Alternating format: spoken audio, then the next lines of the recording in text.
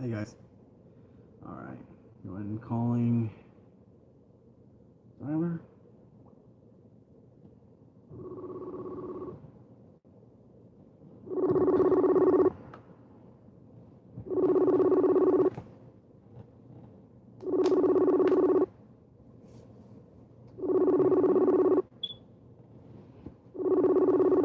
Some love or something?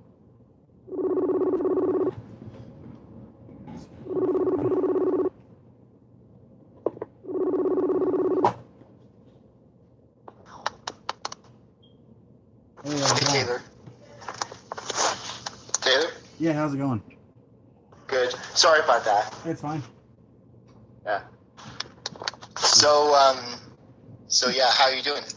Oh, pretty good. Just got a couple of new snakes to the collection I gotta show off in a little while. Checking on them. Nice.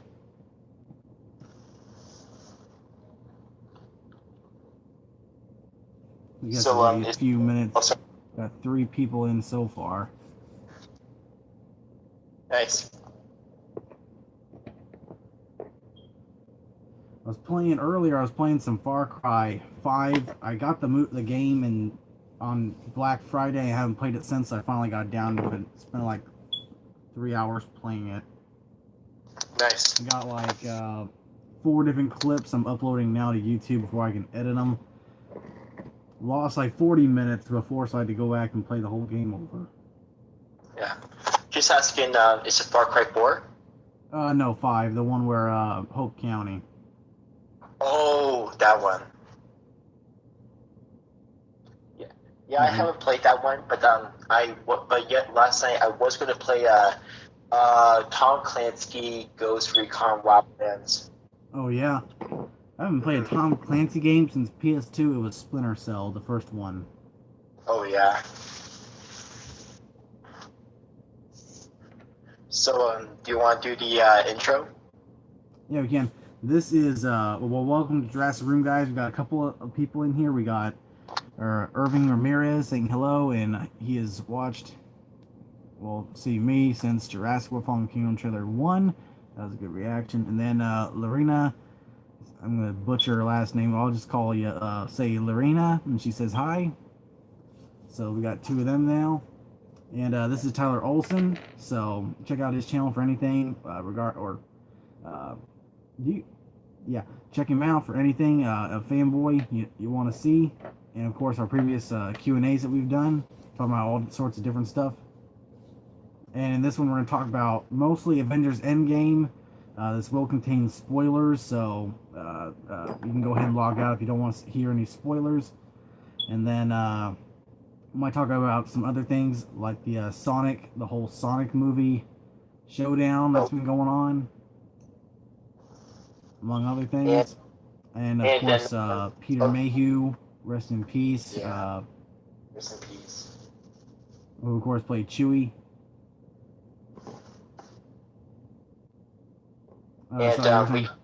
Sorry, go ahead. Go ahead. And we can talk, and also I don't know if you heard, but we can also talk about the not only the future DNCU, but also Spider-Man Far From Home, like about the trailer that's going to drop on Monday and the future that's setting up and stuff. Yeah, I heard with Spider-Man Far From Home that this version of Mysterio might actually be from another Earth, so we'll have to see how that goes. I'm hoping they'll go the route that he's, I don't know, because it's really difficult to get an idea of how he's manipulating the elementals or whatnot. However, this is happening, because I can't imagine. We'll have to see what Nick Fury says about him, like how their relationship goes, why they bring him on or whatnot to fight the what are they called? The elementals. And then, of course, I think we just got a photo released of what Chameleon is supposed to look like. So apparently, we're getting Chameleon in the movie. I also hope after when Far From Home comes out, the movie, I really hope Sony renews like their deal, because there's so many Spider-Man characters I want to see in the MCU, even Kraven. I have to see, because apparently Amy Pascal is working, her last little bit at Sony, and she's apparently dropping shit for Universal. Yeah. So hopefully um who's Avi Arad leaves too, because like for him he's He not won't. like Kevin Feige. He's like not exploring new possibilities. Like he's not like I said. He said that the is not worthy to be an R-rated character. He's worthy to be a PG-13 character. So he doesn't quite understand a lot of the characters and stuff. His sole purpose is just to see as much venom as he can. Yeah, and all he cares about is just making that money. And Zahir Harris is here now. Avengers Assemble and best final battle ever. Oh yeah. It was a good battle. I like the tease in Endgame though. At the end, when you see it's basically a tease at A-Force in there. Yes, they did. We had Mantis, Wanda, Captain Okoye. Marvel, Okoye, Shuri, Hope Van Dyne. Let's see, is anyone else? Valkyrie. Valkyrie, yeah. I wonder what happened to Gamora and Nebula. Like, I don't remember them ever wrapping that up of what happened to them. Well, in the end of Endgame, they're going to be searching for Gamora, and I think Nebula was her too. Maybe because since this is 2014 version of Gamora, she doesn't sorry, she doesn't know the Guardians. She doesn't know what's been happening after 2014. So hopefully they'll try to explain that. Yeah, because I can't remember, because at that point they were still. I hope she didn't get dusted along with the other ones, since she was technically still a part of Thanos' army at a few moments before that. I just don't remember them ever wrapping up what happened to Nebula and Gamora after Hawkeye escaped with the Infinity Gauntlet. Yeah. Also, I was just so surprised at this movie. Like, this movie is probably the best, the MCU's finest, because it not only is a culmination of some of these characters. It's those DVDs that you get that was made by your teacher at school and show you all the memories of you and your friends and stuff like that. This that was the MCU. It's going back to the phase, not only phase 3 but phase 2 and 1, and just seeing the Avengers, just seeing Robert Redford again, seeing just seeing Frigga again, and Thor's mom, just so much. And speaking of Frigga, in Avengers Endgame, she has more lines in this movie than the first two Thor movies. Yeah. Because you don't really feel she's that important of a character in the first two. Yeah. Especially to Thor himself, except to a certain point with Thor: The Dark World. We see how her death impacts Loki. Mm-hmm. I think he was the most hurt by it out of all of them. Yeah, because he was more raised by Frigga than Odin and Thor. Yeah, and Zahir Harris also says that no, she ran away. So I'm not sure. And Howard the Duck also had a cameo in the final battle. I don't remember seeing him. We'll have to go back and look through everything. He's in the part. He's in the part when they show Hope again. They show Hope? He's with the Ravagers. Huh?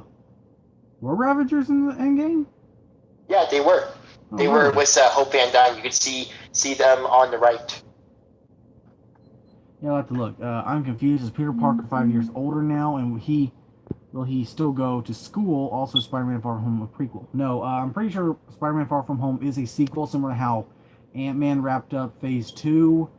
But essentially, I think what's going to happen in Far From Home is that it's been 5 years, but everyone's going to basically move on with their lives. And I imagine with school and everything, some people are going to have to be held back. But to a certain extent, I think Peter will excel anyway, because he's always been a brainiac. So he'll probably, be on the same level as every other student pretty quickly on. Yeah, and also what's interesting is if you watch Spider-Man Homecoming, you can see some of the other characters that are Peter's friends that are with him, and and when you search up their names, turns out that they're actually like these superheroes. So like, and some of the superheroes in the future. So like, it gives you a sense like if they don't get dusted, maybe we can see like them in like a Young Avengers or something like that. Just similar thing with Cassie when turns out she didn't get dusted and she's all older now after 5 years. Yeah. And it's a good thing that, and also it's also a good thing that Peter's not alone. Like after he got dusted, like Ned got dusted, and we also now believe that the NJ also got dusted. I can't wait to see how that all pans out. Let's see. And also, isn't this the won't Far From Home have the most Spider-Man villains out of any movie now? Because Spider-Man 1, from Tobey Maguire on, first one he had Green Goblin, second one he had Doc Ock, third one he had Sandman, Venom, and Goblin Jr. Amazing Spider-Man had the Lizard. The Amazing Spider-Man 2 had Electro, Rhino, and Green Goblin. And then Far From Home, or Homecoming had Vulture and Shocker. And technically Scorpion was a cameo, but he wasn't an acting villain. But in this movie, you have Hydro Man, Molten Man, Sandman, Mysterio, and now Chameleon. So that's 5 villains that are going to have some kind of role in the film. Yeah, and maybe it's Sandman, but to me, like I heard some people say that it's like a different villain, but it might be Sandman. I don't know because to me like it might be Sandman, but like when I see the shot again, like he's made out of stone, he's made out of brick stone or something like that. So maybe he's Sandman or maybe he's not, but like we'll just have to wait and see. Yeah, I think it's Sandman because if you look he's got stone in him, but at the same time, if you look at the area around, it's very much sand and rock, and that's what he seems to be made out of. Mm-hmm. I hope it's Sandman. I would love to see Sandman again. We gotta see though if they're gonna have this as the permanent versions of the characters, or like nameless and more of the elemental type figures, or if they will introduce the whole idea of Flint Marko, which is Sandman. I can't remember the name of Hydro Man and Molten Man, but or if they'll have their own characters as well. Hydro Man was named Maury Benson. No, Maury Sutton. I can't remember. Yeah. Let's see. Sorry to interrupt you, by the way. No, that's fine. I was trying to think of something. Irving Ramirez says the real hero in Endgame was the rat. Zero Sarah says, when Tony met his father, it was so sad because he hugged him, and two, everybody else, that's weird, but if Tony, it means a lot, and it's just a very sad scene. He even said thank you. Well, that's true. Yeah. Yeah. It was also... Huh? Oh, sorry, go ahead. No, go ahead. It was also nice seeing, like Stanley's cameo, and he says, like, make love, not war.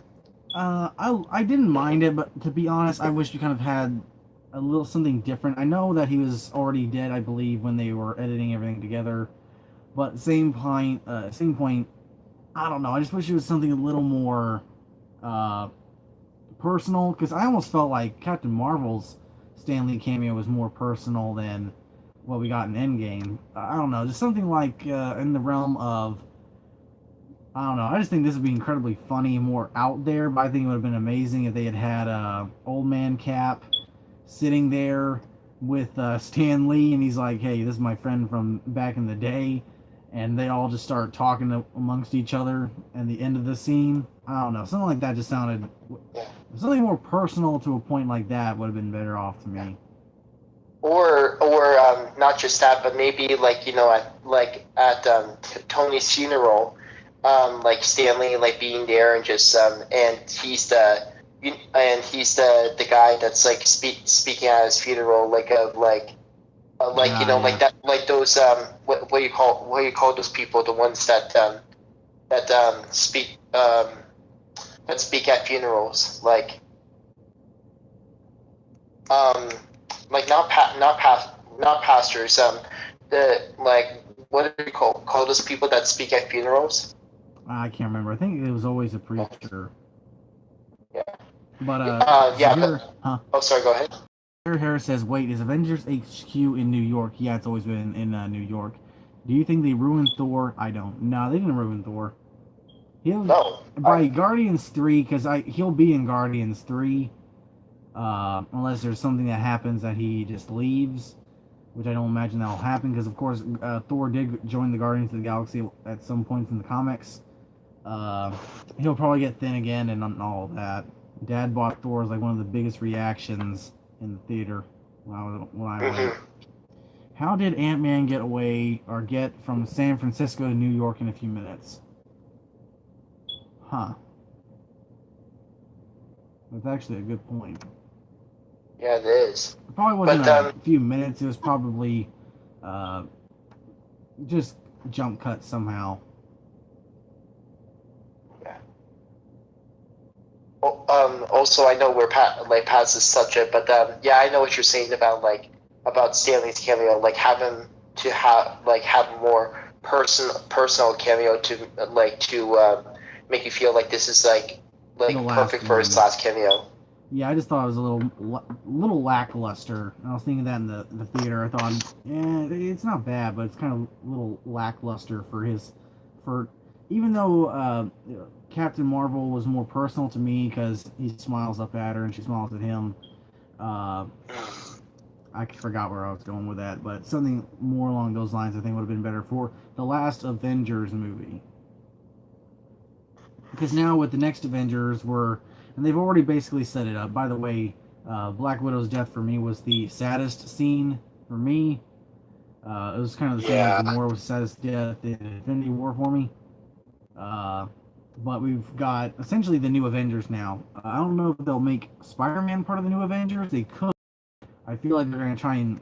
He's always been more of a solo hero outside the Avengers, and they'll call upon him whenever they need to. I feel like if they did reach the deal, though, he would probably be more so part of the Avengers. But for at least concrete new Avengers, we have Captain Marvel, War Machine, Ant-Man, Doctor Strange, Black Panther. I guess you could probably use some of the older Avengers. I don't know if Hulk would still be in action. He could very well be. And then probably Hawkeye's a difficult one to say. If they could probably stay in retirement. So, and if they did Kate Bishop Hawkeye, they'll probably incur a Young Avenger, and a Young Avengers movie would probably go over pretty well.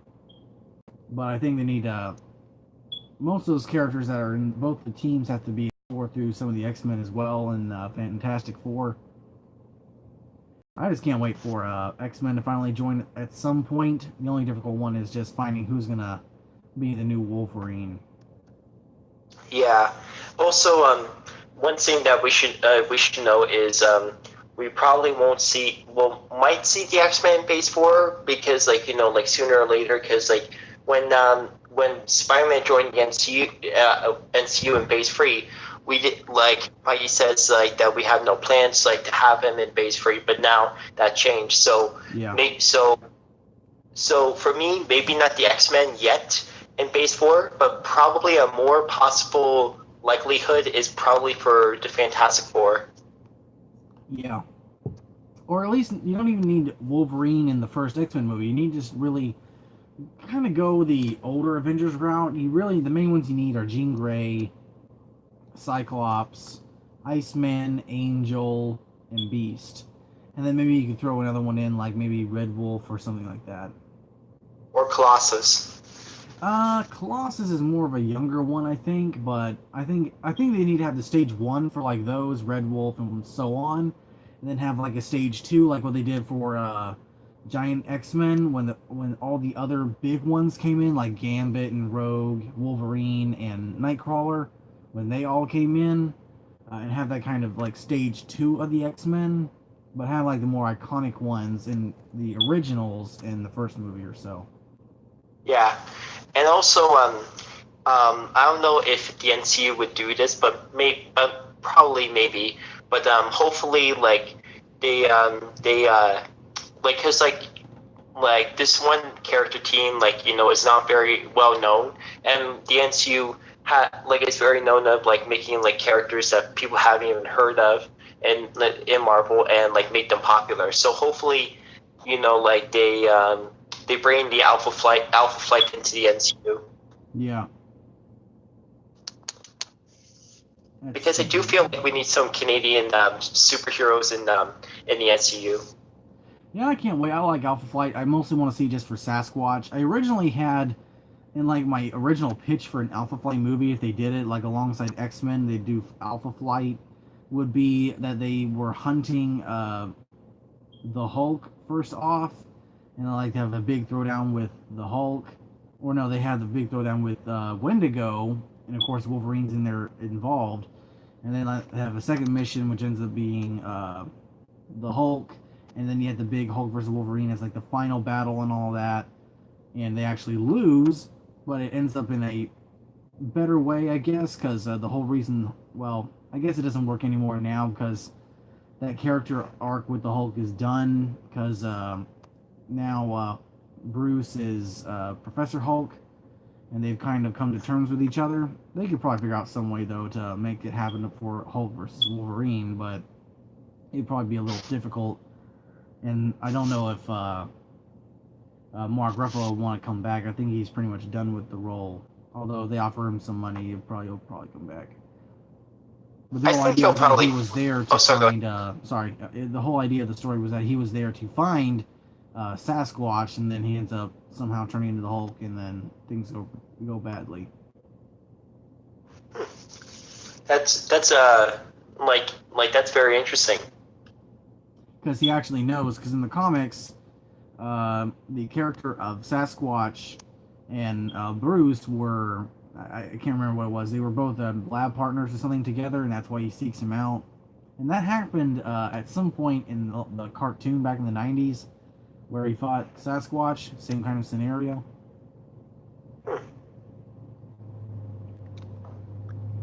But I'm still gotta see how everything goes with the MCU. Although I'm still excited for the Disney Plus show to see what happens, because they're doing the Scarlet Witch and Vision show. So I'm wondering how they're gonna bring Vision back now.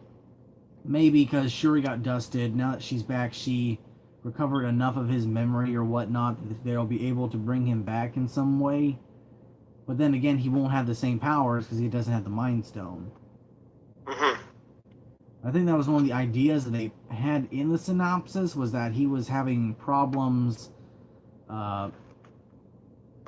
keeping his human persona intact because some reason. So I guess that'll be what it is. And then, of course, we're getting Winter Soldier and Falcon.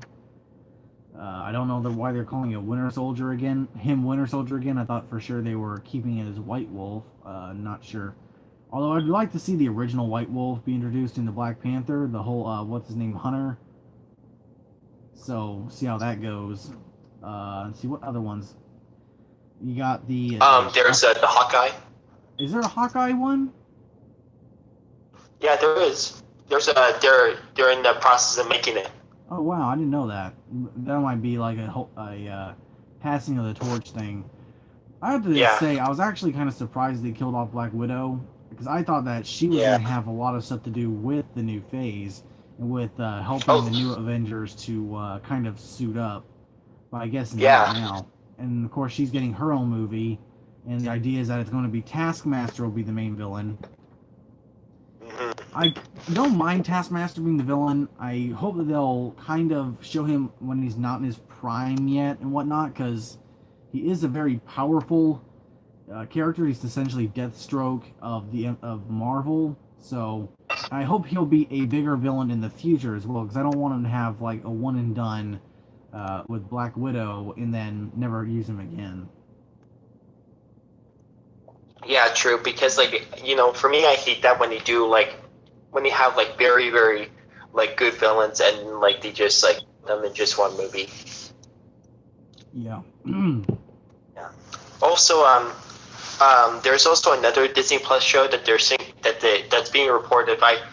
I don't know if it's confirmed, but like it's in development, and I heard that they're doing with the help of Universal Professor Hulk slash She Hulk TV show. I've never heard that, but I really want that. And of course, it really sucks now because Netflix is going to be so difficult, and they're not going to bring in or let Disney do anything with Daredevil and the rest of the Defenders.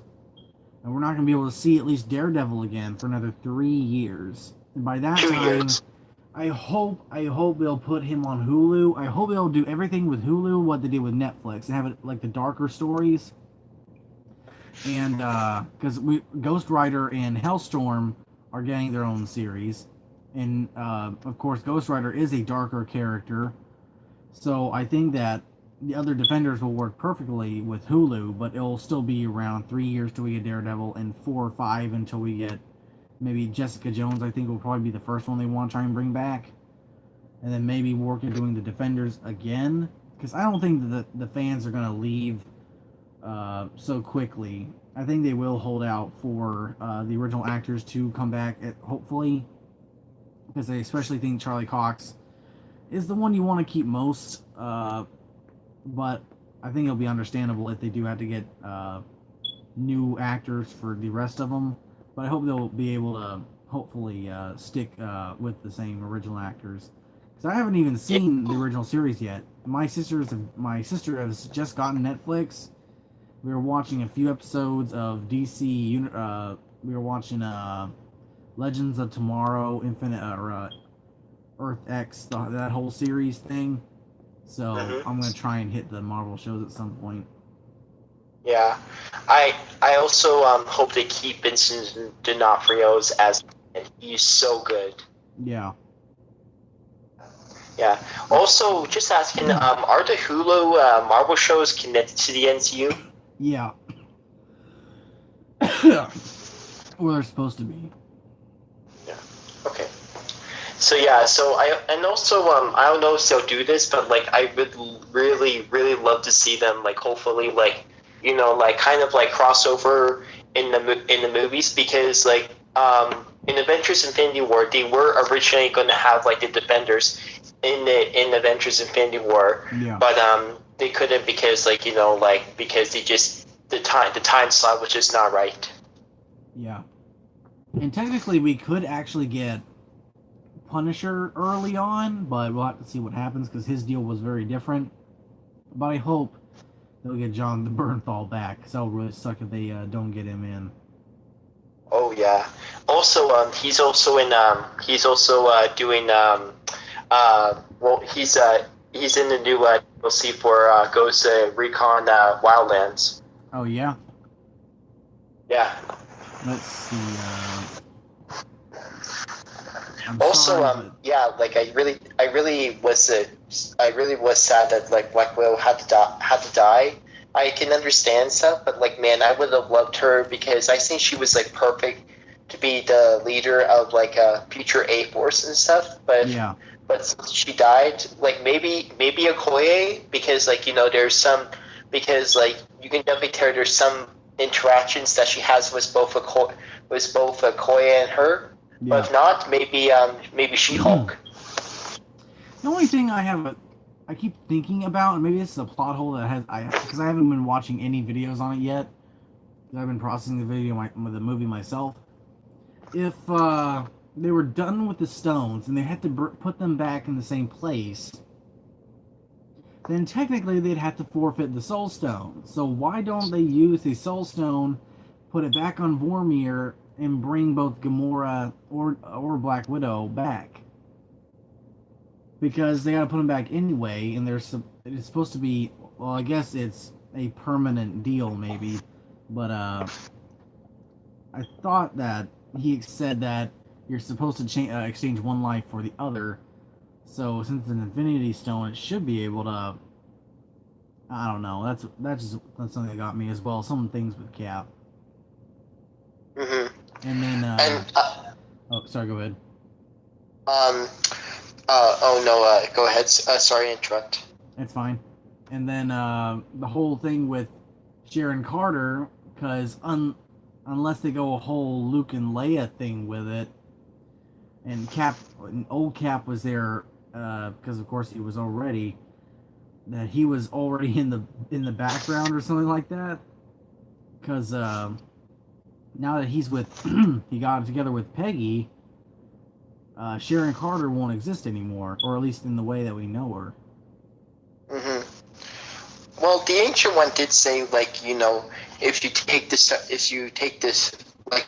stones, like, that, like, it doesn't infect your future, but it just creates like an alternate timeline. Yeah. So in that same idea, she either exists in another timeline or she doesn't exist in this one.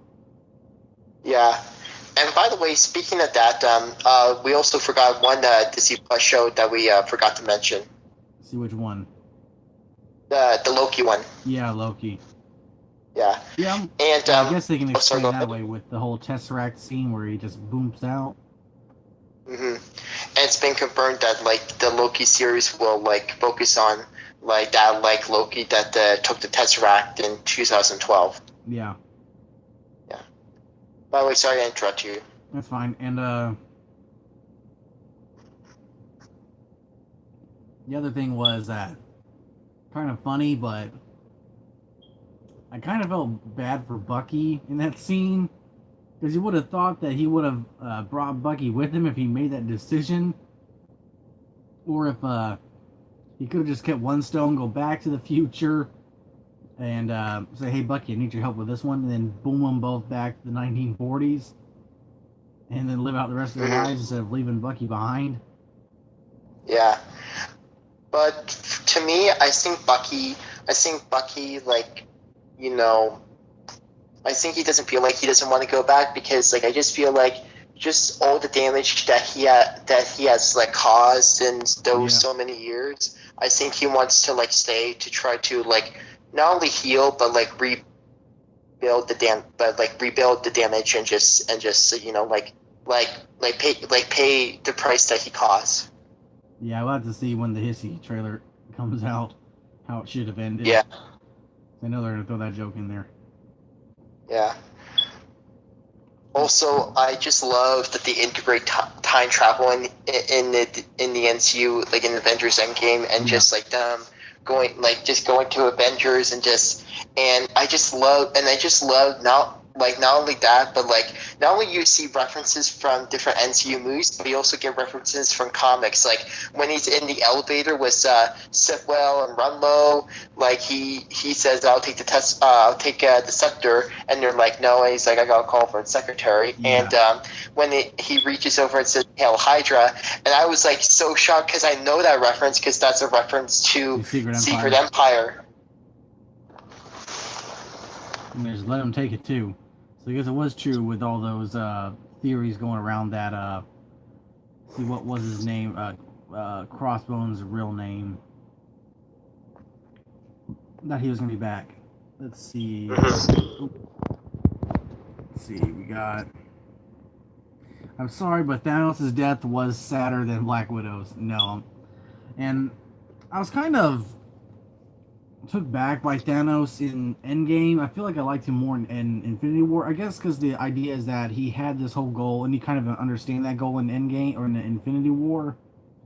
So he doesn't seem like he has only his own interests in mind, since he's always been willing to snap away himself as well, if he was part of that side.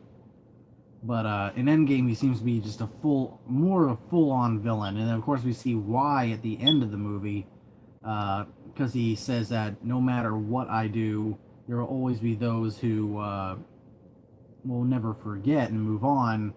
So he was just going to create a new race that will, or a new universe that bows to him and is always grateful for his sacrifice.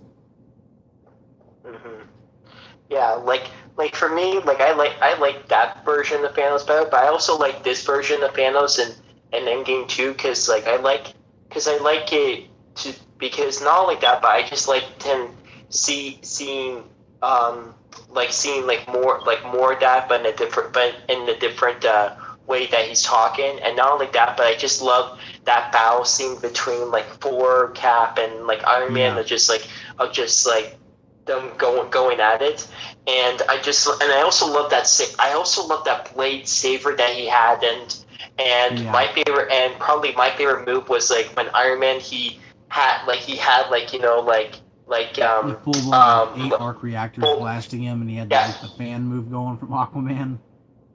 yeah, and then he, like, you know, like spin the blade, and like he go, and yeah, like full on Aquaman. Speaking of Aquaman, like, well, this is not, Marvel's version of Aquaman, Namor. He Yeah. actually has, like, he's actually teased in Avengers Endgame, I've seen and that, but I have not sorry, watched on how he's teased. yeah. You know you know that conference call that they had, like, the holograms. Yeah. Okoye told that Black Widow they've been, because they were doing, it's been like 5 years and stuff, Yeah. and Okoye says like that they've been having like earthquakes in the ocean in Wakanda, so that's like a tease of Namor, because like Atlantis and stuff. Yeah, that's true. Is Atlantis Yeah. underneath in the comics? I never really thought of this. Is Atlantis underneath Wakanda? Um, it's um it might be near Wakanda, but it's probably maybe far probably like not in like They have to like be it's probably pretty like, large earthquakes to be felt, because I remember when they looked at a map of Wakanda in the previous movies that Wakanda is pretty much in the center of Africa. yeah. Let's see what else was there.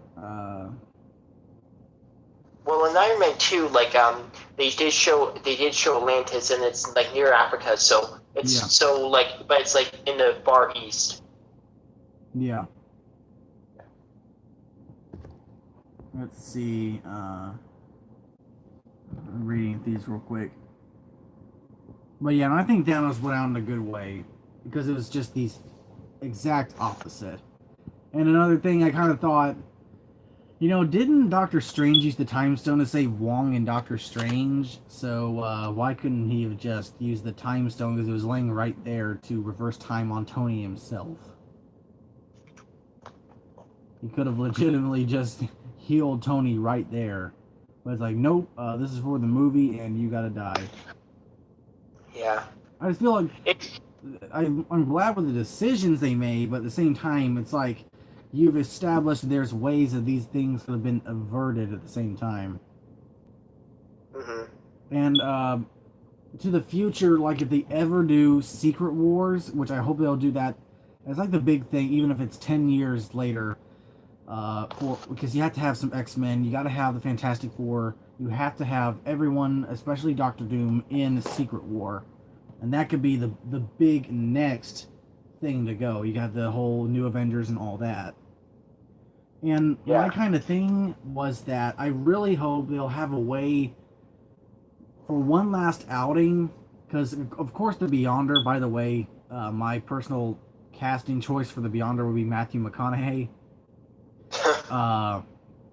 Would be that he, since he's such a powerful being in ways, I think he's the most powerful being in the Marvel Universe, is that he takes not only the heroes that are alive now, but he goes into the past as well and brings out the greatest heroes of all time. And of course, that ends up being a version of Captain America and Iron Man and Black Widow, all alive in Secret War for the battle, even if it means after they win the war, of course, that they have to either go back to whatever happens, and that whole idea of, you know, some of them are told that, you know, of course, Tony and Natasha die, and Steve, of course, lived and grew old, that they have to get over that and to kind of just cope with it until it actually happens again.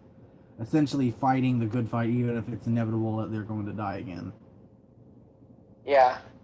And I know, and we all know Secret Wars is definitely a possibility, because because like not only like you said, like they need to bring in the X-Men and stuff, and yeah, the Beyonder, he like I know a little bit about him, but I know he's like very powerful, and he's like the embodiment of like universes and stuff. So like He's he one can of the most, somewhat like an eternal, but he's the, or a celestial, but he's one of the most powerful. And the older version, he was like armored up and all that. He has a weird hairstyle. Like the newer version is like a teenager, and he's got like a robe on and all that, and he's like a little gangster in the newer version. But uh, of course, in Civil War, he also forfeits his powers to give an edge to the villains, just to see how the heroes can overcome it. So I hope to see all that. Yeah, and I know, and like I said earlier, I know that it's definitely a possibility because not only Endgame integrate the time travel for the NCU, it also integrate like multiverse and stuff because like anything can happen. Yeah. I Uh, also hope to see that same way how I said bring back dead heroes. Same thing said for dead villains. In a way, I hope they'll do something with maybe bringing Ultron back to a certain point as a bigger threat. Uh, well, in Secret War, have maybe Loki fighting on both sides. Since he's from, if they have the version from what will be in the Disney Plus series and the one that disappears in Endgame, maybe he's there. Have of course maybe Yellow Jacket and maybe Ironmonger, possibly, or Whiplash, but we'll have to see. Aldrich Killian from Iron Man 3, but mostly have all the big bads from all the Avengers history come back. And that'd be pretty cool to Definitely see. Killmonger. Who? Killmonger. Yeah, Warmonger. Or Killmonger. Uh, but show that he is another being that can actually manipulate time to a certain extent when they only thought that only the Infinity Stones could, or the Quantum Realm could. That could be another way to explain his powers, is maybe he's the living embodiment of the Quantum Realm. Similar to how it would be the Tesseract or the Space Stone are essentially give the powers of that to Captain Marvel, and how the Mind Stone gave powers to Scarlet Witch, and of course that physical embodiment of the Mind Stone was Vision. So have something along those lines, maybe, where the Beyonder, why he's so powerful and why he's able to manipulate time and whatnot, would be that he is the living embodiment of, or channels all of his energy from the quantum realm, and something like that along those lines. Similar to how the Ancient One was somewhat the living embodiment, or channeled her energy through the dark realm, the dark universe. That makes sense. And also, it was also very surprising to me when Iron Man he took all of the stones from from Thanos, and I love it when like Thanos says I am inevitable, and then and Tony, he says I am Iron Man, and he just snaps. I did not expect him to say that. I thought he was just gonna have I say I have nothing and just snap anyway. But that really caught me off guard. And there was 3 scenes in the movie I never cried, and I've never been a crier, even though I've heard I was fully expecting to, considering other people have cried apparently. There were 3 times that I got a little more swelled up. And that was Black Widow's death, and that was mostly towards Hawkeye's reaction, and then of course Tony's death. Didn't really get overly emotional with Cap's ending. I just was really happy for him for the most part. And then the one scene which no one really thinks about, where Happy is talking to Morgan Stark, and she asks Happy for a cheeseburger. And I just remember that reference from Iron Man 1. Yeah, I still to this day, one of my favorite scenes in Iron Man. I do like there's other scenes I love in there, but the one scene that I just love, that's totally of my personality is like I want American cheeseburger and I want a press conference. Cheeseburger first. Yeah. Yeah, like, and also the one thing that I just got so interested when he snapped away all Thanos' like army and hymns and the Black Order and stuff. I was surprised to see them again. I'm glad that they used more of them because I do love Infinity War, but Infinity War had some problems with the Black Order. I just wish they like they did more with them. Yeah. And I'm glad that they did that with Endgame. They got killed off pretty quickly in Infinity War as well. Like Corvus Glaive got killed off pretty quickly, at least in the second altercation they had. And I was watching Infinity War and I was like, man, he got killed off kind of quickly again too. They basically, if you watch the movie, you see them take his thing away and then stab him again. And he's like the one that lasts pretty shortly. I don't know how. I didn't really see Proxima Midnight's death in there. I'll have to keep an eye out next when I get on Blu-ray. I remember Ebony Maw lived long enough to just go into dust. And then, of course, Cull Obsidian or Black Dwarf got stomped on by Giant Man. Yeah. Also, I thought when I saw like Ebony Maw, he was kind of like he was kind of like doing what Spider-Man was doing in Infinity War, and I thought he was gonna do send to Thanos. Like I know that he wasn't gonna say I don't feel so good. I thought he was gonna say, Sire, please help me, or something like that, like something like that. Yeah, and I also liked I just really liked how Thanos went out, because in the end of Infinity War, of course, he sits down and he revels in his victory and smiles off. And of course, in this movie, he does the same thing with a frown, accepting his fate that he failed. Mm-hmm.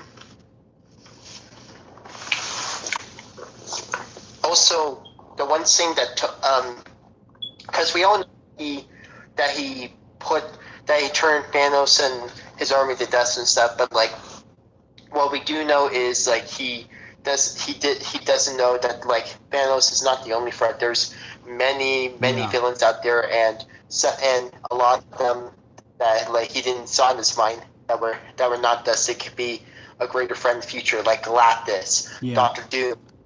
And by the way, who should be the next big threat? Kang the Conqueror, Ultimus, here, 1 second. Annihilus? Annihilus, I was thinking of Galactus or Doctor Doom. What, Maddie? I'll get it. Asking me to take out the trash. Let's see what else I was thinking of. I had something that I forgot. I hope also that if they finally reach a deal with Universal, and because it'll be years and years into the future, and we finally get the Defenders back, of course, and all that, I hope that James Gunn will finally get his Thunderbolts movie or show or something like that. Yeah. And also the same thing with like Sony. Like I would love to see, because like we all know that they're going to be doing Dark Adventures, and hopefully they can get like Venom in there, and hopefully Osborn. They can. Sorry. Norman Osborn also. Oh yeah, and Norman Osborn, and like getting and like because you can't have Dark Avengers without Norman Osborn. Oh yeah. The whole idea of that is Norman Osborn, and that he takes over S.H.I.E.L.D. and he has the new team.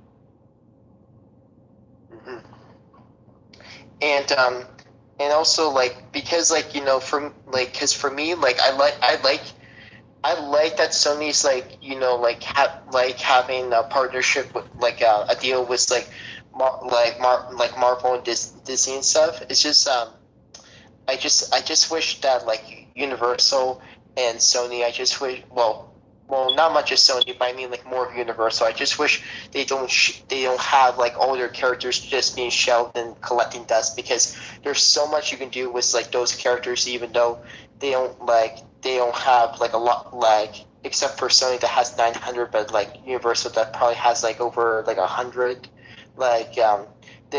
Even though they don't have much that characters or something like that, but for the MCU they can do a lot with them. Yeah. Oh, by the way, did you ever notice that after, of course, because the War Machine armor is damaged right after Thanos beams to Earth, did you ever notice that Rhodey comes back as the Iron Patriot again? I did not know that. I was watching and I was like, hey, that, because I recognized the whole armor shape and I was like, that's in the red, white, and blue. So Iron Patriot's back. So I guess that's his Nice. secondary armor that he does, because it's right after Captain says or Captain America says Avengers Assemble, which by the way is probably my favorite scene in the whole movie. Uh, Yeah. you see him with Valkyrie, I think, or Captain Marvel shooting across the sky, and he's in the Endgame armor. Wait, I Hmm. can't. I gotta go back and look because I remember because Rocket also suited up and he was in the War Machine armor, but I'm so sure that I saw the Iron Patriot armor. So I wonder who's wearing it and Yeah. whatnot. Yeah.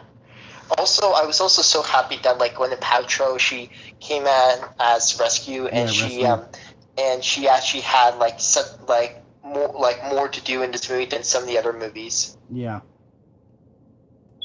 And also, I wonder how they're gonna use Morgan in the future, because of course in the comics, Tony Stark never had a child, or at least to my knowledge, I think in one of the multiverses he has a son, but he's never had a kid in any of the comics. I believe he's.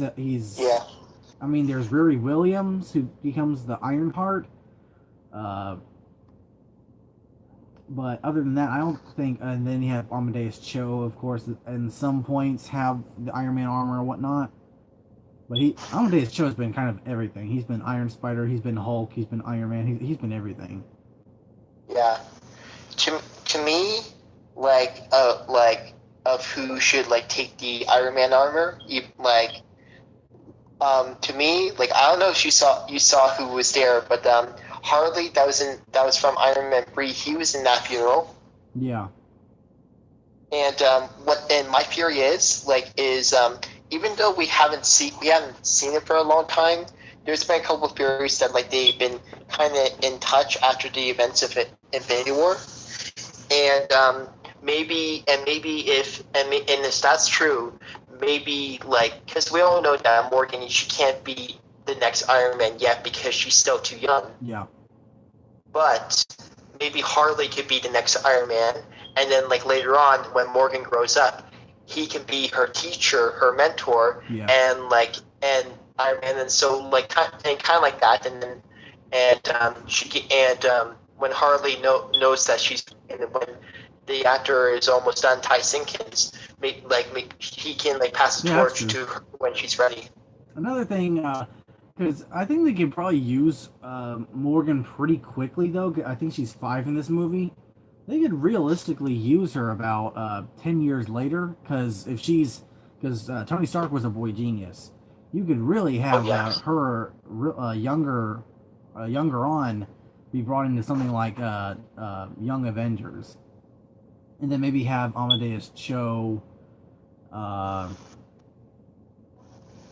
trying to think of some other younger ones like Soldier, Squirrel Girl. Although I think they're trying to do something with all those characters at some point. You could even have Morgan be on the whatever they. I don't know if they're doing anything with Freeform anymore. I know they're still doing Cloak and Dagger. I think that's the only thing they're doing on there. Maybe most of their other projects are dead. They could probably do a Young Avengers Hulu series, or they could do Freeform. They might be able to work. I think Hulu would be the best one to do if they want to do Young Avengers, except that they wanted to do a film. I think a film would be bigger, but at the same time, if you try to do Next Avengers, that's more movie material, and you could have Young Avengers be something more for Hulu and whatnot. yeah, and also Hulu's doing this TV show called The Offenders, and they're doing Yeah, other, and the part of them is Modoc, Howard the Duck, Tigra, and Hit Monkey. yeah. Tigra and Dazzler. And I'm wondering how they're making that happen, because Dazzler is an X-Men character. She's a mutant. So I'm wondering how they managed to do that, considering, although they did have Quicksilver and Scarlet Witch, but they managed to make that deal. I don't even remember how they made that deal. So I'm wondering how they managed to do it with Dazzler, considering, maybe because it's a cartoon, so the rights are a bit different. Because the same thing with like how they did Ultimate Spider-Man and all that. Ultimate Spider-Man didn't have any mutants in it except Wolverine and Sabretooth. Yeah.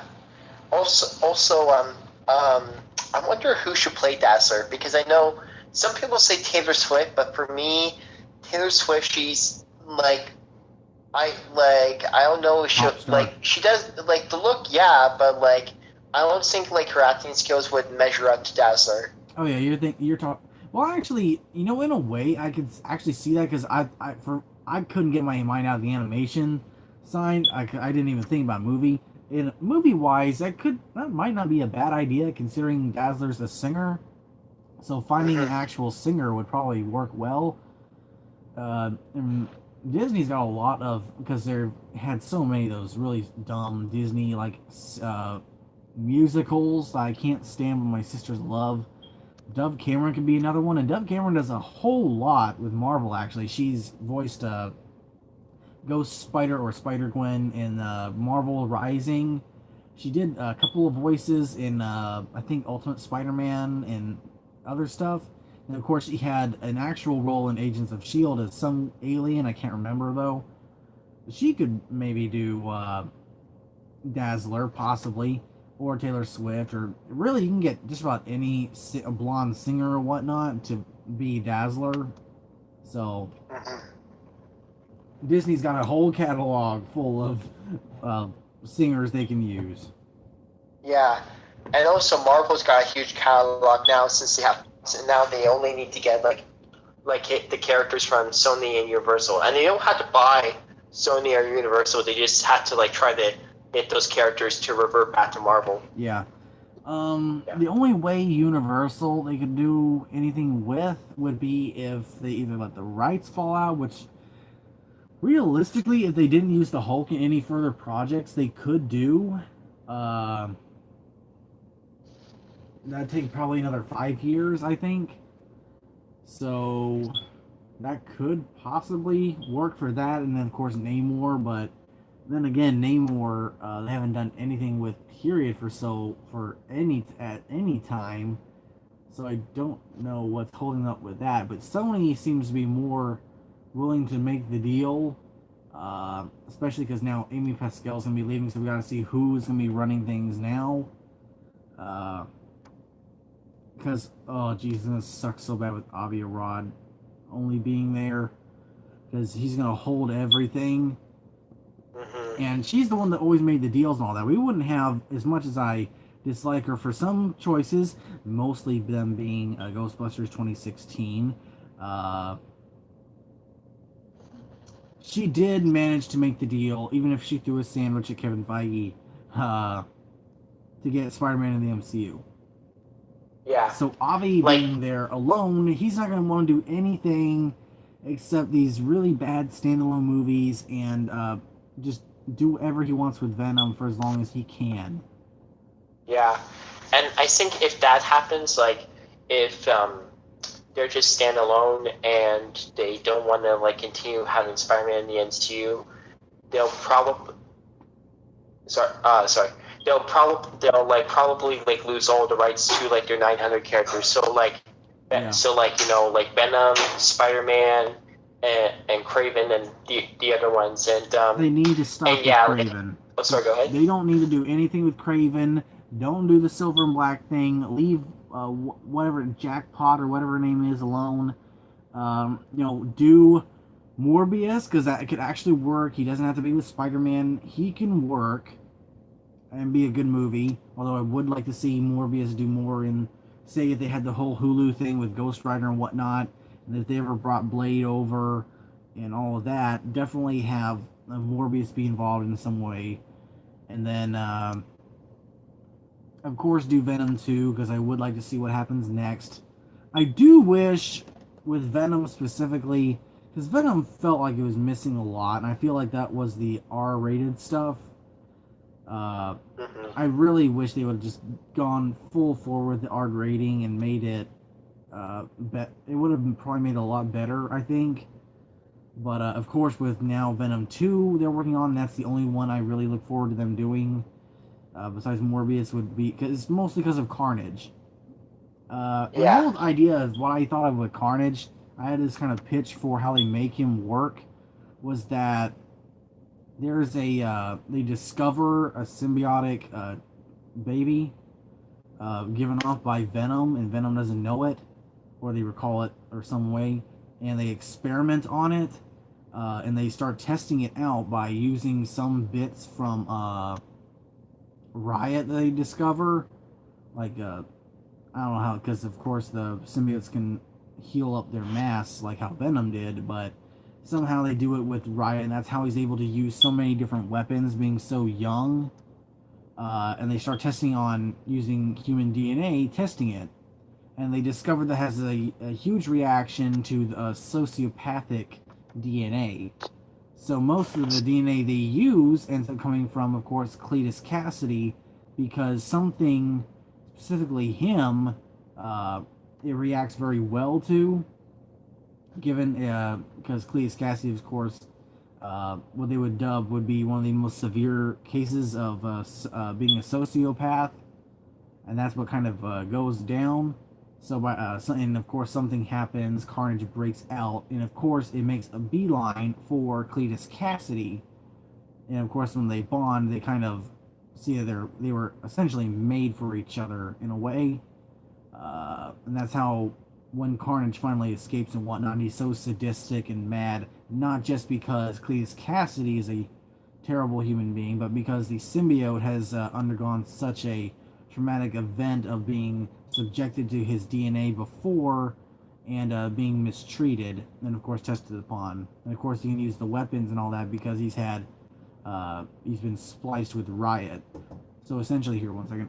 Yeah. No. Well, y'all have to do it.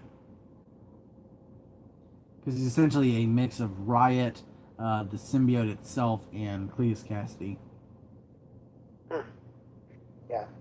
Well, yeah, and also like I have nothing against like them like doing like standalone like movies of like their characters because if you don't want to have Spider-Man, I mean if you don't want to have Venom and Spider-Man, yeah, that's fine, like do a standalone movie, but like do it right.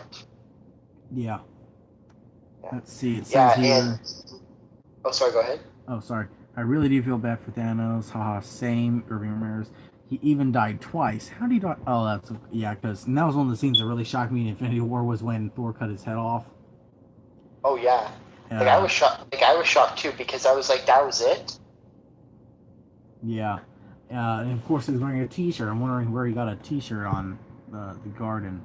That scene, I was not expecting when I saw it. It made my heart sink. When he died, or when he got...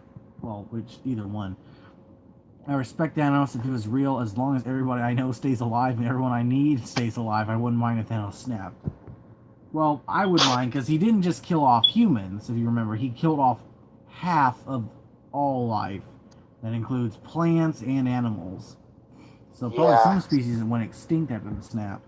He couldn't even properly apologize to Nebula before getting decapitated.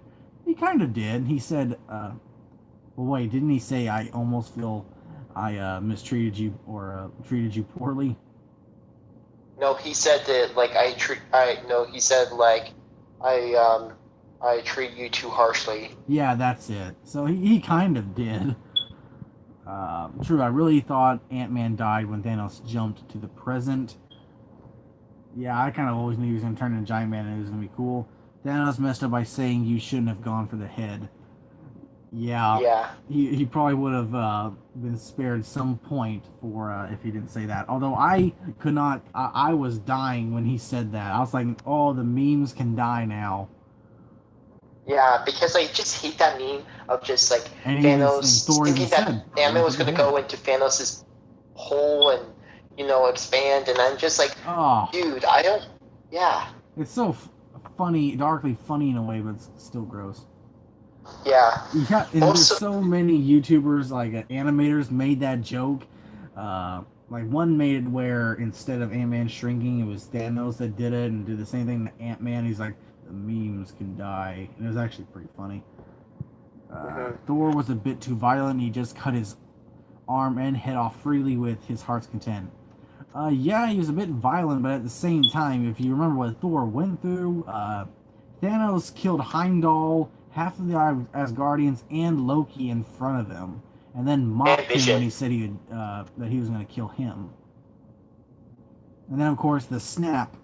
So, of course, I mean, Thor essentially lost everyone.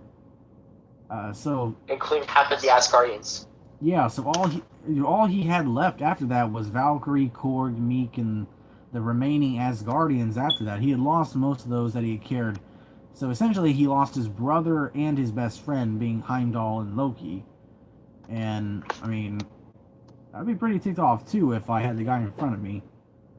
So, and given that he's an Asgardian warrior, I can't expect that he would just slap him a couple times. Yeah, I'm also glad that he's joined the Guardians, and also for like maybe a joke, like the Asgardians, because there's actually a comic book series of that, and I was surprised that they made a reference to that because that series is not that old. Yeah, well, a lot of the things in the MCU aren't that old. Like the Black Order is only came out like 6 or 7 years ago. And the idea of the Guardians is a relatively recent one, like the whole idea of, you know, the music and everything with Star-Lord and the red suits. Because, of course, before that they had the classic blue and yellow, like the Nova Corps. And, of course, the whole Scott Lang and Hope Van Dyne, Ant-Man and Wasp, being different from the Hank Pym and Janet Van Dyne Wasp is a relatively newer one. Or newer idea. I honestly hope that they'll do something more with Hulk in the future. I want Abomination to come back at some point, and you can have a new actor. It'd be amazing if they had Dolph Lundgren as the Abomination in the MCU. Yeah. Like, if they couldn't get Tim Roth back, get Dolph Lundgren, even though he's one of the Atlantean kings in Aquaman now. Mira's dad, but man, that'd be awesome just seeing Dolph Lundgren turn into the I like the design of Abomination from the Incredible Hulk, but give him, you know, make him more scaly, and of course give him the fin-like ears, because that's always been iconic with the character. Yeah, so give him and also give us the leader. Yes, the leader. What's his name? Craig Nelson or whatever. Bring him back. Bring him in.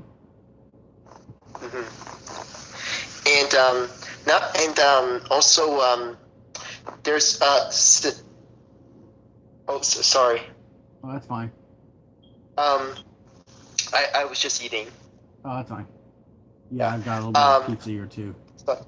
Oh, sorry to interrupt you. No, go ahead. Yeah. And, since we mentioned X-Men and Fantastic Four earlier, there was this one thing that was in my mind. I was also listening to you, of course, and about the Black Order and stuff. And anyway, there was this one thing that like not a lot of people like know about is and a lot of people all question online like how can like since they have like X-Men and Fantastic Four, how can they integrate that Deadpool in the MCU? Well, like Kevin Feige does say that like they can have like the MCU to be radar, and they're interested in radar. They just need to like they just need to make sure they do it well, and it'll be under a different banner. So they can do the MCU.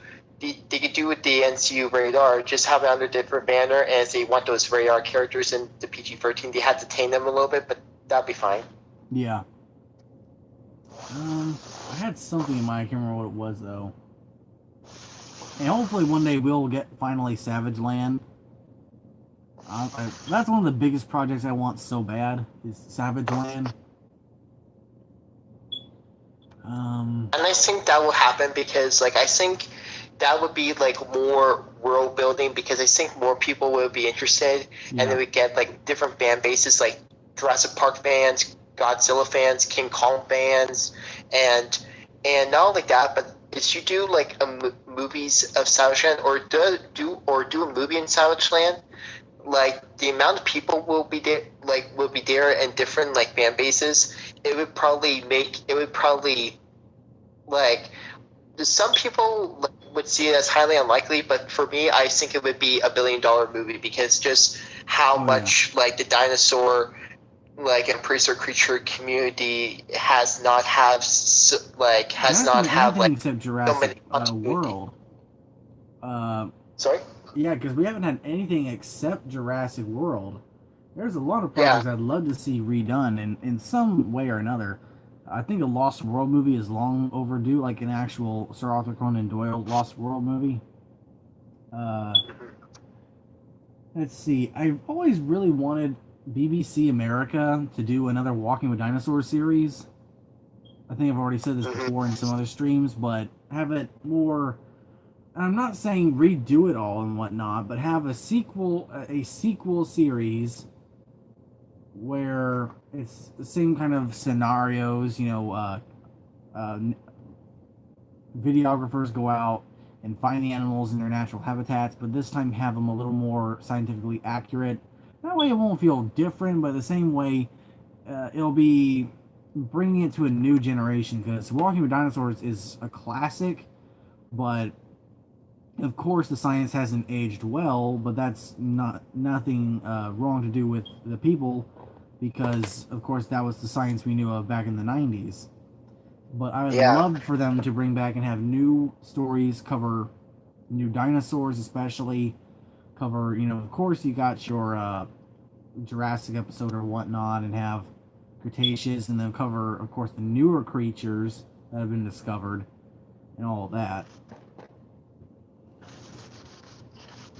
Yeah, we haven't had like a lot of like shows or any like content of like for dinosaur and prehistoric creature fans, because before Jurassic World we had Prehistoric Park, Primeval, Walking with Prehistoric Beasts, and I would like and I would like to see like you said like before, I don't know if we'll see Prehistoric Park, but I would like to see it come back, because like that show to me not only got me so interested, but I love seeing it like integrate into our world. And I just like and just like the show My Pet the Dinosaur, I'd like to see like how would prehistoric creatures and like extinct animals, like how would they like integrate or like something like that for in our world. The same like they're doing in Jurassic World Free. So like there's just like so much you can do, but it's just like it's just like the people that are behind like the studios and all that are just not thinking of that. Yeah. Did you say you haven't seen Prehistoric Park?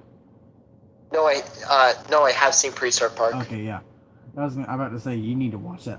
If I turn my camera around right now and viewers look at my door, I still have, because back in the day, Prehistoric Park, I used to at school I'd go to the book fairs and they had Prehistoric Park books. They had just like paperback and then hardback, and it was essentially just the stories from the show, and inside they'd have like a little poster, and one side has Prehistoric Park, like the T-Rex, Parasaurolophus, Deinonychus, and the Titanosaurus, and Nyctosaurus, and Ornithomimus on one side, which I'm looking at them right now, and on the other side have like the different eras, Mesozoic and Paleozoic and whatnot, and like a little map of Earth with different creatures. And one of the things I look at when I look at the picture, especially, what catches me off guard is there's some animals that are on the map that were not shown in the series. Like there's a plesiosaur and there's a stegosaurus, but those were never in the series. I don't know if they were planned to be cameoed in the series or whatnot. Because I don't think he even went to the Jurassic, but there are the other creatures like the Albertosaurus, the one species of pterosaur, the Troodon, the woolly mammoth. But the other two, the Plesiosaur and the Stegosaurus, were not in the series, so I'm wondering if those were either supposed to be cameoed or if they were supposed to be new creatures for a second season. Yeah, I also wish they had. I really wish. Sorry, Dan stuttering. But I really wish that they would bring it back, because there's just so much like questions and just like you can do because even now doing it, it would still hold up, because you would do, because the technology now is way more advanced than we got back then. And also like some people would be like, how would they answer like all those years after the first season? Well, maybe like they moved to a different area, and maybe Nigel Marvin, he wanted to get the creatures that he saw and he wanted to bring back, but he couldn't, Yeah. like, because like they said, Nigel couldn't bring all the like every single creature back, so maybe he does that too. So like answering like the questions that we had, and also like showing like the creatures that you said that were probably planned and that were not featured in the series, like Plesiosaur and Stegosaurus. Yeah. Or, you know what I honestly would wish? Animal Planet has been doing really good. So there was like a period for like maybe 5 or 6 years where Animal Planet didn't have anything good on except like River Monsters. And they had like Wild West Alaska, which I actually enjoyed. And some of the other shows, I think Pitbulls and Parolees, of course, is one people enjoy. Although I'm not a dog person, so I didn't. There wasn't a lot of variety on Animal Planet. There's more stuff from uh, other things that should be like on Discovery Channel, not Animal Planet. I think they also, because later on they brought on Tank, and that became a more popular show as well. But there was kind of this like blank area where there's more stuff that was not really involving animals or like a diverse idea of the animal world and what it should be. But now they kind of had a new resurgence because of course if you watch Animal Planet, they had the whole new little tagline and all that, the little elephant that went back to the good old days where we had the elephant. Man, remember when Animal Planet had the green what was it? I got VHS recordings of like old shows from Animal Planet, like the A-List, which had like Danny Bonaducci and other comedians talking about animals. Yeah. So what was it? Orangutan Steve Island, Meerkat Manor. Steve Irwin. Yeah, some of them were. I think the one I got, Ocean's Deadliest, and the interview with Barbara Walters I have on VHS that I recorded back in the day, as well as Chased by Sea Monsters with Nigel Marvin. I have all of those on VHS. Of course, I have Ocean's. I have Chased by Sea Monsters on DVD now, but the other two, the Barbara Walters interview, because that was right after he died. That was like the big thing that they had for him. Cannot believe it's already been 10 years, man, since he died. But that, and so on. I forgot completely where I was going with all that. Oh, that's it.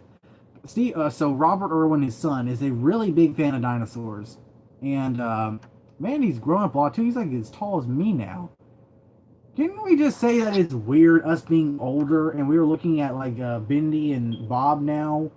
Well, actually, Bindi's same age as me, so it's kind of weird saying, "Hey, we saw y'all being born like back in the day." Yeah. But anyway, he even had a couple of books made where he and his friend would go back and see dinosaurs. So I think it'd be a cool idea because they actually brought him back. Because of course, like with Animal Planet, they've got tanked, they got scaled now, where they build aquariums for reptiles. You got the zoo. You have now, crikey, it's the Irwins. I would love it if they would make a show on Animal Planet about maybe them building a park right next to the Australia Zoo or something like that. Maybe have Bob Irwin star in it. The same kind of premise as Prehistoric Park. And bring back dinosaurs for the Australia Zoo. Yeah. You would get all the views if you had something like that on. Like everyone would want to see it just for that idea. Yeah. And maybe not just like the Australia Zoo, but maybe like,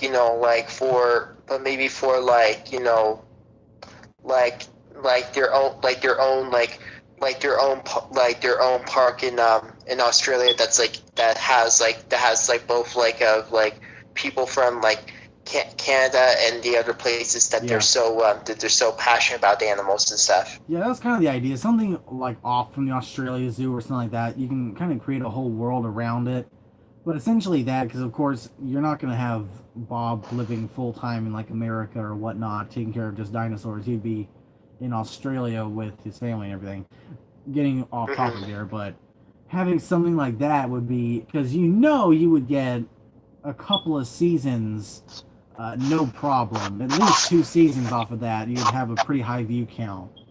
just the idea of the Irwins, of course, Bob would probably be one of the best choices you can get currently, because of course, not just being the son of Steve Irwin, but of course, most people will see him on the Jimmy Fallon show, or no, the Jimmy Kimmel show, where he brings on the animals and all that. Yeah. Oh, yeah, you were correct. It was the Jimmy Fallon show. Oh, was it? I don't watch Yeah. all of them. I only watch them for sometimes the trailers that come on. Yeah, I same. haven't seen Jimmy But Fallon since the Kong Skull Island second trailer came out. yeah. Also, I don't know if you remember this, but you remember Jeff Corwin, right? Yeah, Jeff Corwin. He was also he made it not just being into dinosaurs, but he also had an episode of Corwin's Quest about dinosaurs.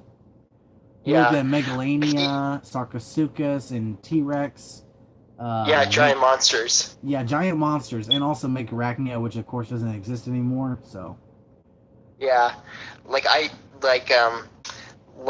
really like, for me, like that's like the show I loved watching, because like I Yeah. said, like I just love seeing like these different creatures like in today, and I just would wish, like, because like for me, I love watching like shows of like like a prehistoric animals like in their world and back then and all that. Yeah. But I would really love to see them like in our world, and how would like they, like, not only react, but like Realistically just react. how it plays.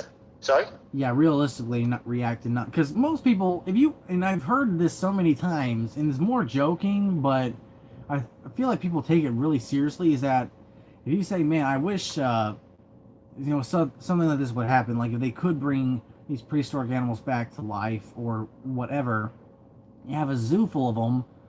Most of them have the comeback with, "Well, man, when they all escape." And some of them are legitimately serious about this because, of course, Jurassic Park always is like the forefront of what these animals are. Giant, scary, meat-eating dinosaurs, and some of them are really pretty and big like the Brachiosaurus, and that's always a bad idea to bring them back. In reality, we would build moats, barriers, and no gates large enough for them to escape out of. And no winged knight. Yeah, and plus, like, like prehistoric creatures are not high maintenance like dinosaurs, because like they're, because like we can handle them than like a T-Rex or a Brachiosaurus. Yeah. Yeah, and plus like I also loved like watching with prehistoric beasts. Like for me, for me, if I was like part of Marvel, like, and they asked me to do Savage Land, yeah, Zabu. or like sorry. Yeah, Sabu the saber-toothed cat. Yeah, or at Universal doing a Jurassic Park movie, and like for me, I would ask them to bring in Tim Haynes and the people that worked on like most of every single TV show of dinosaurs and prehistoric creatures, which is like obviously of course Tim Haynes and the other two. Yeah. Because those guys know how to make like well done and well like shows, and I would like make the Savage Land not only more interesting, but showing the different communities and stuff like that, and different villages, like showing that like there's not just like like humans here. There's hype. Yeah, you have the cave people. You have like the more modern society. I think you have a third one that's more like savages, and then of course you have like the race that like Sauron, where their experiments. Like, however, I can't remember. Sauron's powers are magical, I think, if I remember right. Like, there's the stone that causes him to turn into Sauron. And you can also have like people that are like hybrid and mutated of of DNA of other animals and stuff, and like seeing that, and just something that that it gets you be like, I want to see more of it. And also seeing that with Dinosaur, Yeah, Moon Boy. Moon Girl. I think there is a Moon Girl. I don't know anything about her though. Yeah, yeah, there is. I've seen like pictures and stuff. They say Moon Girl. I'm like, whatever happened to Moon Boy? Wonder what happened to him. There's an idea that I've been because I love working on my stories and whatnot, and this one's actually separated from Dark Nature that I made up. It's called Creation. Have you ever heard of the old idea from not Marion Willis O'Brien? His original idea for King Kong was called Creation, but it didn't involve King Kong. The whole volcanic eruption and all that, and there was going to be Arsinotherium and cave bears and dinosaurs. I heard about that. Yeah, and then when Marion C. Cooper came in, he's like, well, hey, let's do this, but add in King Kong, and of course the rest is history. This idea is a lost world story, but it's told through the idea of creationism, although I don't wholeheartedly believe in creationism. I think that it has many flaws. Same with evolution to a point.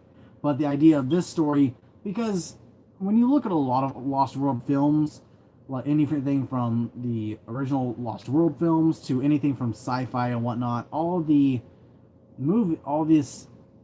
stories usually have a core element of evolution. So this one is very different by harnessing the idea of creationism for the main plot point, and it takes place back in the 40s. I'm still thinking of the time period of 40s to 70s, because at some point it had to have a more of a war feel, where there's a scientist who is exploring the ocean for these land masses that he believes lead to a new area where things could possibly exist, and he eventually finds it, and he barely escapes. There's a whole thing with like a ship that he uses, and they try to take things for themselves. They end up taking a young Leolinosaur they discover. Essentially, they discover a lost world, but he escapes, and he, his brother, and his brother's wife go back to this lost world, and essentially it's a whole lost world story of just discovering the whole area. They discover Clovis people are still living there, and there's a massive like underwater or a sea on top, but it goes further into the Arctic Ocean, or the Antarctic Ocean, which is where it's at. It's surrounded by these large glaciers that enclose it, and there's ways that all the animals keep warm inside, although most of them have adapted to a more colder climate. But you have different carnivores, not so many. You have Ceratosaurus is one of the main carnivorous dinosaurs that you see, as well as the big bad being the Spletosaurus. A couple of them that run around, and then of course smaller carnivores like Cryolophosaurus and Troodon, and then you have the mammalian carnivores such as the short-faced bear and direwolves, although they're in lesser numbers due to conflicts with each other. And the herbivores congregate in a massive herd of both dinosaurs and prehistoric megafauna. Like you'll see bison and sauropods, different ceratopsians and ornithomimids all roaming together in this large, massive herd for protection. And the carnivores come in to pick off mostly the young and the weak. So it's this really amazing, cohesive environment of the animals, almost a circle of life kind of thing going on, of cohesive living. And of course you have the Clovis people that still reside there.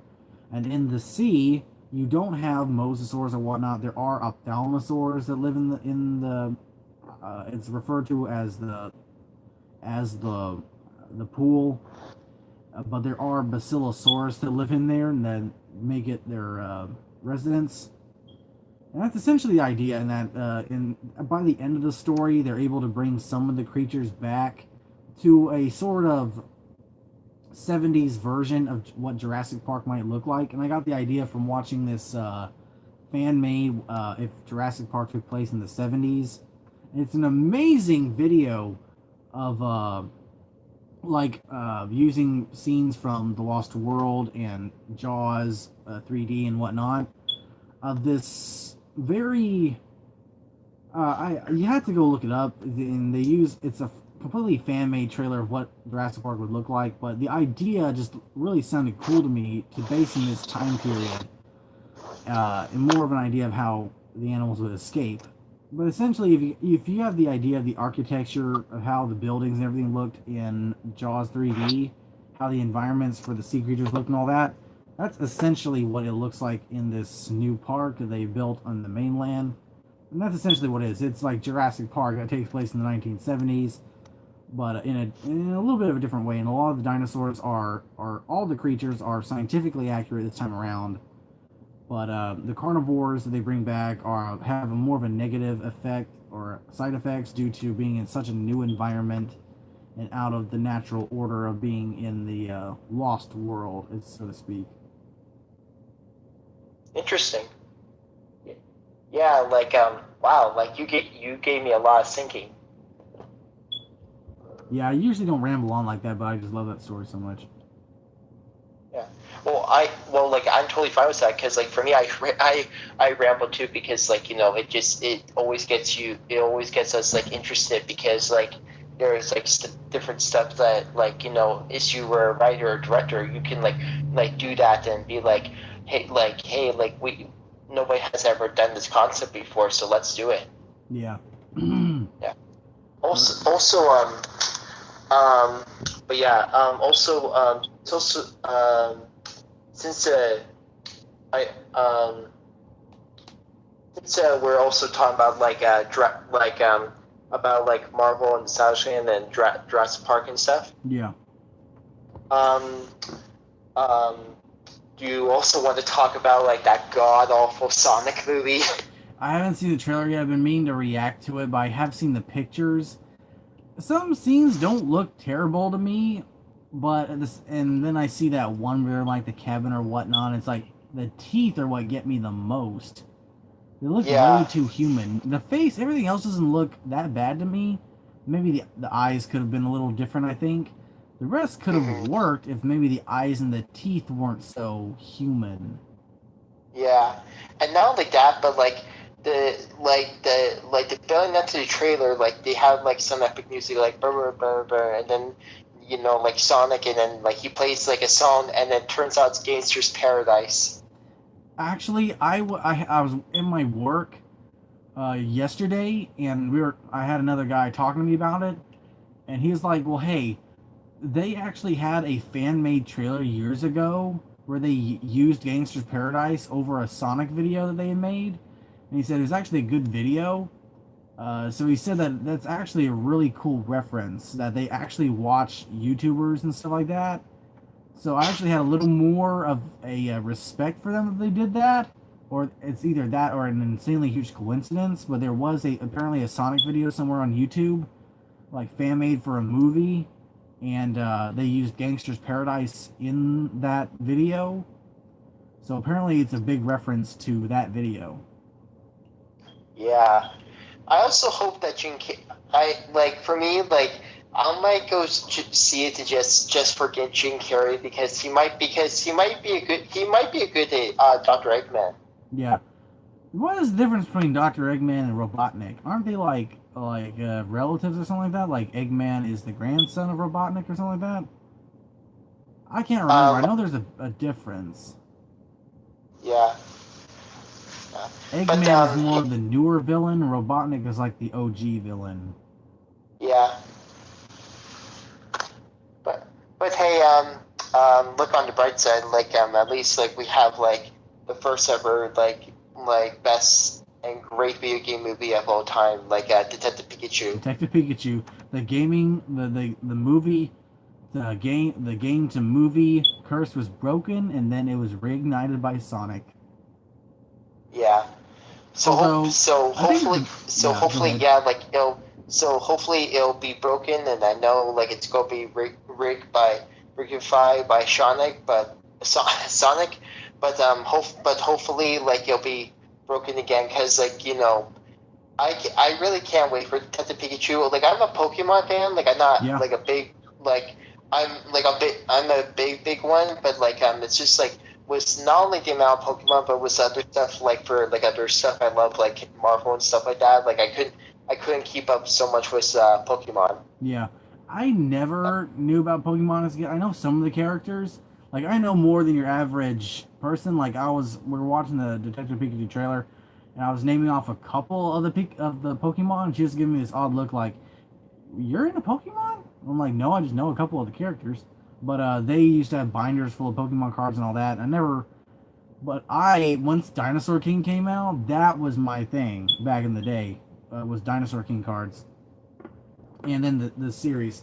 And I was surprised. I was talking to a couple of guys from work, and I'm like, one is an older black guy, but he's an anime fan, and he knows what Dinosaur King is. And I have another guy that works next to me, and he's more of a fanboy like us, and he knows all about Dinosaur King from back in the day too. So it's good to know some people remember that show. Yeah. But I thought the video game curse was essentially lifted though after Tomb Raider and Rampage, and then technically Ready Player One. Oh yeah. And while we're speaking of Ready Player One, like I was watching like Looper's video of the ending of Avengers Endgame explained, and they said that the whole final battle scene was like Ready Player One. Yeah. But you know what? There is, in terms of video game movies, the one I really wish they would do is Dino Crisis. Yes. Or give us a new Dino Crisis game. Mm-hmm. Like either or. I don't know if anyone's watched or if you're seeing this right now on the live stream. I'm holding up a couple of my binder right now. How many do I have? I think I got a list in here somewhere. I've got tons of my old card binder. I've got National Parks collection cards, Jaws 3D, Dinosaur Attacks. I'm looking at these Dinosaur Attack cards that I got in here, and these are the more these were actually the popular ones from back in the day. Dinosaur Attacks, Dinosaurs Attack needs to be a film. I know that one comic book company that did the Mars Attacks, the newer Mars Attacks series and all that, did a Dinosaurs Attacks comic series. I'm looking at these right now. I got Cat Lady's Revenge. I'm going to show these on the screen just a minute. It shows this old lady blowing the eye off a Spinosaurus. Lights, camera, carnage, and it shows just a giant dinosaur foot falling into the studio of these Japanese people making like a Godzilla film, and it's crushing one dude. Rock concert carnage, it is like some ornithomimuses eating these rocker dudes' hair. A lady in distress. It shows a giant plesiosaur wrapping its neck around the Statue of Liberty, which by the way sounds amazing. And then In Tune, which is ultimately horrible because I remember there are stories to these on the back. And I remember they had this actual scene in the comics they made where the dinosaurs, essentially what happens is that dinosaurs are phasing from their time period to ours, and this poor dude gets stuck in the stomach of a T-Rex, and they become stuck together, and it even says on the back of this card they have to shoot the poor guy so he's out of his misery. I'm going to show them now on the screen. Absolutely horrible. Oh my gosh. And I was just going through this trading card binder just to look at them, the Dinosaur King cards, and all of a sudden there's all these. Entombed just looks absolutely terrible. And then you got this Ankylosaurus card where it bashes this dude's stomach in and there's intestines going everywhere. Oh. That's pretty messed up. But anyway, got the old Dinosaur King cards out. So many Paris and Zoe Drake cards. Like, dadgummit. Yeah. I also, like, for me, like, I love dinosaurs so much, but for me, I really want to see more, of the fan base to preserve creatures. Because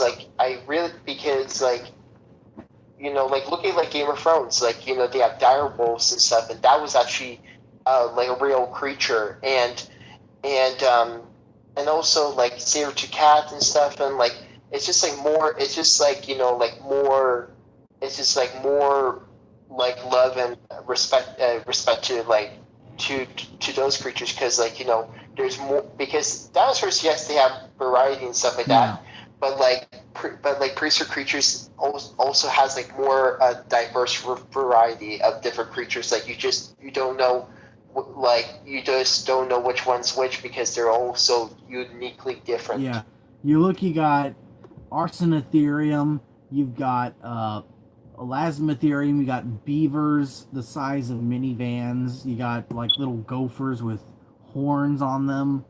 I mean, look at a Macrauchenia. I mean, that thing's pretty weird looking. It's like a camel with a trunk. Let's see. Ambulocetus. Ambulocetus, yeah, that's a different one. I'm trying to think, what was that one? It has a trunk, but it's more like a hippo. I'm trying to think of the name of it. Not a Brontothere. Not Arsinotherium, although Arsinotherium actually had somewhat of a little bit of a trunk. Other weird mammals. Miratherium? Miratherium? I don't remember Miratherium. I know Megatherium, that's a giant sloth. Let's see. I think that's what it's called, like the one with the trunk. That's not like a hippo. Oh, that's yeah, Miratherium, elephants. that's right. Let's see, you got Megalodapus, a giant lemur in Madagascar. Prosoptodon, which is the giant 12-foot kangaroo. Diprotodon. Leptoctidium. There's tons of different mammals. I got a couple of different mammalian megafauna books of different creatures. I actually got one right here. I can actually look through. Let's see. Let's go through the old book, shall we, people? Let's see here. Let's see if we can pour through and find any. Cynodont. This is looking at one of my big encyclopedias right now. Mostly dinosaurs. Alright, Tertiary period. We got... Let's see, what is that? Thylacoleo, the marsupial lion. There's Leptoctidium. Different types of titanoids, which are these really weird hippos with tusks. Got Toxodon. Andrewsarchus. Yes, Andrewsarchus. Let's see, you got bear dog, hyenodon. Oh, here's Arsinotherium, right here in the book. Uintatherium, which is a really weird looking creature with like 4 horns, 2 nasal horns, and the giant tusks.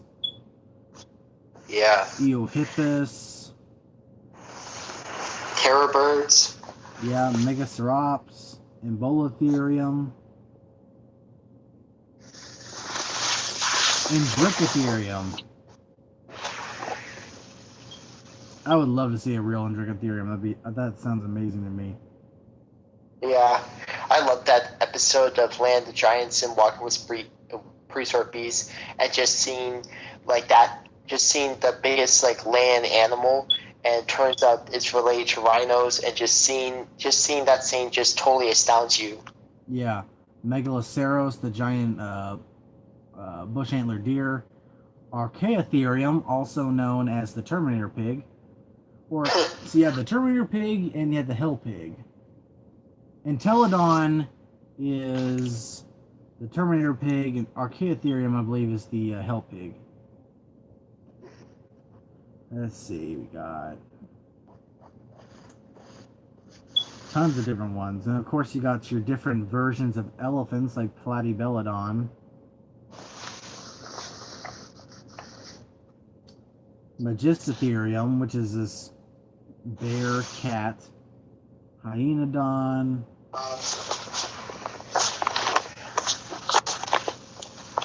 So many different saber-toothed cats. Basilosaurus, Ambulocetus, Pachycetus. I would love to see a Basilosaurus. That sounds so cool to me. Smilus, which I also live in Alabama, and the only skeletons of the Basilosaurus have been found here. Oh wow. Here's a Polarchestes, which has a trunk, but it looks like a sloth. Delicosocnus, which is a aquatic sloth. Let's see. Oh, here we go. Certigalis, the horned gopher.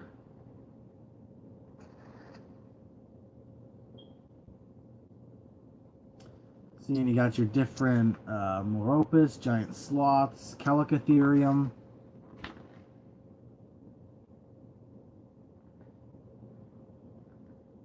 Macrokenia.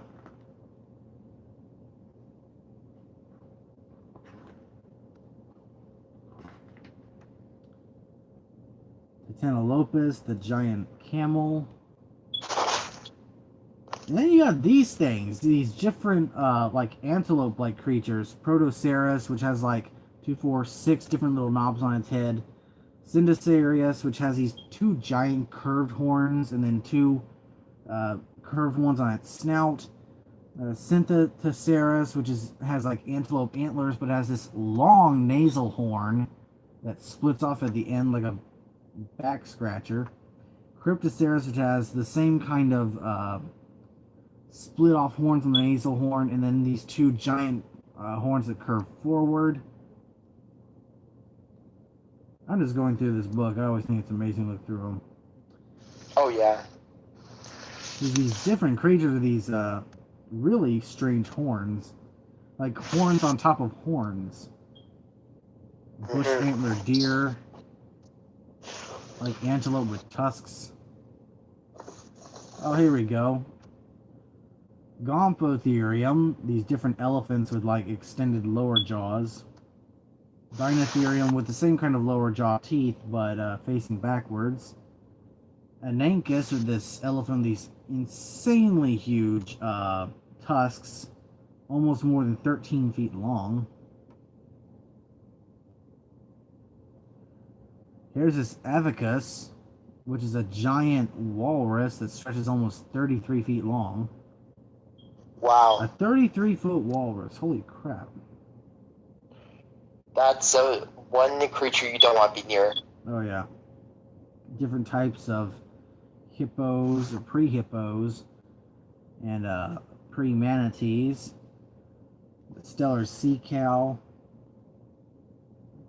Or at least another species that's related that's the same size. Different apes.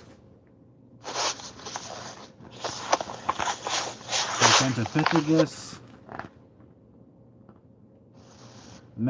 Well, I'm into the Quaternary period now, but Megalania, I'd love to see a Megalania. Although, Komodo dragons pretty much get the same size if you give them the right conditions. And then, of course, there are the Australian creatures. Prosoptodon, Diprotodon, Megatherium, Glyptodon, and Diodicarus, the giant armadillos. Here's the different rhinos, the woolly rhino, Cleodonta, and the Elasmotherium, Megaloceros, an 8-foot warthog called Metria dacyrus, and of course the mammoths, saber-toothed cats, Megalodapus and Gigantopithecus. And that's it. This is a pretty big, extensive book. It's got like hundreds of pages in it that I can look through. Let's see, I'm going to go ahead and read some of these comments real quick. Yeah, I was intimidated by him, probably thinking of Thanos. For a moment, I thought Thor was going to be the bad guy. Can't imagine how he'd be the bad guy in any situation. Nebula even kind of defended Thanos. I mean, Thanos taught Gamora and Nebula not to lie, and in Infinity War, he said to Gamora, I didn't teach you to lie. That's why you're so bad at it. Thanos is a good dad. I think Gamora would disagree with you, considering she's almost like 40% robotic now, or actually more like 60%. I mean, he basically ripped off her body parts and replaced them with cybernetics. So, I mean, there's a reason why she's been trying to kill him for so long. He earns Father of the Year. Dang, Thanos was such a good developed character. He was, but he was also a worthy villain to die. Like, some villains should have lived, like, say, Yellow Jacket, or, like, the Mandarin lived. Maybe Killmonger. Ironmonger should have lived to a certain point, but I think when Tony killed Ironmonger, that was a turning point for superheroes, because before that, superheroes didn't really kill. Except for the Mm-hmm. R-rated ones like Ghost Rider or Blade. Thanos isn't a villain, he just wants to balance the universe and have enough resources for Thanos. Humans don't know it, but if they get too overpopulated, we will need Thanos to get rid of half of it. Although, in the idea with that, yeah, Thanos does do it for a time, but at the same time, that the thing is going to have to be done over again within a few short generations. Like, if he had eliminated near 90% of the life in the universe, then maybe it would have been worth it, but eliminating half is really just delaying the inevitable for maybe a few generations of each in the galaxy, so it wasn't really too practical. Yep. I hope they don't make Joker into an anti-hero like Venom. No, don't make him an anti-hero. Maybe a little bit towards the beginning, because he loves Zazie Beetz' character, but he has to be a villain. A soul for a soul, yeah, that's true. A soul stone for a human soul. That cliff likes women jumping off of it. Ha ha ha, Bucky, Bucky, Bucky, Bucky. I am inevitable. I am Thanos. Oh man, Thanos just wanted to make some soup. Best quote ever. Exactly. If only he didn't use the stones, he could have avoided being tracked down. Yeah, but at the same time, they would have found him anyway. At some point, they would have found him anyway, and they would have just done what would have happened at the end of Endgame just much sooner. I don't know. I'm no geologist. I think Tony and Black Widow's deaths should stay permanent. Don't kill someone off only to resurrect them later. And I totally agree with that. I don't think they, the idea I pitched for Secret Wars was to have them be permanently back. It was for them to be back, but only to have to comprehend that they would have to die again. And that's the idea. The Beyonder wants the greatest heroes from all time. So that would also include them bringing back the old heroes. One second. Yeah. Yeah. And not only bring back like characters and now with Fox and all that, and also in the future in back the characters from Sony Universal and also the storylines. Yeah. But they can also and now since there's another storyline that is already out word around, so they can also do that. Well, maybe change the character like a Malekith and have somebody else different, but still you can still there's so many storylines you can do, even big ones, because people are what can you do after Endgame or after Infinity War that's based off the Infinity Gauntlet, the Infinity War? Well, you can do Secret Wars, War of the Realms. So there's so much you can do in this universe. Yeah. Let's see. I think don't that. I hate how they always revive Loki, although it makes sense with Loki because he's the god of mischief. I didn't like Gotham. I don't know what happens in Gotham. And they better kill either Godzilla or Kong in the future movie. It's difficult to say, because I guess Kong would be the most worthy to die in a way.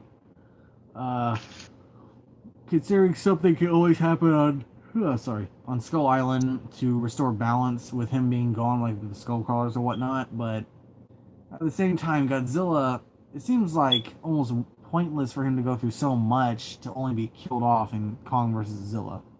Or as Godzilla vs. Kong. By the way, only 1 month till King of the Monsters. No, yes, war. What's your Instagram? Okay. If they bring back Ultron, they should make that big Ultron from concept art. That's true. Hey Taylor. Yeah.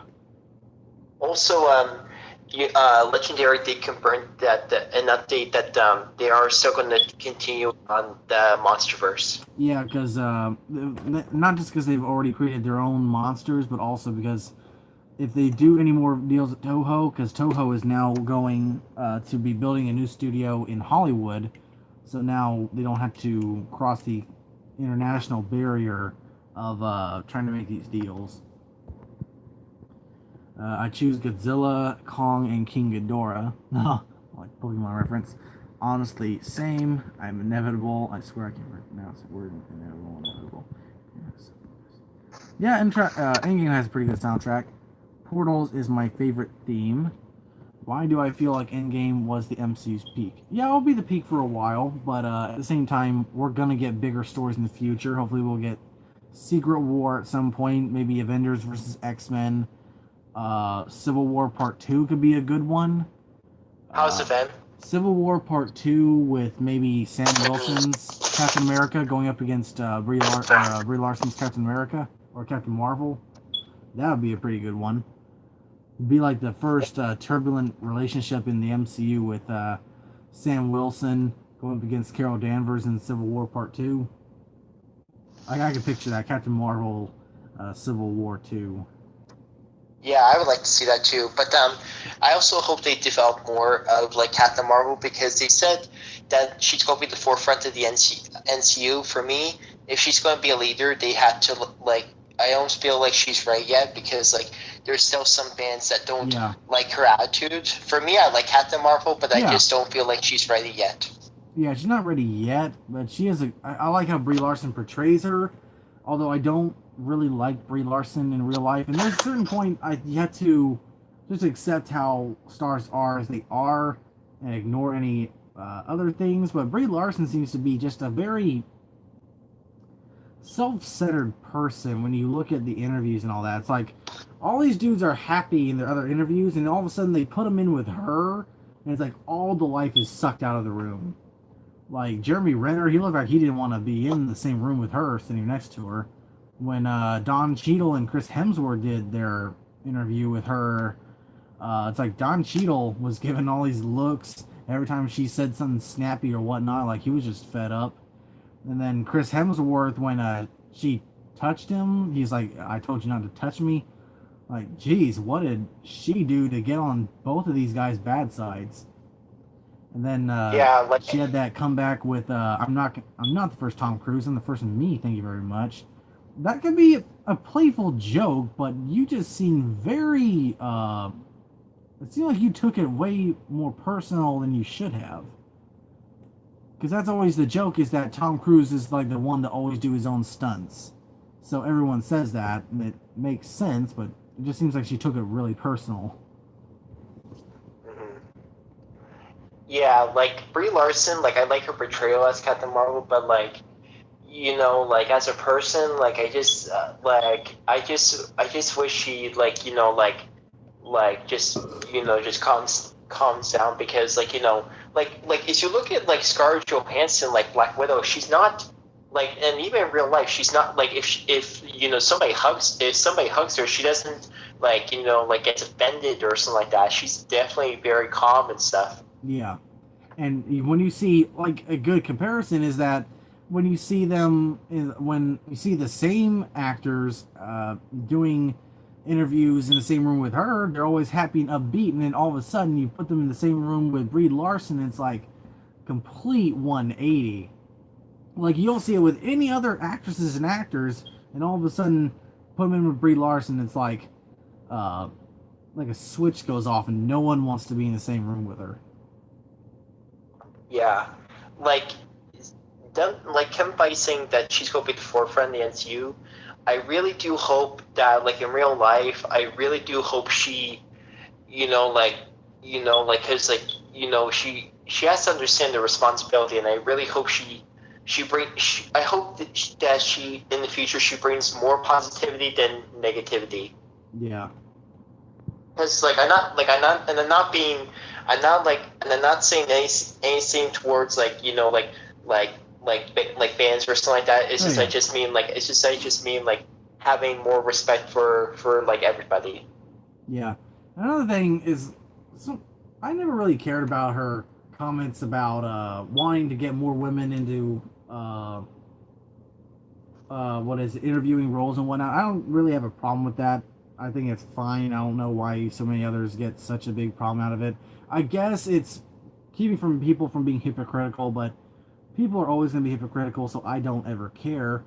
Although I did have a problem with the one thing she said was like it was Wrinkle in Time, and because she plays in that, and she's like the movie is made for women of color.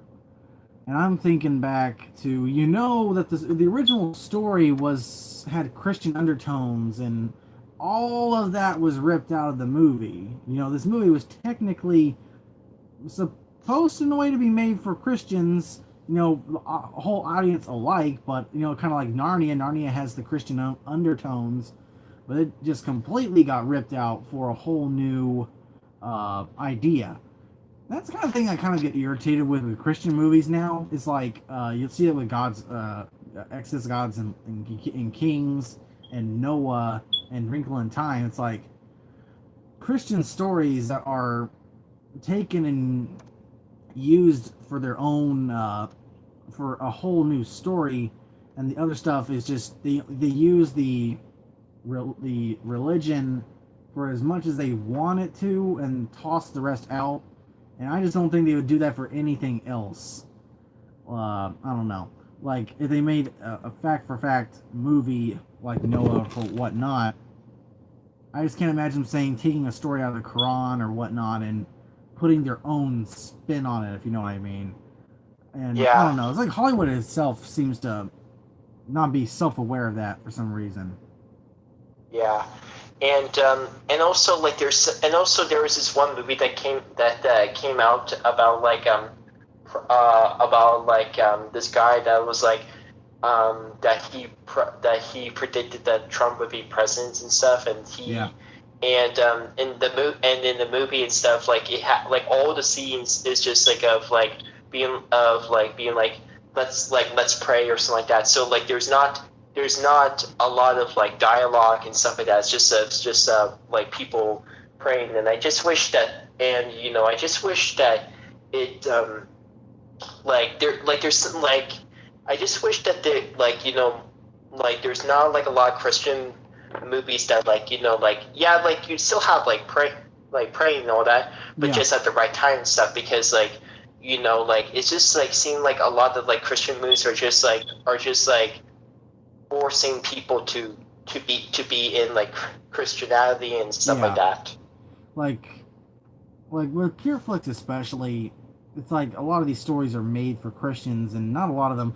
You get some really good ones that bridge the gap, like Facing the Giants, and like even Fireproof to a certain extent, or Courageous, which bridge that gap of the turmoil that both, someone who doesn't believe and people who do. And then you have, like, I didn't mind God's Not Dead 1 and whatnot. I haven't seen the others, but that felt like a movie that was really just made for Christians. And more, I really would like for more movies. Like, I think Breakthrough just came out, and that's that one about the boy who was trapped in the ice for 20 minutes. They got him out and they revived him. And it's like, that movie seems to be made for both sides. And those are the movies I really hope to see. And I think that if they would try, and I'm not saying like make a ton of Christian movies a year that are based in the, fully based in the Bible and whatnot to come out. I think Samson came out too, and I really want to check that out. The whole story of Samson and Delilah. But like maybe you don't even need a huge budget for these movies either.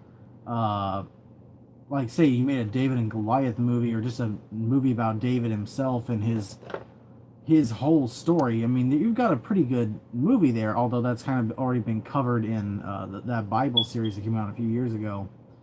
But if they ever wanted to, it's not that difficult to make one that can bridge the gap. Because you always get those people that are very over religious and will target other people, because and like same with the other side, who think that Christians are over self-centered and whatnot. Believe me, I can look at both sides. Christians can be some of the most I'm trying to think of the word for it, but over provocative, I guess I could say, to a certain extent, and do not take the other side into account. While the other side will only see the Christians like that and think of them as a whole. Like everyone, like no Christian, no self respecting Christian will agree with what is it? What not West Baptist Church or whatever it's called. Like no one likes them in the community. No one, but they always get mentioned for some reason. I heard of them, and I even watched videos of them, and I'm just like just so confused because They if don't. so first of all, like if you're saying that about these people, then why are they born with this, and why it's like if God hates them, then why did he create them that way? Because like God's supposed to be a loving human being. God does not hate those people. He has certain rules, and that's how everything thinks. People like to think of, or people will show God as they're your friend and whatnot, and he's not. He is truly what he says he is in the Bible, a father, and he has set rules out, rules that we may not understand and whatnot, but still rules nonetheless. And those rules regard everyone, and no sin is greater than the other. A person that cheats on his wife or so on is just as guilty as a gay person or whatnot. But there's always that redemption that can be met. And like you'll get things like Ellen Page. I don't know why people go after Mike Pence so hard. I don't think he's that bad of a guy. I never see anything policy wise or or as a person bad about him. But he is Christian, he will say that. And they will say that they don't want, or Christians do not want them to exist, and that's the exact opposite of what Christians believe. We just don't support the lifestyle. We're not going to go out of our way, or at least most of us are not going to go out of our way to put you down or to degrade you or whatnot. Yeah, and also I don't know if you remember, but Ellen Page, she also mad of Chris Pratt of I remember that. being a part of The whole church thing. He goes to a church that doesn't support gay marriage, which is surprising to me in Hollywood. Mm-hmm. I love Chris Pratt, but I just don't support the church like that sort of church, because for me, I have a couple friends who are gay, and I don't judge them. I don't I'm not I'm not I'm not like them, but I can I can definitely be their friend. Yeah, and it's nothing about judging, because you should never do that.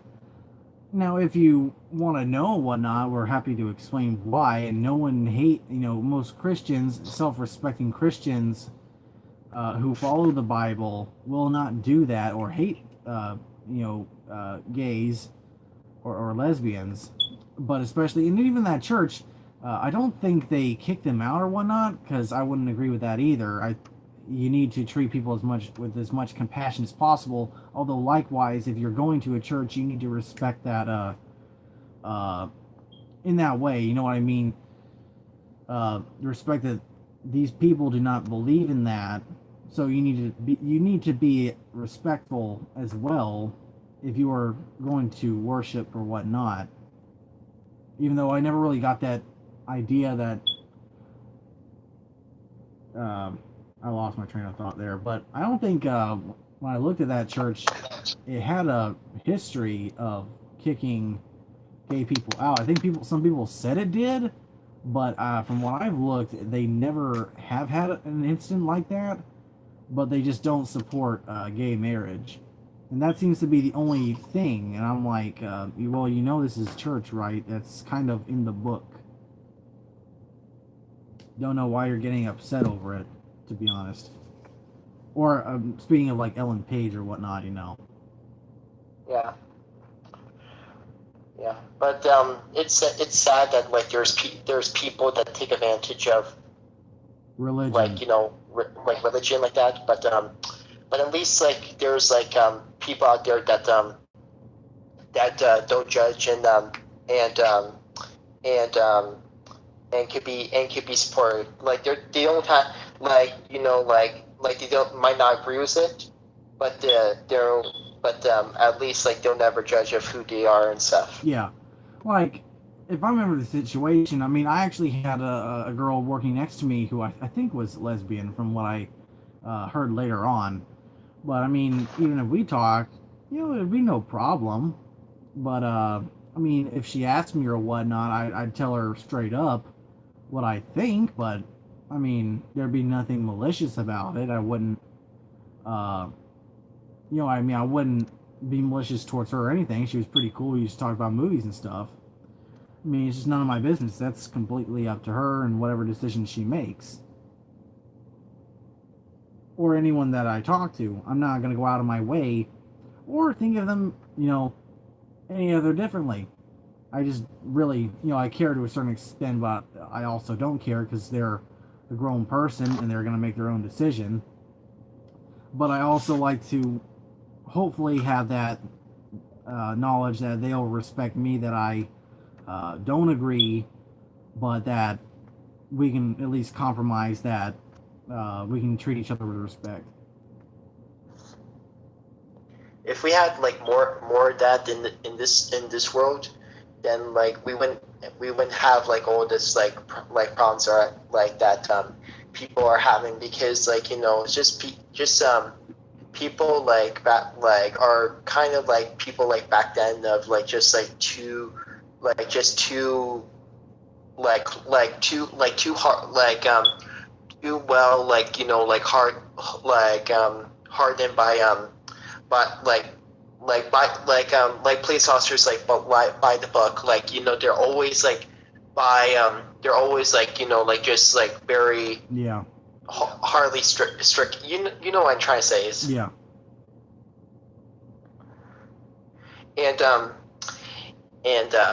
But anyway, let's get back to Marvel. Yeah. So anyway, since you were mentioning like Ant-Man earlier. Yeah. Remember they travel back to the 70s, and they show Hank Pym's lair, and then you see Ant-Man's helmet the in original there. Helmet. I actually said that in my in-theater reaction, which, by the way, that thing's been up almost a day now, and it already has 2,000 views. But I remember I could hear myself say it in the video that I said it was the original Helmet. Wow. I really hope that the MCU gets because they do more Ultimates, they do more things that came out like not that long and stuff. But I really hope they bring in like more the original, more like like the 60s, 70s, 80s, and 90s and early 2000s. So like more the older stuff. Yeah, I'm gonna have to go in about 10 minutes. We don't have to end it or whatnot, or we can if you want to. If you are tired or whatnot, I gotta go pick up my sister real fast from work. No problem. But yeah, like sorry that we didn't cover like a lot of like Avengers Endgame and the other and all the other like topics and stuff. I feel like we covered most of the big stuff and pretty much just about everything from beginning to end. I did love that one scene though. Besides Dad Bought Thor, I thought that was absolutely hilarious and it caught me off guard. Seeing with most people in the theater. I remember one guy behind me said, "Man, he's got a beer belly."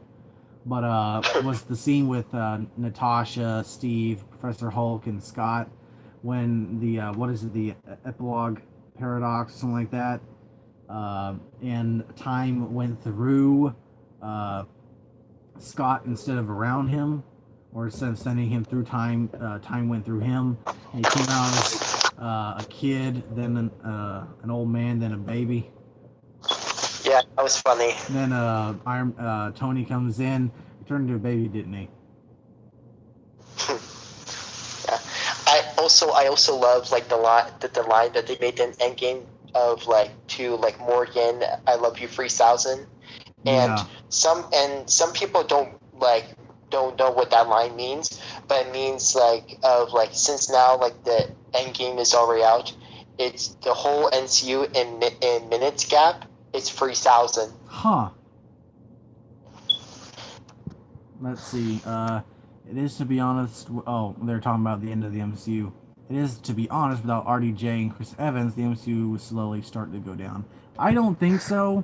I mean, you got the Same. next Avengers, and you have great actors as the Avengers: Doctor Strange, Spider-Man, and specifically Black Panther. And Black Panther. I think Black Panther will lead the new MCU more so than Captain Marvel, but I think they're going to try and push her more.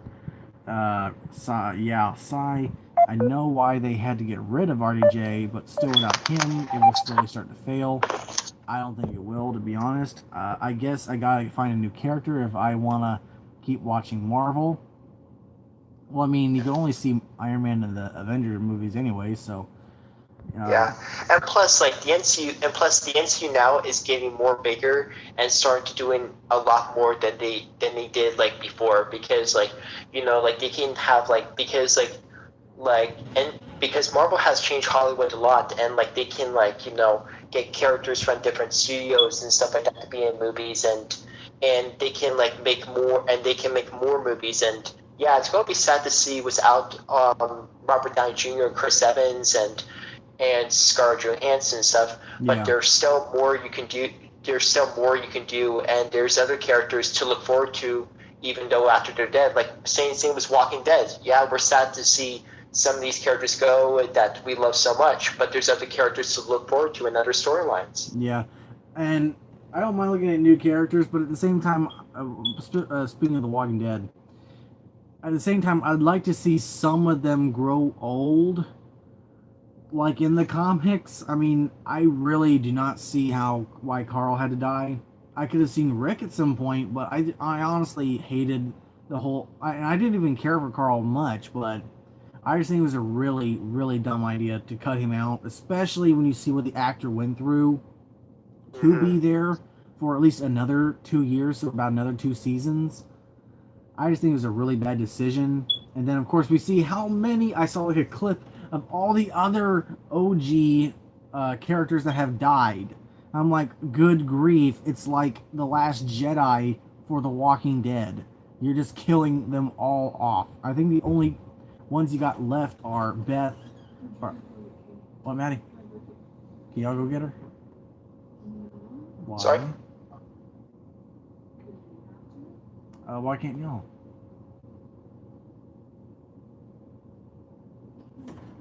Okay, fine. I gotta go get her in just a minute. Okay. I'm ready. I can go get her in just a minute. If y'all can't, I was talking to my sister. I gotta go get her the other one. No problem. But yeah, it just seems like they're killing off so many older characters, and I don't see why to a point. Because I understand killing off characters because it's this world, but at the same time, it's like none of these characters are going to be able to grow old or whatnot because you're killing them off. And especially Chandler Riggs, I think, was completely screwed over by the new writers. And that was unfortunate for me. I just didn't care about the story after that. So I got to go back and watch like 2 seasons. I think season 9 and season 10 to see what happens. I guess, okay, yeah, same. I feel like Morgan or that kid from Iron Man 3 will be the new Iron Man. Yeah, we were talking about that. What do you think about the future of the MCU without RDJ and Chris Evans? I think it'll be fine. It's in good hands. Iron Man versus Man of Steel. Movie-wise, Iron Man's got to be the better one, although Man of Steel is my favorite DC movie. Oh, hey, Lucifer. Oh, that's what Lucifer said. Storm versus Thor. Thor would win. Although Thor, Storm, I really hope to see in Black Panther at some point. I'd be leaving. That's from Sahir Harris. Bye. Coming from a black girl. Hi, I'm new and you're really adorable. Well, thank you. I'm the Mama Pajama. from Jacobeam. I might study to be a director in the future, and if I do, I'll make an accurate dinosaur documentary. Well, good for you. Hopefully, we can get that. I'm thinking about getting into film possibly, but we'll have to see. I'm just happy where I am right now. It's been a dream, so there's hope. I might make it completely CGI, though, simply because from a series point of view, it might be quicker to make. Yeah, that's true. And I always wanted to make some beautiful scenery and portray these creatures and animals that are in this world surviving. Just survival of the fittest. I'm trying to get through all these comments because we are so backed up. The animation would be like Project of the Month or Siddipati, or Walking with Dinosaurs the movie. Walking with Dinosaurs the movie, although I didn't like the talking dinosaurs part, I did think that the visuals are good. Terrible movie, but good CGI. Yeah. I mean, the story and all that wasn't bad, and the visuals are great. It's just the talking dinosaurs. It doesn't work for anything but Disney. And this is a bit of a stretch, but I'll like for Spielberg or the company that made the original Walking with Dinosaurs series to go direct it. Getting in touch with them would be a stretch. Yeah, BBC or Amblin Entertainment. TG, hi. Anyone who believes in the Bible, I'm guessing believes in unicorns too. That's hurtful. Now, there's some things, if you look hard enough, you might find. Personally, if you knew me in real life, you wouldn't think I'm a Christian, but there are things I've seen and whatnot that make me believe. You know, it's not like Santa Claus, it's a little more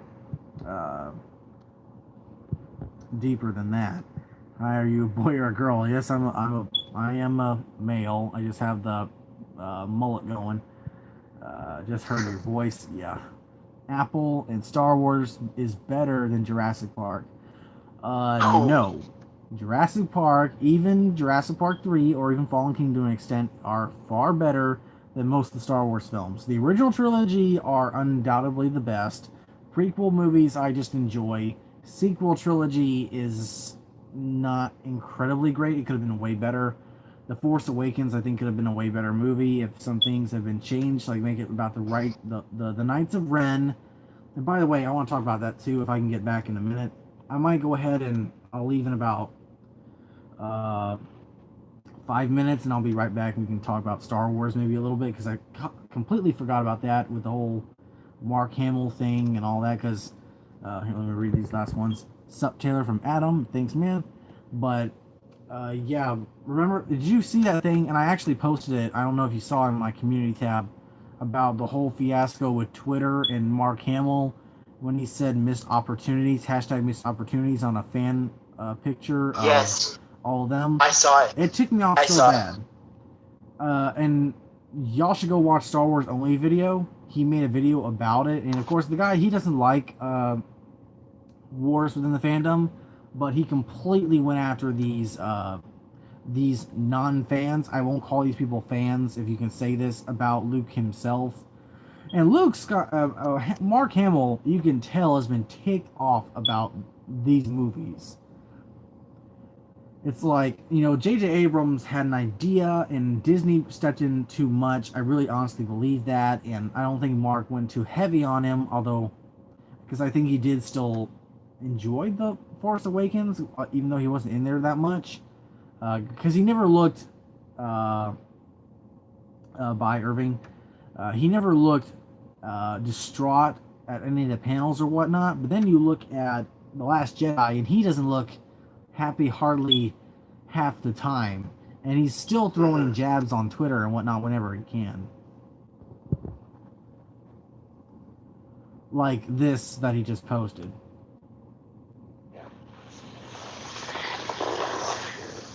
And also, I know, like, this is not, like, this, like, well, what I was going to say is not Star Wars, but I mean, like, I really hope, I'm really looking forward to, like, the Phase 4 slate when Far From Home comes out.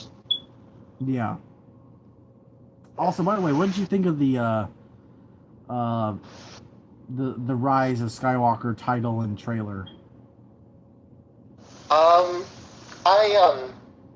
Like, for me, like, I liked it, but for me, if this was like since this movie is like the final like installment of the Skywalker saga, I would have suggest if it was like if it was maybe not the end, but maybe not the end of the What's that? Skywalker, but like um I know, but man. I'm like about to go. Hey, I'm gonna be yeah, back in a minute. You want me to call you back and we'll pick it right up in a few minutes? no problem. All right. I should be back in about 10 to 15 minutes. Depends on if my sister gets out. If not, then I'll probably just shut down the stream as soon as I get back. But I'm just gonna leave it going. So guys, I'll be back as soon as I can. But I gotta go pick up my sister real quick. So we're gonna take a quick hiatus. If you're watching this now, I wish I had a little tab I could just hang right here to say "be right back." Maybe I do. Let me see if I got paper. I don't think I have a pencil or pen. Oh, my hat. Oh, right here.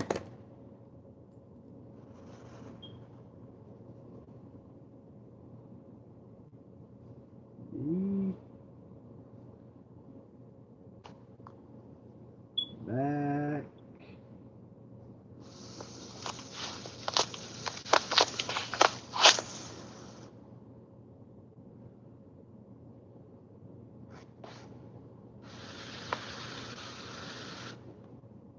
Be back soon. All right. I'm going to hang that right here. And you can't read it, period. Okay. But anyway, we'll be right back, guys. I gotta go pick up my sister real quick. So, Tyler, I'll be right back with you, alright? As soon as I can. Alright, be right back, guys. I gotta go grab my sister from work.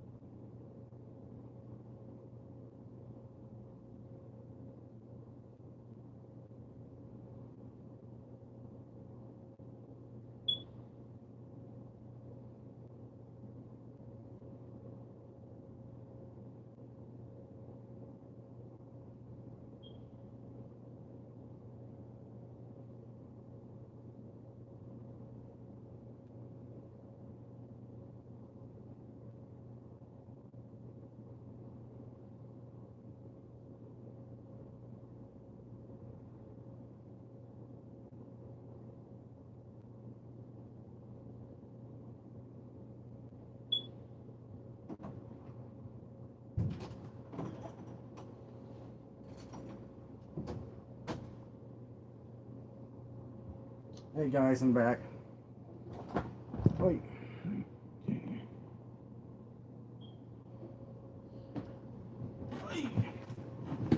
Whew, I am back. Oh, I'm calling Tyler now. Oh wait, I can only send a message. Alright.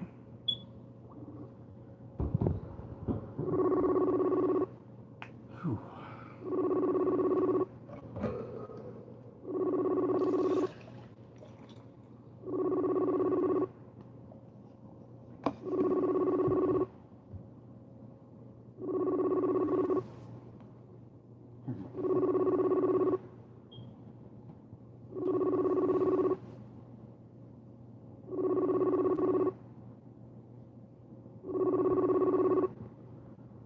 Go back and read all these. Ah, fuck. Hey Taylor. Hey, sorry about that. No problem. And sorry, just my messenger was app was just acting weird. Oh, that's fine.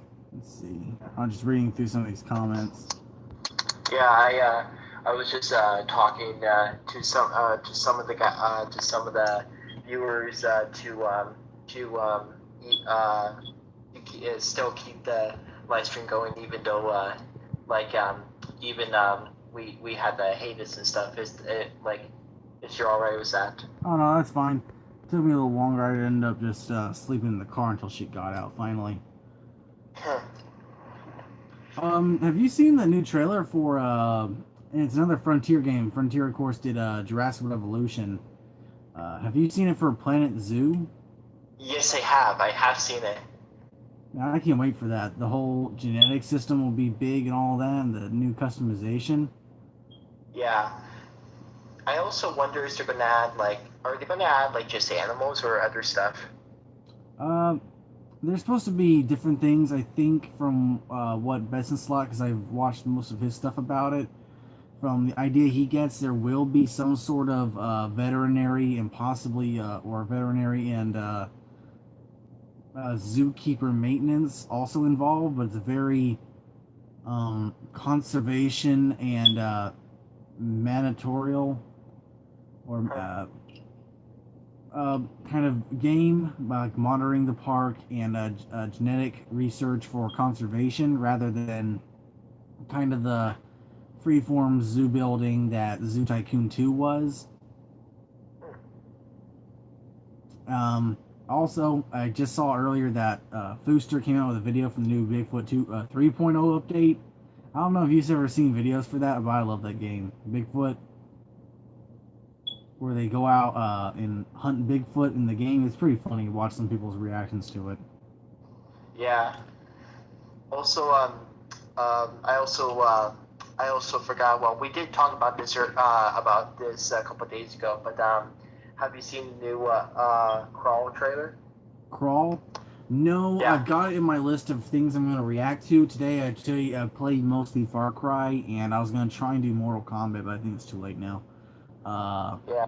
And the Mortal Kombat, like fatalities and all that, I was going to try and do my sisters and my sister's boyfriend while they were here. But gotta still see about that. This is me funny as crap. But no, but it does look.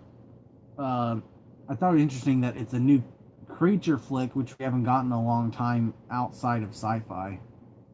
Oh yeah.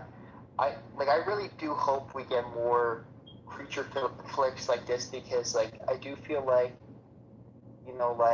movies of animals and all that have been mostly B and stuff like that, B movie. But looking at Crawl, looking at the trailer, it looks really good. It looks like some The Shallows, but with more people in it. And I really hope we get more movies of animals, of animal attack movies and stuff. Have you ever seen that movie Alligator? Yeah. That right there was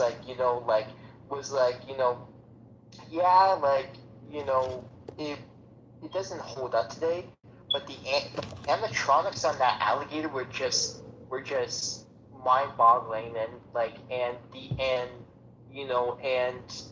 and I just like seeing like a movie like Crawl, like cause it's like kind of like honoring because I think Alligator was probably the first one to kind of start that because like it was just a giant alligator just attacking Yeah. people at a wedding, and the gore in that movie, man. Funny also, the name of the original alligator that played an alligator was also called Bruce, just like Jaws. Yeah. I heard he's actually he. I don't know if he's still alive, but I remember there's like a tilapia farm out in Colorado or whatnot, and they have like springs there that they do the fish in. But they had a thing of a bunch of dead fish, so they went out. The owner went out and bought some baby alligators, and would keep them there to feed on the tilapia. And they have now an alligator farm up there. And when they were done shooting alligator, I guess they sent him to live up there. Hmm. Yeah, most creature flicks And now are just mostly about sharks. Although, yeah, granted, like they're for really me, good. The like Shallows and 47 Meters Down are both really good movies. oh yeah, and like yeah, I'm fine. Like Meg, I love, and I'm fine with some shark movies, but it's just like for me, like Jaws to me was like it didn't just start the blockbuster age. It Yeah, kind of like the summer blockbuster. It also was like kind of like a turn point for creature flicks, and there's and the reason and I just don't like when there's like more and more shark movies because I feel like there's more movies of like other animals that I want to see like um like for me I would like to see like different from the story and the name and all that, but kind of like kind of like the inspiration of a roar, like of all big cats of like coming into like a town and just attacking people. yeah, kind of like Maneater, the one with Gary Busey. I remember Maneater, and I was actually very surprised about the little boy and stuff because it looked like that he was sleepwalking and stuff, and you see the tiger. For me, I like that concept because I like of like of just this tiger that escape and this and and then when he looks at this boy, he doesn't want to kill him or something like that. So I just Yeah. thought that was like an interesting plot point. They didn't have a movie based on the Ohio massacre. I remember that a few years ago. He was a Oh, private owner. He's really messed up dude. Uh, he he had tried to have relationships with his male people that would take care of his Lions. animals, and none of them had experience. But he ended up, you probably remember this, but he ended up releasing all of his animals and then killing himself. Uh, and he released like all the different lions and tigers and bears into the area. Something like Yeah, that, but more of a horror tone to it. That sounds like it'd be a pretty interesting horror movie. yeah. Like I would like, yeah, like Granted, still, though, oh, go ahead. sorry, no, go ahead. Granted, though, it's really sad though, considering all the animals had no choice in it, and most of them all had to be put down. Yeah, You know, the I was gonna cops had a say, good night though. sorry. You know, the cops had a good night though. They had a good story to tell. Yeah, like I was also going to say that that it's also sad that like these animals like have to be put down and stuff, and I would like to see that as a movie, but but still like paying respect to to the animals and stuff because Yeah, but the but besides that it does like kind of work as like a movie because just think of like not just of like lions and tigers and stuff and bears, but think of like if it was like a zoo, if it was like the biggest zoo ever with so many animals. Imagine that. Like imagine like the whole city and not only that, but like imagine like if they were they were more smarter and stuff like that and start and what I'm trying to say is like let's say like they start not like sounding cheesy but like kind of like working like getting along with each other more together like kind of like yeah, if because like when the police were like killing them and stuff like that they were all on their own, so what if like all of them were together and like if like you see one tiger being almost being killed, like the other animals like come in and stuff. So kind of like a hyper intelligence type of thing. You know what I mean? Yeah. Actually, there is a thing. Have you ever heard of the Zoo or Zoo?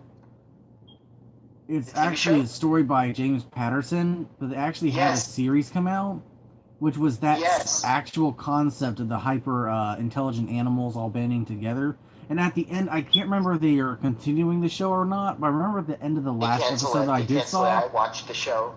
yeah, the last episode I saw, I think might have been the finale, but they had a tease that prehistoric animals were showing up, and they had the body of apparently plesiosaurs were being sighted, and it logged in the show ended with a Smilodon walking out of the jungle.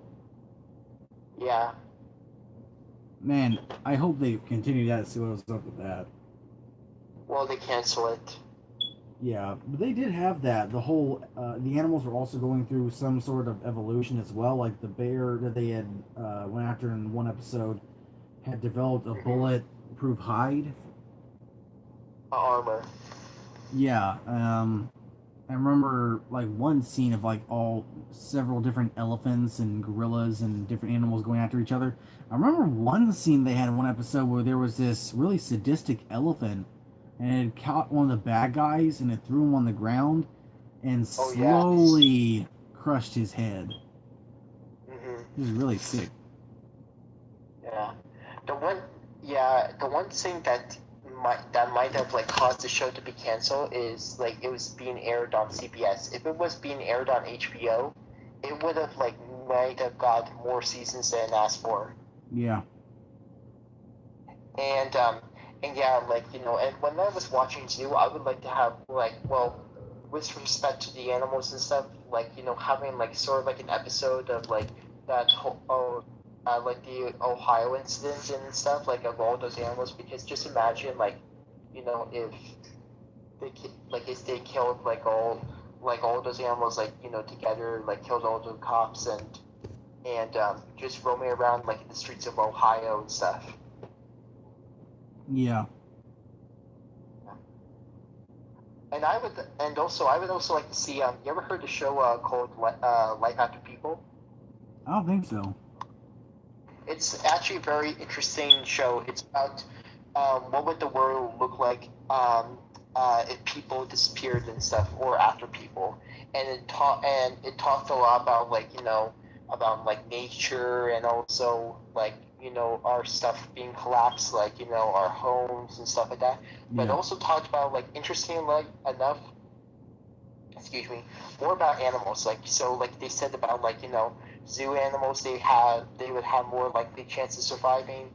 All their populations would boost back up. Sadly, smaller dogs would die because they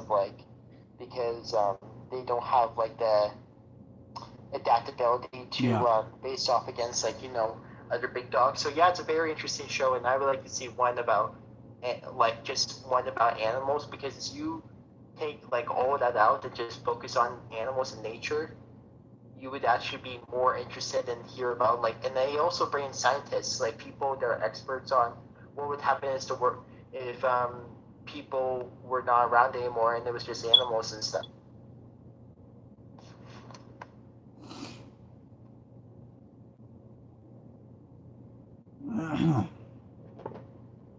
Did you sorry, did you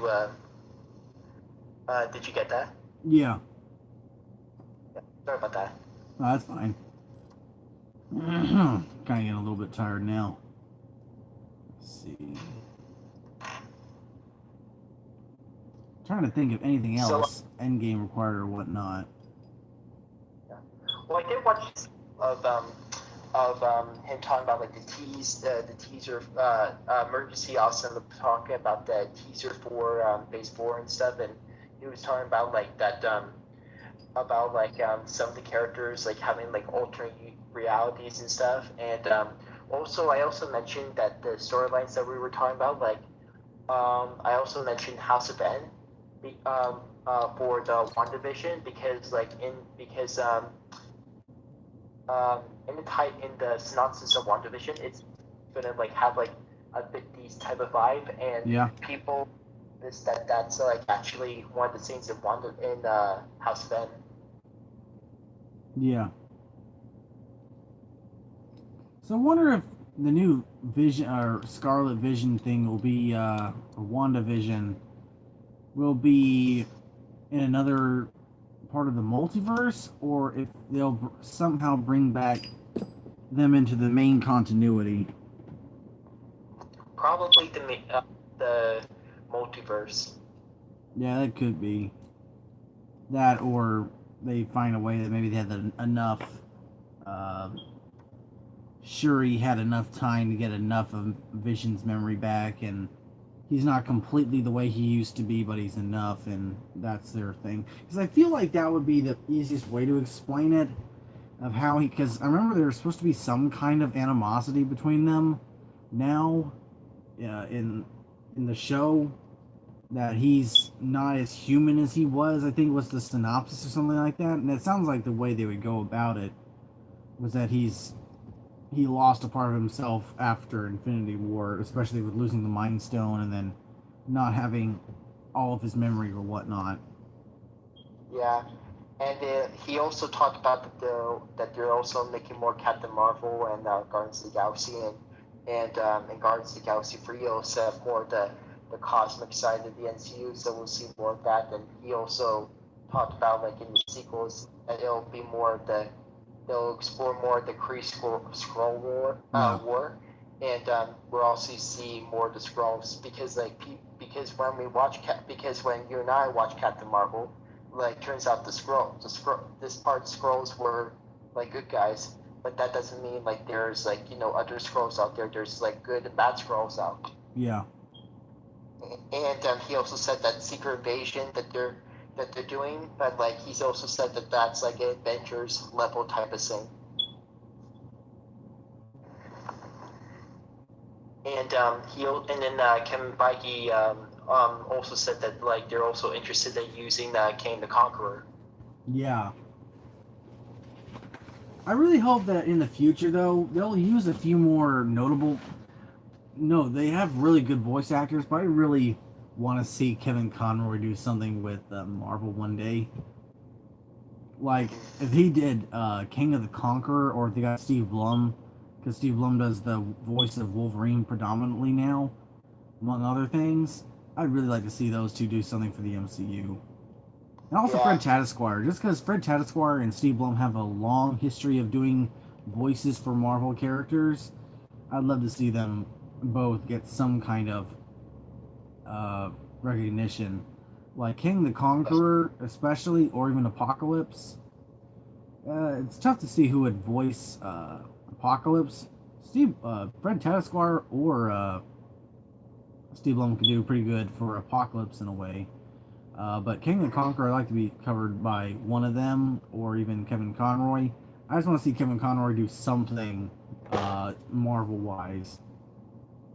yeah, and and also he also talked about like A-Force. So like I he does so we probably don't think we'll see like a movie of that, like not right now, but probably in the future. But he definitely said he definitely says that we'll probably see like more team ups and more like and Kevin Feige also confirmed that we'll see more like team up of different characters in the MCU, and we'll see more of like A Force in the future in other MCU movies and stuff. Yeah, I hope they do the thing with Hulk and She Hulk. So if they ever do something with A Force, they can bring in She Hulk, because she's always one of my favorite members, female members of Marvel. Period. Because I always just found her funny and all that, and I don't. She was always uncomfortable in a way in the old '90s show, because you like got the tone of everything else, and then you bring in She Hulk and it gets really awkward with all the characters. And not like that, but like she has like a lot of she's also very agenic in the comics and stuff, and she's always like that type of like lawyer that knows how to make a show and stuff. Yeah, Also, I'm also anyway. What I was going to say about the title of Star Wars for me, like like since it's called Rise of Skywalker, for me, I would call it I would call it um, um, um,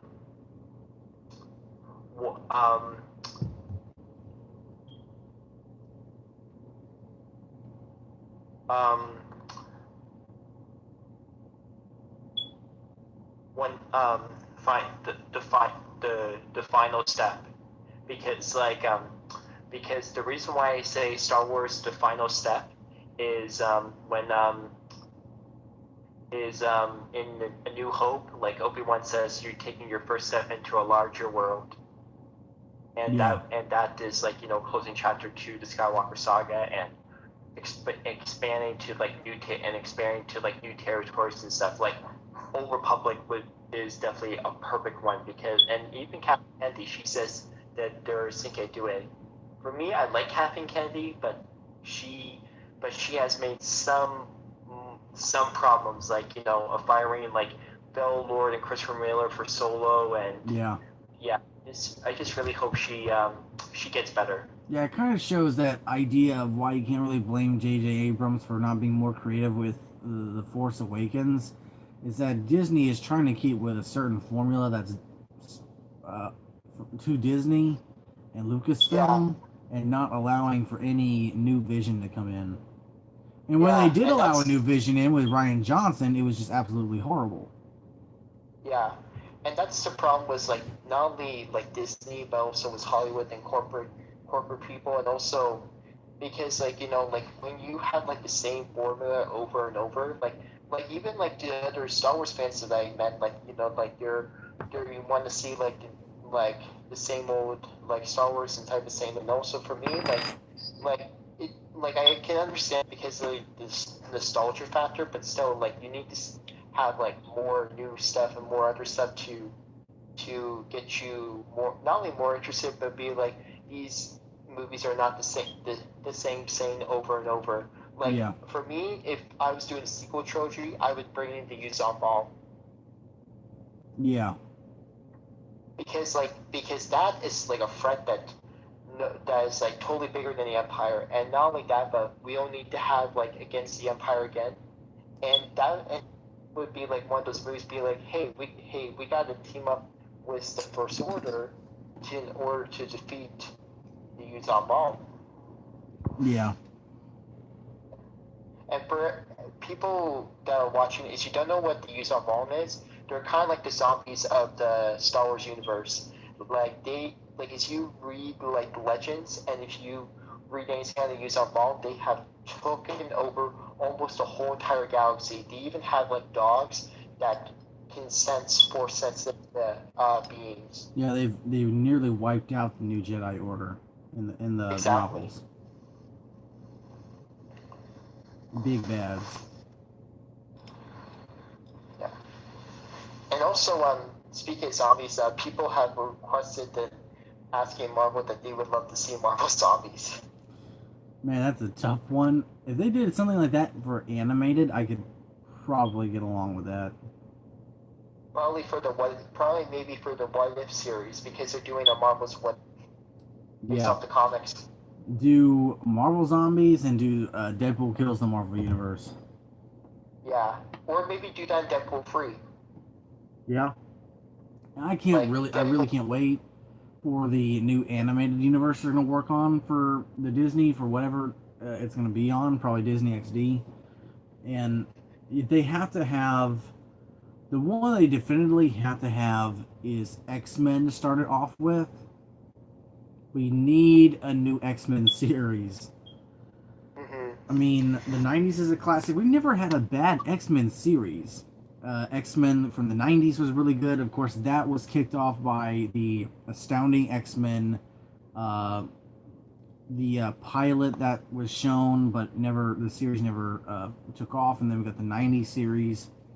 And then we got X-Men Evolution, which is a really good one as well, which was cut off, by the way, because they showed off the more potential. It was supposed to go on with like the Phoenix Saga and whatnot, but that basically fell short.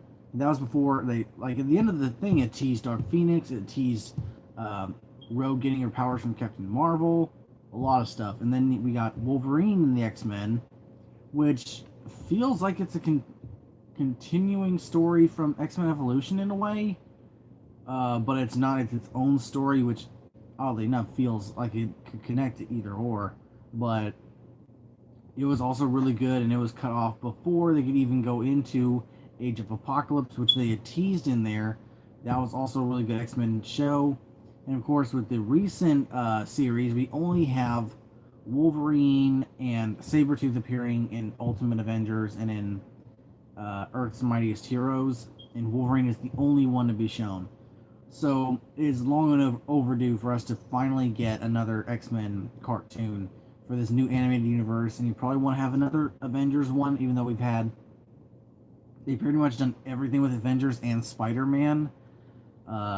We do, for interconnected story-wise, they could use Avengers again. Maybe Spider-Man, although they've tried really too much with Spider-Man. Maybe replace it with Guardians of the Galaxy and have Spider-Man have more of a cameo in the Avengers series or whatnot, and then maybe give him his own series if they don't connect it already to the current Spider-Man TV show they got going on.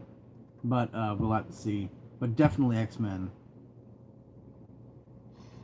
Yeah, yeah, and also yeah, like well, I don't watch too much. I don't watch a lot of like Marvel animated TV shows. I watch more of like the old school.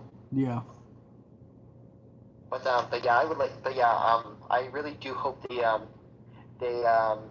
and not only like of like Spider-Man stuff, but also like of other characters and stuff like of X-Men and stuff like that people not familiar with.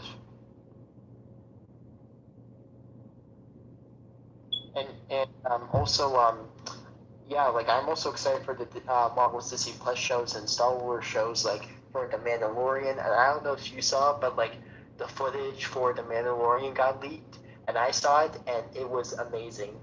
I'll have to look at it. I haven't looked at it yet. I still haven't seen the trailers for Clone Wars Season 8, Jedi Fallen Order. And what was the third one we got coming out for Star Wars? Something else. I can't remember what it was, though. I'm also excited. I'm also excited for the Marvel's What If, like I said earlier, because like it's based off because they're taking like the series that they did back in the day of like what if like Hulk um was like had the Bruce Banner's brain and stuff like that, or what if Hydra like won the war, or what if like it's just a lot of interesting concepts. Yeah, and I think the first one they're doing is Peggy Carter as Captain America. We'll have to see how that goes, though. Yeah, it's what if like Peggy Carter took the super soldier serum, and what if like had Steve Rogers was Iron Man that the Howard Stark made for Steve Rogers. Oh, that's cool. Yeah, and also for another what if episode, like for me, I would like to see like what if what if Fantastic Four was in the first Avengers, or what if Osc, or what if the Sinister Six was the villains of the Avengers, or what if like there's just like I said, like I just really hope they do more seasons of the What If, because there's so many possibilities you can do in the MCU. Even villains that were supposed to appear in here but couldn't, like earlier, like what if the Defenders join the Avengers in the Infinity War, and how would that play out? Yeah. You know, or even Defenders could work probably as an animated series. Because I think that the animated rights are different than the like show rights. So animated wise, we could probably get an Avengers or a Defender series. An animated? Yeah. Focus only on street level characters like Shang-Chi, Iron Fist, Luke Cage, Jessica Jones, Daredevil, even Spider-Man to some extent. and a few others. Trying to think of any few. Not coming into mind though.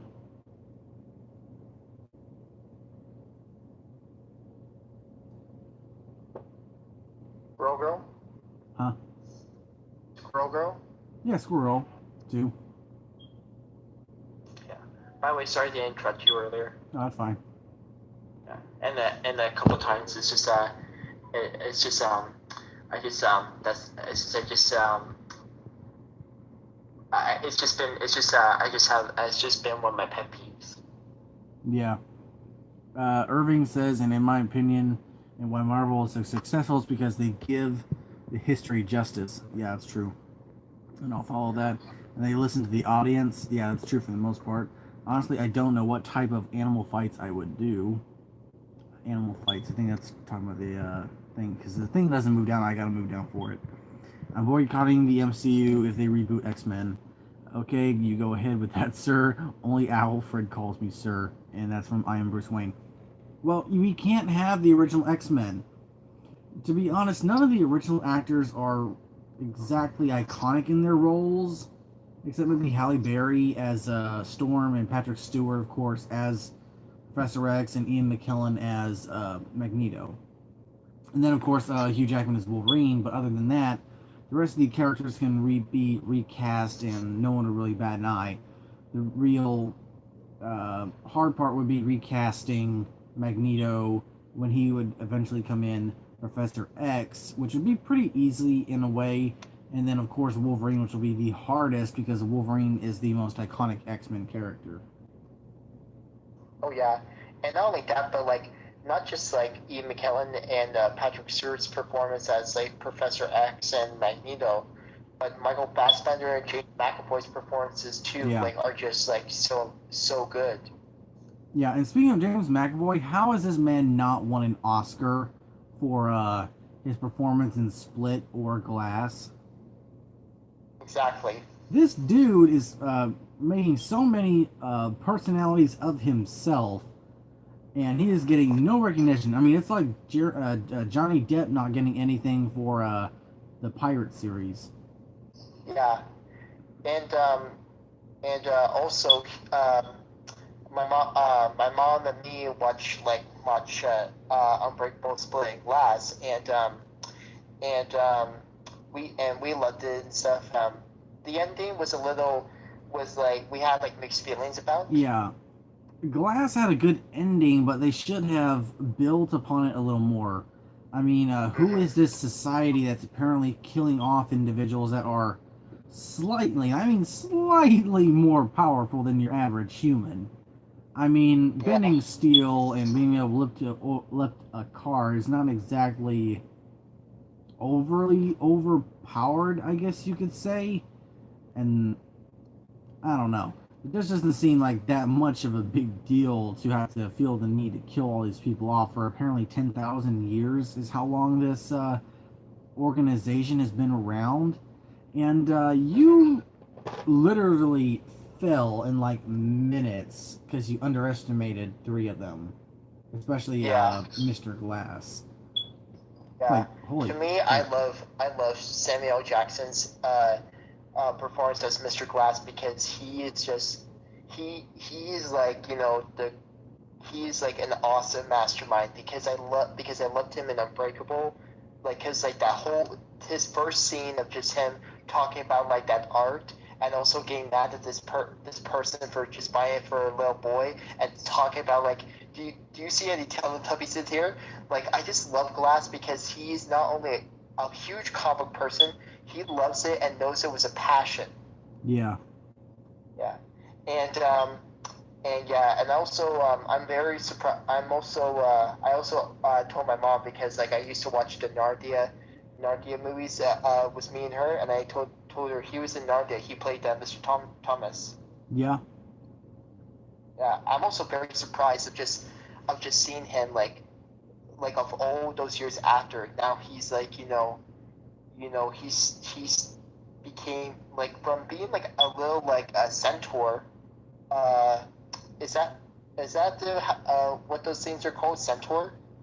A centaur or a minotaur is a creature that's more half bull, half uh, human. A centaur, I believe, is the body of a man on the body of a horse. Yeah, it's so amazing of him being like a half man, half centaur. And, Sorry, like that's a with just thing. sorry. Sorry if you heard the roar. That's my notification. Oh, and now he plays like a character named Kevin Rentelcrum, aka the Beast. Yeah. 20 personalities. Yeah. Also, my mom she doesn't watch horror movies, but like when she watched Split, she was like, "Is this a horror movie?" I'm like, "Well, it's a little scary, but like there's not, but but it's more of a thriller than a horror movie, but it still does have like laughs and stuff. It does give you some breaks to be like, okay, that's good." Also, sorry about the music in the background. That's just my sister playing the music. That's fine. I'm surprised that they killed off all three of them in the end. Yeah, I was like, really? And also, what was even dumb is they killed like the Kevin Dunn, like Bruce Willis's character, in a puddle. Like, first of all, is his weakness is water?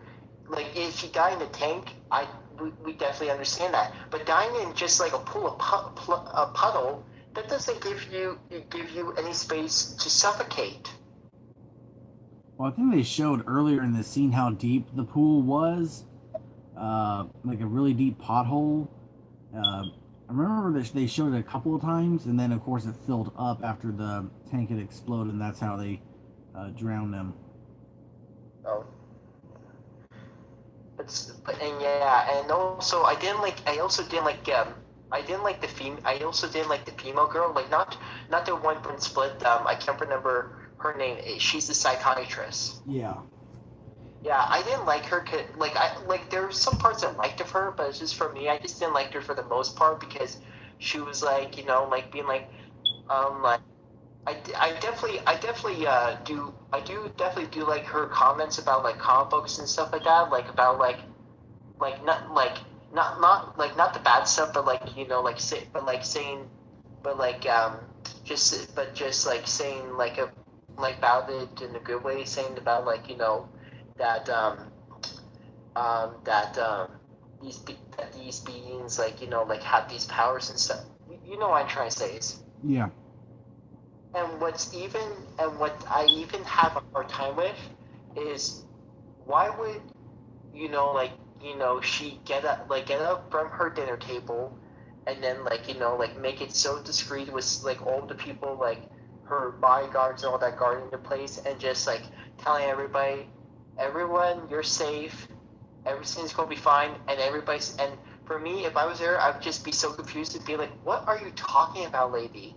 Like and why are you having all these guards? Like, are you trying to like keep us hostage or something like that? Like, it's just like I definitely know, and you can definitely know that none of these people don't know what she's talking about because they don't know these people, and and plus like she's part of this secret organization that's been around for 10,000 years. Why are you saying to a bunch of these people? I think they were part of the organization, was why. Although, I guess they have group dinners. Yeah, well, but still, like, if you guys are having group dinners, like, why, why are you acting like, hey, I definitely do understand, but still, like, not every, like, organizations do not do that. They don't have like all like everybody that working being like like acting like normal people sitting around like and eating dinner and then like looking at their boss and stuff. Like that's not how organizations work. Yeah. No, but I do love the movie overall, like, cause like I love the action between the beasts and just him just taking out the police officers and stuff. I do wish that I also do like the twist where he wanted the beast to go to the building, but actually his plan was all along is just to film everything. Yeah. Bruce Wayne says, have Old Man Logan and have X-23 take Wolverine's place in X-Men. Now, I don't have a problem with X-23 becoming more of the main main Wolverine in the series. I would like Wolverine to maybe take more of a place in the Dark Avengers and X-Force, but we do need to have the Hulk versus Wolverine fight. No ifs, ands, or buts about it. We need Hulk versus Wolverine. And I think that'll happen because there was this video that just came out that says Hulk's future after Endgame, and I think that'll be a possibility because like we do need more Hulk. Yeah. Sorry, Bruce Wayne. by the way. Oh, it's fine. Should I say Bruce lame? Am I right, boys? Hey, kid, don't call me lame. I went and see Batman 1960 when I was a kid. You're going to teach you to respect others. Oh, wait, you don't have any? Oh, crap. Oh, well, my dad's 101, so joke's on you. 101. What does it say? 101 disappointed? The dad joke. The parent joke was actually funny. Overused, but funny.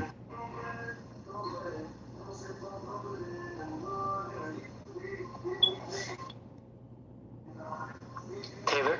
Yeah. You there? Yeah, I'm there. Alright. I think we'll go on for about another 10 minutes, and I think I'm going to hang it up and go to bed. Alright. Also, I just want to tell everybody that, for 2 hours now it'll be Sunday, but today is May the 4th, and sadly, a couple of days ago, we lost a great legend. We lost our beloved Chewie, Peter Mayhew, and I got a chance to meet him at Niagara Falls Comic-Con back in 2017, and he was such a good man, and I even told him how big of a fan I was, and told him that he deserved a medal at the end of A New Hope, and I also have a picture of me talking to him, and another one of just like me, like just having like an emotional face and stuff, and it was very special to me, like, you know, our first Chewie, and even though there's another guy playing him, there will never be another Chewie like Peter Mayhew. Yeah.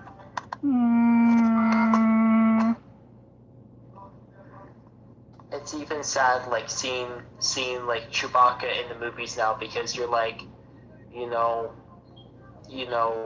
he's now with like Princess Leia and kind of same with R2D2, the actor. Sorry. Kind of the same with the R2D2 actor.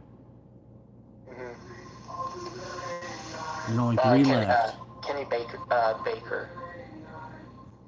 Yeah, there's only 3 left now. 4 if you count Palpatine. Yeah. Or 5 if you count James Earl Jones. By the way, are you excited for the new Lion King or Aladdin? You know, I'm probably gonna check out like the Lion King more. I like the Aladdin. I do think it'll be okay, but without like Robin Williams playing like the genie, I don't think like it'll hold up.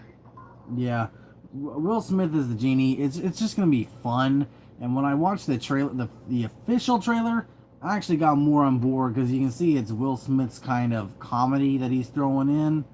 And I think it'll do pretty good for the movie that they're making.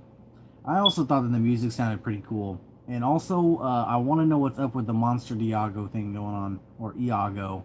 For so many years, I thought it was Diago, and I just recently found out it was Iago. But Lion King, and I remember they said they got a new way for the CGI or something like that, but it definitely shows compared to, say, the Jungle Book to Lion King. Lion King just looks amazing. Oh yeah. And the voice talent.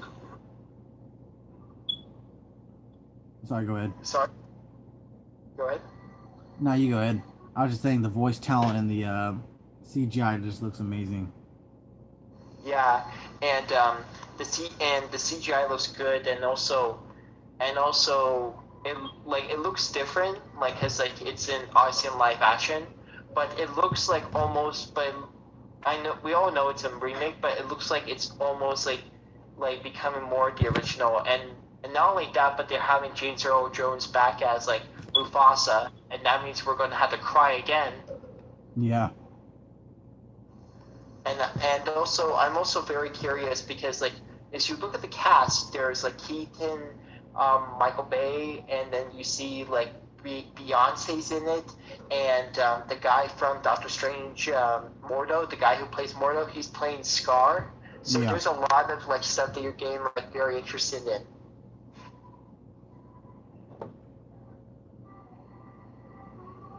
I want to know who Keegan Michael Key is gonna play. But also I forget his name, Billy Eichner, I think, or something like that. The T'Chaka from Black Panther, and Um, the chief from The um, Legend of I can't Tarzan. remember his name. He'll be playing as Rafiki, which I think is the perfect casting because he has a certain little bit of charm and comedy that he adds. So I remember Oh, some of his scenes in The Legend of Tarzan. He was really funny. oh yeah. I also really do. I'm also also excited to see who Beyonce would play. Who's going to play in the movie? I think she's supposed to be Nala. Oh, really? Yeah, from what I remember. Hmm. John Oliver as Zazu, Seth Rogen as Pumbaa, Michael B. Jordan as the adult Simba, James Did Earl you say Jones as Michael B. Jordan? Mufasa. Yeah, Michael B. Jordan. Oh, really? Yeah. Or no, I think no, it's Donald Glover. Donald Glover is Oh, Simba, the adult Simba. ah,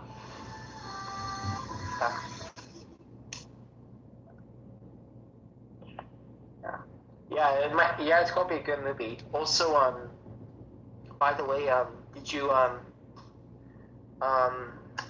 also see there was another scene. Oh yeah. Did you see the another trailer for Mortal Kombat 11? Like of like that they're gonna like have like their future selves fight their past selves.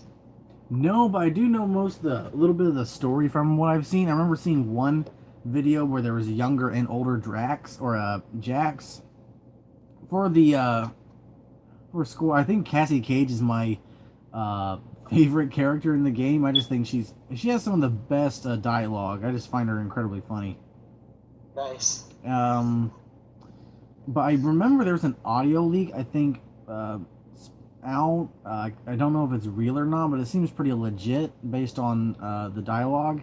But it seems that one of the DLC characters that we're going to be getting will be the T-800 Terminator, which I've been wanting for so long to be a DLC character. Nice. I should be able to check here. You still on? Yeah, it's still on. Alright, I had a list right here. Okay, here was my list of like 8 characters for a DLC if they did it. One was John Wick, because he gets fairly bloody and he's a good fighter, so I thought John Wick would be awesome. Now this is just a wish list. The second one is Michonne, since Negan is with Tekken. But realistically, Michonne is probably the best bet since she has a melee weapon being the katana, but she can also fire guns, and so that would work way better than say Rick or Daryl in the situation. That also has another female character. T-800 or any other Terminator. Spawn, which I know a lot of people really wanted for Injustice 2, but Spawn would probably work better in Mortal Kombat. Then we have Pennywise, although he's not much of a fighter per se. I think they'd want to capitalize on the idea of it. The next one is the Candyman, which they've had a bunch of slashers, and this one Of course, Candyman is not one you think of quickly when you think of slashers, but I think he'd have a good enough skill set for the game. A different weapon. You have the whole bee thing, bees coming out of his mouth and whatnot, and that's also another black villain. I think it would be really cool. Then you had the Creeper from Jeepers Creepers. I think he's gory enough to do, and you can have some really cool fatalities, like say the body part thing and all that he does. Replacing body parts with Mortal Kombat characters. And then the last one was Donald Trump, just because I think it would be incredibly funny. I don't know if they could do that because, like, controversy and stuff. It would be controversial, and also because you'd have to have another voice actor in there for him, although it's not that difficult. There's a ton of impersonators out there. But yeah, I wish some people wouldn't be that get that personal about it, because I think it'd be incredibly funny. You just have Trump come out, beating the crap out of everyone. Is like you have some I want to say just make him be as big of a douchebag as possible, and I just think it'd be amazing to see him in his suit just taking out these Mortal Kombat characters. Yeah. Also, I also had another question. Since you mentioned Michonne from Walking Dead.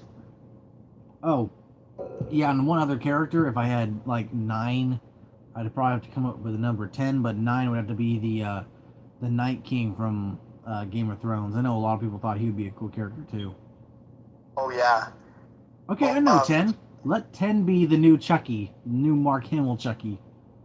Yeah. Also, oh, sorry, go ahead. Oh no, I was done. Yeah. Also, sorry to interrupt you after you were when you were talking about Michonne and stuff. No, that's fine. I was also going to ask, what about Ezekiel and Shiva? Oh, that's true. Ezekiel would probably be my next best guess, but I think Michonne deserves it a little more. Although you could probably even have both of them in there just as what is it, skin swaps? Although it's hard to say.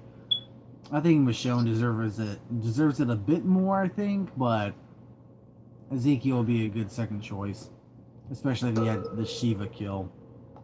Oh yeah. Or what's his name? What's his name? Jerry. Yeah. Deuces. By the way, oh, sorry, go ahead. No, I was just saying deuces. Yeah. Also, speaking of Jerry, I saw Shazam on Thursday, and I'm actually glad I saw it because that was actually the last day it was going to be. It was out in my. It was going to be in my theaters, and I'm glad I saw it. It was and Jerry and Cooper Andrews, who plays Jerry, he was in it, and yeah, it's a very funny movie. It's like a mix of Lost Boys, Big, and The Goonies together. Uh-huh. And Zachary Levi, he's just so hilarious. Like, as you watch this movie, you will actually laugh. And they even have some songs of Queen. They have so much. It's like these movies that I mentioned, like Big, Lost Boys, and Goonies, are like in a comic book movie. Yeah. Yeah. And there's also there was another one on Marvel that I was also going to say. This character is is actually recently new, but this character that they should also put in that is actually which is actually instant hit is Major X, and he I read I'm currently on read like all free issues, and I love it. Yeah. And what's interesting about Major X, he's actually the son of Cable. Oh, really? Yeah, and there's a lot of questions I have with Major X, because it looked like it was kind of like Days of Future Past a little bit, where where this being called the Essel is taking the Atlanteans and all the mutants and saving them and having the haven for them, and Major X is his bodyguard, and there's just so much, and like you need to give it a read. Like it's by the guy who created Deadpool Live Out, Yeah. and Deadpool is actually in it. And what's amazing is Deadpool is actually a villain in Major X. Huh. Yeah. I originally had an idea I pitched like years ago as for fun as a villain I have for the X-Men called Extinction, and essentially he's a mutant that can copy other powers, and he's obsessed. He was a Weapon X created by Weapon X, and essentially he has not just programmed into him, but just a personal vendetta because he was never controlled in the first place. They soon find out to become more powerful. And so they put in him the powers of the most prevalent mutants like Jean Grey, Wolverine, Colossus, Cyclops, and Nightcrawler. And then he just starts fighting the X-Men. And there's one scene where Wolverine or Logan has a nightmare about him, like a precursor vision of him coming to the X-Mansion and just obliterating all, like, because he can combine the powers too. Just obliterating all the X-Men before he's the last one standing, because he has he also has Magneto's powers, and he has a combination of vibranium and adamantium, or what is it? Antarctic vibranium and adamantium mixed into his skeleton, so he can shift the metal around his body to create it in different ways, and just slowly cuts down Wolverine to the last bit before Nice. moving on. When they see him in real life, he obliterates them, but he doesn't kill them off quickly, because there's one more big piece of DNA that he wants, and it's the idea that that Weapon X was going to make him in the first place, which is getting the DNA of the Hulk, and he eventually does that and becomes one of the or what would become Marvel's Extinction, and just goes on just a power spree, beating every Avenger and X-Man and every hero, and just becoming one of the most powerful threats. That was an idea years ago. Everyone said he was too OP. It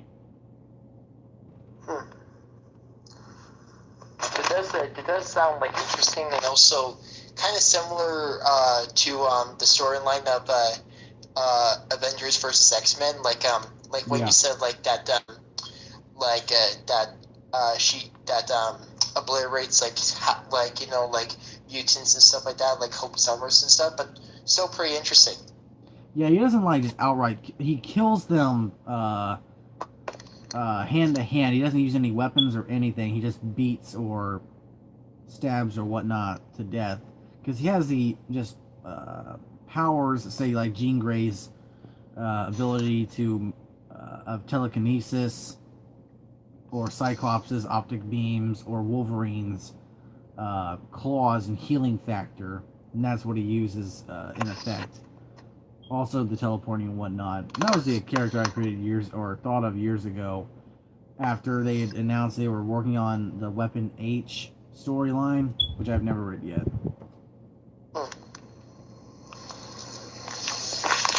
Also, but yeah, like yeah, that does sound interesting. Also, sorry that sorry if I was also sorry that I'm stuttering. Huh? I said sorry that I'm stuttering. Oh, don't worry. Also, but yeah. Anyway, sorry that I was not not saying like a lot of like Major X. It's just I just want you to give it a look, because like it's an introduction to a new character in the Marvel Comics universe. Yeah. I got this new snake here. He's a 3-foot gray rat snake, and this guy is just staring at me like the big one from Jurassic Park. Oh, nice. I've never had a snake just stare into my soul like this. Wow. I mean, he's beautiful, but he's like staring through my soul right now. I got him, a 2-foot female banded water snake, and 2 little ribbon snakes I gotta show off soon. I'm gonna go ahead and read some of these comments, get them out of the way. Anyone that wants to send any like comments to me or Taylor, Yeah. I'm only open eyes and open ears. Let's see. I want Hugh Jackman as Wolverine, but Harry Potter could do good. He's shorter, has the sideburns, and is Canadian. Daniel Radcliffe, he could maybe. I haven't really seen a lot of his stuff. I never really watched Harry Potter, or never at all. I did see him in Victor Frankenstein, which I thought was pretty good. Tremor 7 coming out later this year. Yeah, it is. Gotta see what it's about, though. I feel like Tremors has kind of run its course. They should have went with the Kevin Bacon series if they want to do anything further with Tremors. Or, because if they did the Tremors series, you could obviously bring back maybe Bill Ward or Michael Gross or Michael Gross. I can't remember which way you pronounce it, but bring them all Michael back for the Gross. series. I think that would have been better than doing another movie, because Hell to Pay was Tremors, A Cold Day in Hell was what it was called, and it wasn't incredibly great because there's one scene where this chick gets eaten, and I also am wondering how it's explained that these new, like the Africanized version of the graboids that's living in the Arctic or whatever. But this one chick gets pulled out a window and eaten, and like no one bats an eye through the whole movie. I'm like, okay, is anyone gonna react to this? But OMG, really? Excelsior, Tremors went downhill. I'll still watch it for the jokes. Yeah, Tremors 1 through 4, 1, 2, 3, and 4 were all pretty good movies. They're all still enjoyable. Bloodlines was okay for what they did. The whole Africanized version and all that was still a pretty enjoyable movie. The series back in the day, I never watched the full series. I only watched like 4 episodes, I think, and it was pretty good. But Hell or A Cold Day in Hell was just mad. It was just kind of played off of old storylines, and it just wasn't really new on anything. So it wasn't really interesting. And please tell me they'll have shriekers, probably. Nuggets, your profile looks like the drunken dude from Monsters House. Let's see. I don't see where Nuggets is. You say Michael Gross like something's nasty. I'm talking about the word gross. Well, it's either gross or gross. And, I mean, it's kind of like how you say a high grossing of money. And you don't know which way it's spelled. I still believe Hugh Jackman will return as Wolverine. That's seriously, as much as I'd like it to happen, man, it's never going to happen. For one, the guy is almost 50 or a little older. And he's not Tom Cruise. He just wants to retire. I mean, he played the character for 15 years. Be happy we got that. I mean, it's unfortunate that RDJ never beat him with that record, but you know, it is the way it is. And we'll get a new Wolverine that can do, like, maybe look for like an actor that's the right height. Although that's not really a thing for me, because I've always thought it was weird that Wolverine was shorter for some reason. But also he'll be as strong as he is in the comics. In the comics, he can lift like over 1,000 pounds, similar to Spider-Man in a way. But in the movies, he's about as strong as everyone else. Except he's got the, you can kind of tell he's stronger, because of course he's lifting the adamantium in his bones pretty easily. What were you guys' favorite scenes from Endgame? Honestly, Endgame, I feel like I had more favorite scenes with Infinity War, but when it comes to Endgame, I think the really, the final battle has to be my favorite scene. Maybe second favorite scene would have to be the whole Ant-Man, the whole aging thing with Ant-Man scene. That was pretty funny. But yeah, for me, I just enjoyed Endgame as a whole rather than just some few individual scenes like I did with Endgame. What about you, Tyler? For me, like I loved Endgame of like being like a culmination of like these characters, because like Robert Downey Jr., Chris Evans, like the original 6 Avengers, and I also love, my favorite scenes are are when you see the world in 5 years after they killed Thanos, and just seeing that shock of like, hey, like Thanos like destroyed the stones, and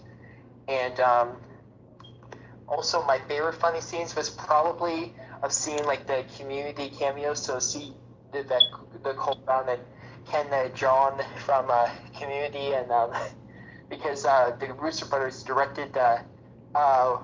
directors were actually part of Community, and seeing that the creator of Thanos, Jen Starlin, in the meeting that the Cap has was like Joe Russo, the director. Huh. That turns out he was the openly gay character in the MCU.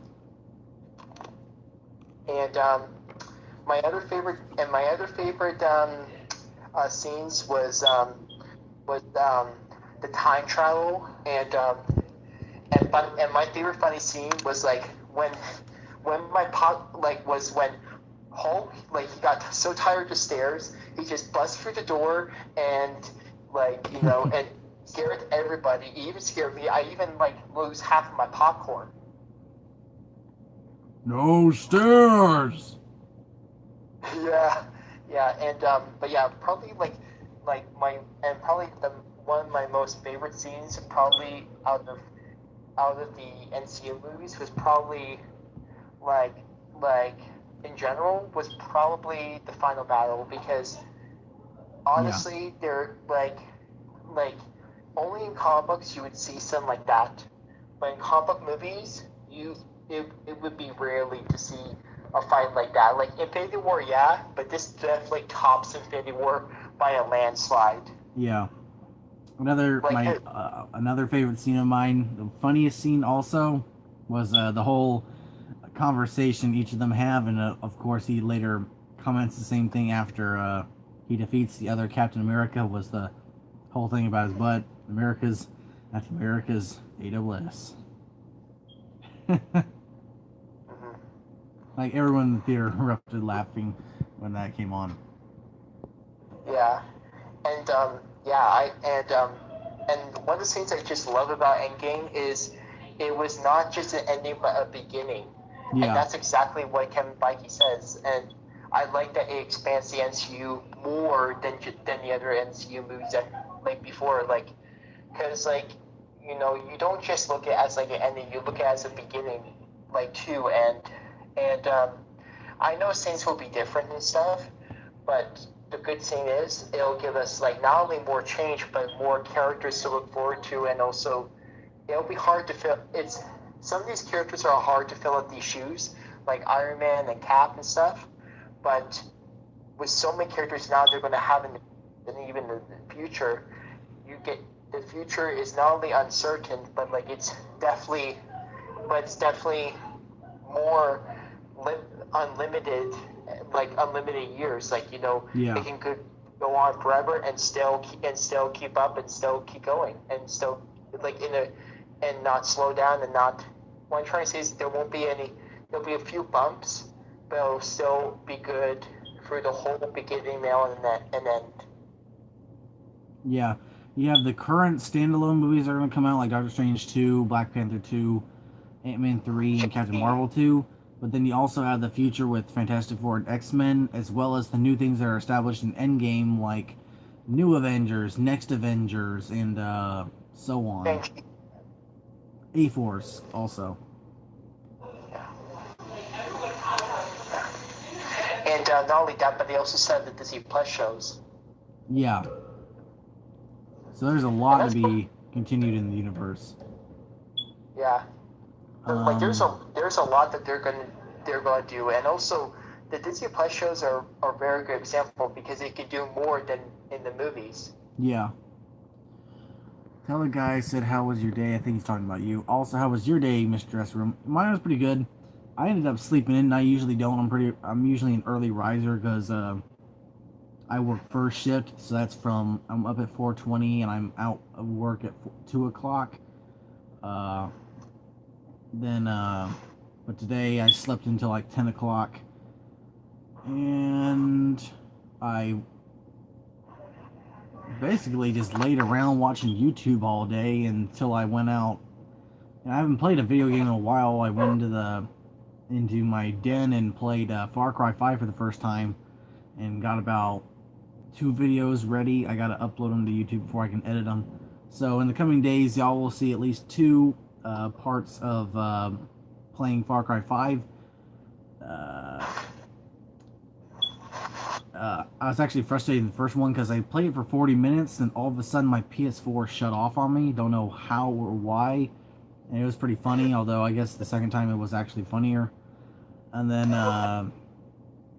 got done with that and basically went straight to doing the live stream. That's basically how my day went. My day, I went well.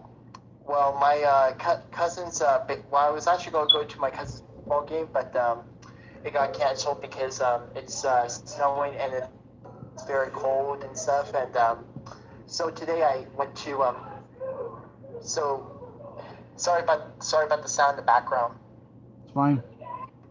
But I went to my mom's friend's house because like her son is birthday's today and he's turning 7 and I gave him his present. I was there for like an hour or two or half a two, and I gave him his present and we got him like Teen Titans Go and stuff. Which I'm not a fan of the show. I'm more of a fan of the original Teen Titans. Yeah, I love Young Justice. I gotta see the new Outsiders season. I cannot wait for that because of Lobo and all that. Man, it's a lot more mature now. I mean, you have blood and all that too now. Yeah, and not only that, but like I'm also very excited for the animated Marvel TV shows on Hulu and stuff, and also my friend Hudson, he got so mad because there was this news report talking about like cartoons and all that, talking about why these parents like are mad because of these cartoons. But first of all, they should see the ratings and stuff like that, and being like because even Corey said like these aren't designed for adults and stuff like that. And they didn't see the rating. They think cartoons are all for kids and stuff. Same with comic movies. No. Yeah, I kind of feel bad at some points though, because I remember when Sam's Club used to have like movies and stuff, and they'd have the cartoons.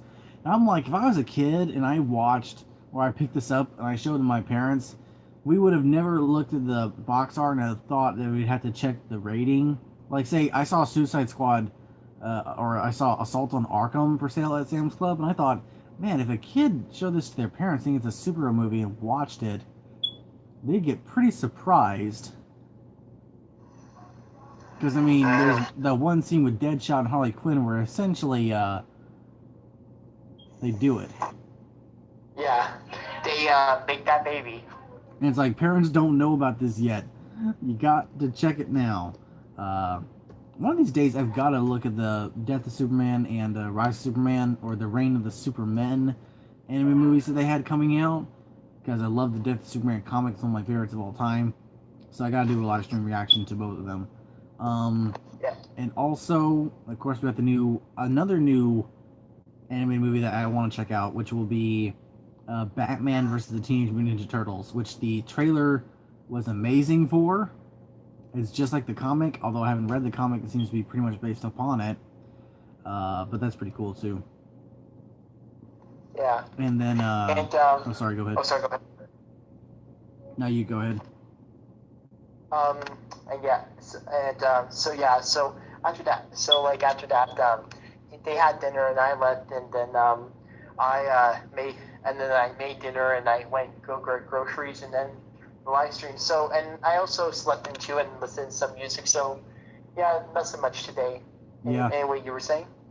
I'm also excited. I gotta check out the trailer though. I have not seen the trailer yet, but it's for the Swamp Thing series coming to DCU. But the only thing is, I thought I heard that they canceled it, but apparently because they released the teaser the same day they announced that they had canceled it, or it was on hiatus until the future of the DCU was complete or whatnot. But all of a sudden, it's like a week later, and we have a trailer I'm like, man, why are they still having this all out? Getting teasing us for something that's apparently on hiatus. So I guess it's back on again. And because Swamp Thing is my favorite DC super or character, or hero, because Killer Croc is my favorite character. And apparently the villain will be. I think I saw him in a short picture. The main villain will be Floronic Man. Also, is it due like since like they're having Swamp Thing come out?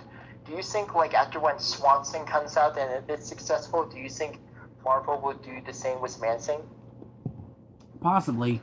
Because we had that tease in Thor Ragnarok that he had been on Sakaar or something like that, but and I guess there is a way you can explain it away that essentially where he lives and his wife also the AIM agent that's in Iron Man 3, the girl that Tony blows up, that's actually his wife in the comics. Oh, really? Or the agent that's assigned to be his wife. Of course, she gets a different fate in the comics, which is a little more horrific than what she got in Iron Man 3. But yeah, she's in Iron Man 3. So they very well could explain that Man-Thing already exists, because there is a comic I read. It's kind of a team-up story where Man-Thing meets Spider-Man, and it's explaining that story that the swamplands of, I think, the Everglades, where Man-Thing resides, is a very mystic place, and portals can open there and lead to other areas in space and in time.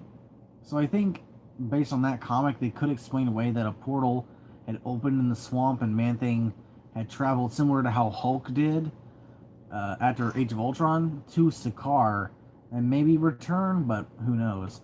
But yeah, I'd like to see, I think it's called the Howling Commandos, which is the team based on the original team with Nick Fury and Dum Dum Dugan. But the Howling Commandos are essentially Incantoon, Living Mummy, Frankenstein's Monster, Werewolf by Night, and of course Man-Thing. So maybe they'll do something like that along with Blade or Morbius or whatnot. Also, what were you saying about Man-Thing?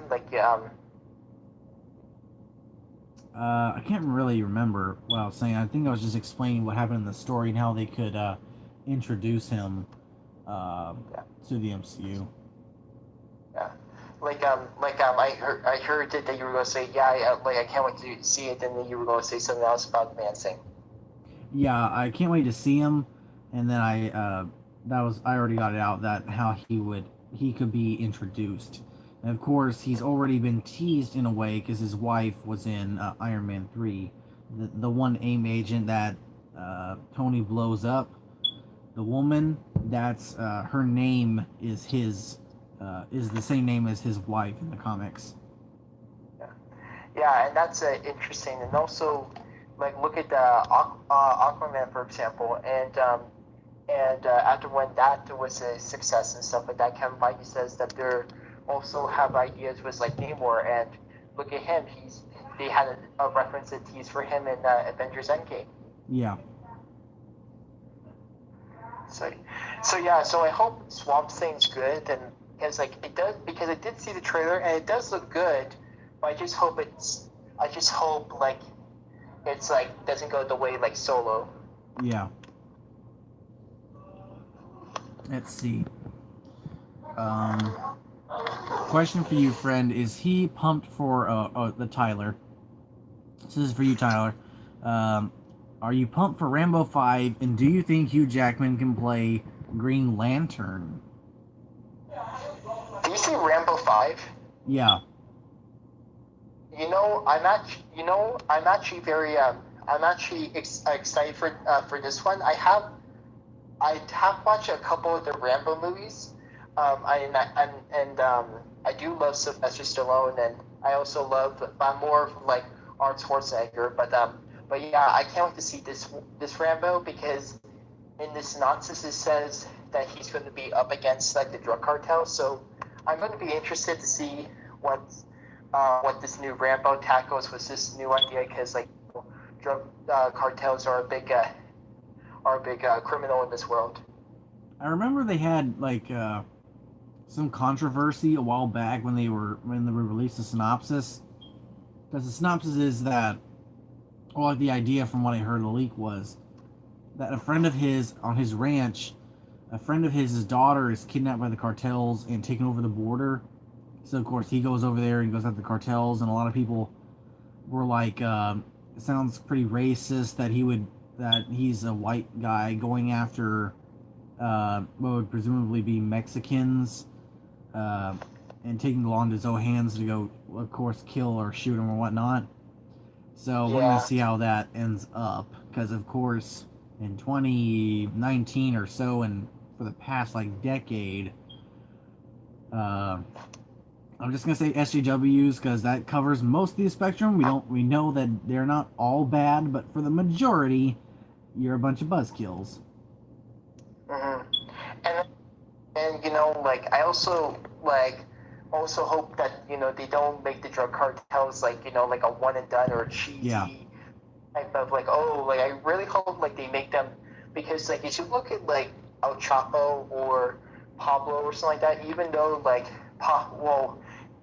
even though like Pablo like have killed like people and stuff, like he has like before he's not, he actually like actually care about like the children of his enemies, and also Yeah. and also build communities and stuff, and also El Chapo didn't kill like innocents and all that. He like built roads and gave more stuff to communities that the Mexican government like forgot about them. They made sure that they were kind of the Robin Hood of certain stories, but I think Escobar, he did kill children and women but they were always inadvertently killed. They weren't the main targets, and that was a thing done when he had tried to bomb a prosecutor. Avakian, I can't pronounce the name, but the Avakian airline that was coming going from Bogota to Cali. Yeah. Yeah. And then he also asked, or sorry, go ahead. Oh no, go ahead. Should Hugh Jackman play as Green Lantern? Um, you know, I like for me, I can see. Well, I would have like looked at Iris Elba to play him, but since he's playing like Deadshot, Yeah. it's probably not a possibility. But for me, Hugh Jackman, I definitely see him more as like like Bane, like or Darkseid. Yeah.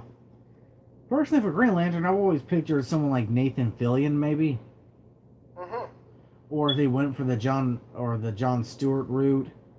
Of course, Idris Elba is always one of my favorite picks. Maybe Michael B. Jordan, since he's done with Eric Killmonger. Yeah. The Warner Bros. Did say they would love to have like Michael B. Jordan to play as Superman. Yeah, I wouldn't mind that if they did the Earth 52 Superman. Yeah. And they did like the whole multiverse idea, but I still wish we could get Henry Cavill back as Superman for the newer whatever movies they're working on, because it just really sucks that DC tried to go in so quickly to be Marvel that they ended up messing up so many good stories, like the death of Superman, the rise of Superman, the Gotham Knight or the Dark Knight Rises, and so forth. Like, they're all enjoyable movies to me, but the stories were very just lackluster. Batman v Superman is my least favorite. I just think that they tried really way too hard for that movie. They should have, what they had done was go somewhat of the right Marvel route and do Man of Steel, do Man of Steel 2, do Wonder Woman, Batman, Flash, whatever, and have the culmination be Justice League, of course, but do it better than what they did with Steppenwolf. Have Steppenwolf be the main villain, but do it a little better. Yeah, and you can, and not only that, but like yeah, like I know like they try to be more quickly, but like is they want to like have that cinematic universe idea, like go more with that. They should like take a deep breath, calmer, like and just like calm down and just take it slow. Yeah. And just plan it out, because you look at Kent Feige, he didn't like instantly go. They planned out and they had a plan and stuff. Yeah. Let's see. Now we got. What are your hopes for Jurassic World 3? Personally, I'd like to have a good conclusion with the dinosaurs and human relationship. I'd also, one scene I can't get out of my head is that I want to see a dinosaur cage fight with some of the animals that were bought off of the auction, like an Allosaurus versus what's that? Like Allosaurus versus Carnotaurus or Baryonyx, something like that. Like a cage battle that's shown as like one of the things that is happening now. That's just me. For me, like for Jurassic World 3, I don't want it to be the ending. Like for me, like this idea of like the dinosaurs being off the island is something that I wanted to see for a long time. Like as a long time Jurassic Park fan, because there are so many dinosaurs, and not only that, like since it will be open source, and dinosaur DNA and like in the DNA is going to be more easier and creating more dinosaurs. I want to see how kind of not only like life after people and stuff, and those but like sort of like I don't know if the show Taylor, but there's a show called The Invaders, and it's about invasive species taking over places in the world. Yeah, definitely. Yeah, so I would like to see kind of like that, to see like how like dinosaurs, and also not only that, but like invading our like streets and stuff. So like human civilization, like being around like in cities and stuff, and like it's just like there's just a lot of ideas you can do, and also not only that, but like sort of like dino trap. Well, not that being pun, but like dino trafficking. So like traffic like the dinosaurs and stuff, like not hurting them, and also becoming kind of like kind of like the drug type of thing, but like take the drugs down and put the dinosaurs in, and you got yourself like like actually a very good like idea that seems cheesy, but once you think about it, it can actually be have like like a Dino Narcos TV show, narco style. You know what I mean? Yeah. Yeah, but like I said, nothing like not cheesy and stuff. Just like making sure that you treat with respect with that idea, and not go too far with it. Yeah. Because like for me, there what I was also about to say when we were talking about Rambo 5 and the drug cartels and stuff. Yeah. Pablo Escobar, he had his own zoo. Yeah. And what's interesting about it is after when he was like being chased and he was being hunted down by the Colombian government, the DEA, and all that, he actually asked his personal photographer for the photos of all the animals at the zoo, and he had those until the day that he died. So, so I would like to see that kind of like idea in like in Jurassic Park, of being like, hey, because as you look at the villains in Jurassic Park, they're all like some of them are cheesy and stuff. Like Mills, I like Mills, but I just don't like him when he's like a corporate guy. At the beginning, I like the intro of him, that he's like telling you like about the past, and just giving you a perfect knowledge, intro for Jurassic Park fans. Yeah. And I would like to see like villains like that are not like cheesy and not one and done and not underdeveloped. You know what I mean? Yeah. Yeah. And let's see. Also, do you have Jurassic World Evolution? I don't. Oh, you do? Yeah, I do. I want it really bad. I just haven't been playing video games much lately, and I'm trying to save money. So I'm probably gonna either get it maybe in a few months, or I might just wait till Black Friday and get it, because I really want to play the. And by that time, the game will probably have so many updates. I'll probably be able to enjoy it at its full potential. But I remember that they just had the Carnivore Pack come out with the Herrerasaurus, the Proceratosaurus, and the Acrocanthosaurus, which all look amazing. So I can't wait for Oh that. yeah, I released my Heratosaurus. I haven't released my Proceratosaurus or Acrocanthosaurus because I'm just waiting till like it gets a little bit more DNA, like around 80% or something. Yeah. Yeah. But yeah, I love Jurassic World Evolution, and I can't wait. And I haven't had the time for it too because I've been working a lot. But I am gonna play when I'm not working, like on Monday or Tuesday. Yeah. I think for now on, I'm gonna try and do a little bit of Far Cry and maybe try and get Arkham Knight in a little bit, because I haven't played Arkham Knight in a while. But try and do those two. Um, hey Jurassic Room friend, I'm a cool parent. I took my 7-year-old daughter to see Friday the 13th Part 5, The New Beginning, of course. I never told her mother because I don't have a death wish. Just make sure it doesn't scar. Props. Hold up, does Batman have a wife? Oh, because it's Batman. I thought he was being legitimate. Technically, Batman has been married to Selena Kyle in different. Black Cat, I mean Yeah, Catwoman. Catwoman. So yeah, in some universes, including the Injustice universe, although they divorced, and he's. I don't think he's ever been married to Talia al Ghul, but they've had a relationship, of course, and that led to the creation of Damian Wayne. So, in a way, yeah.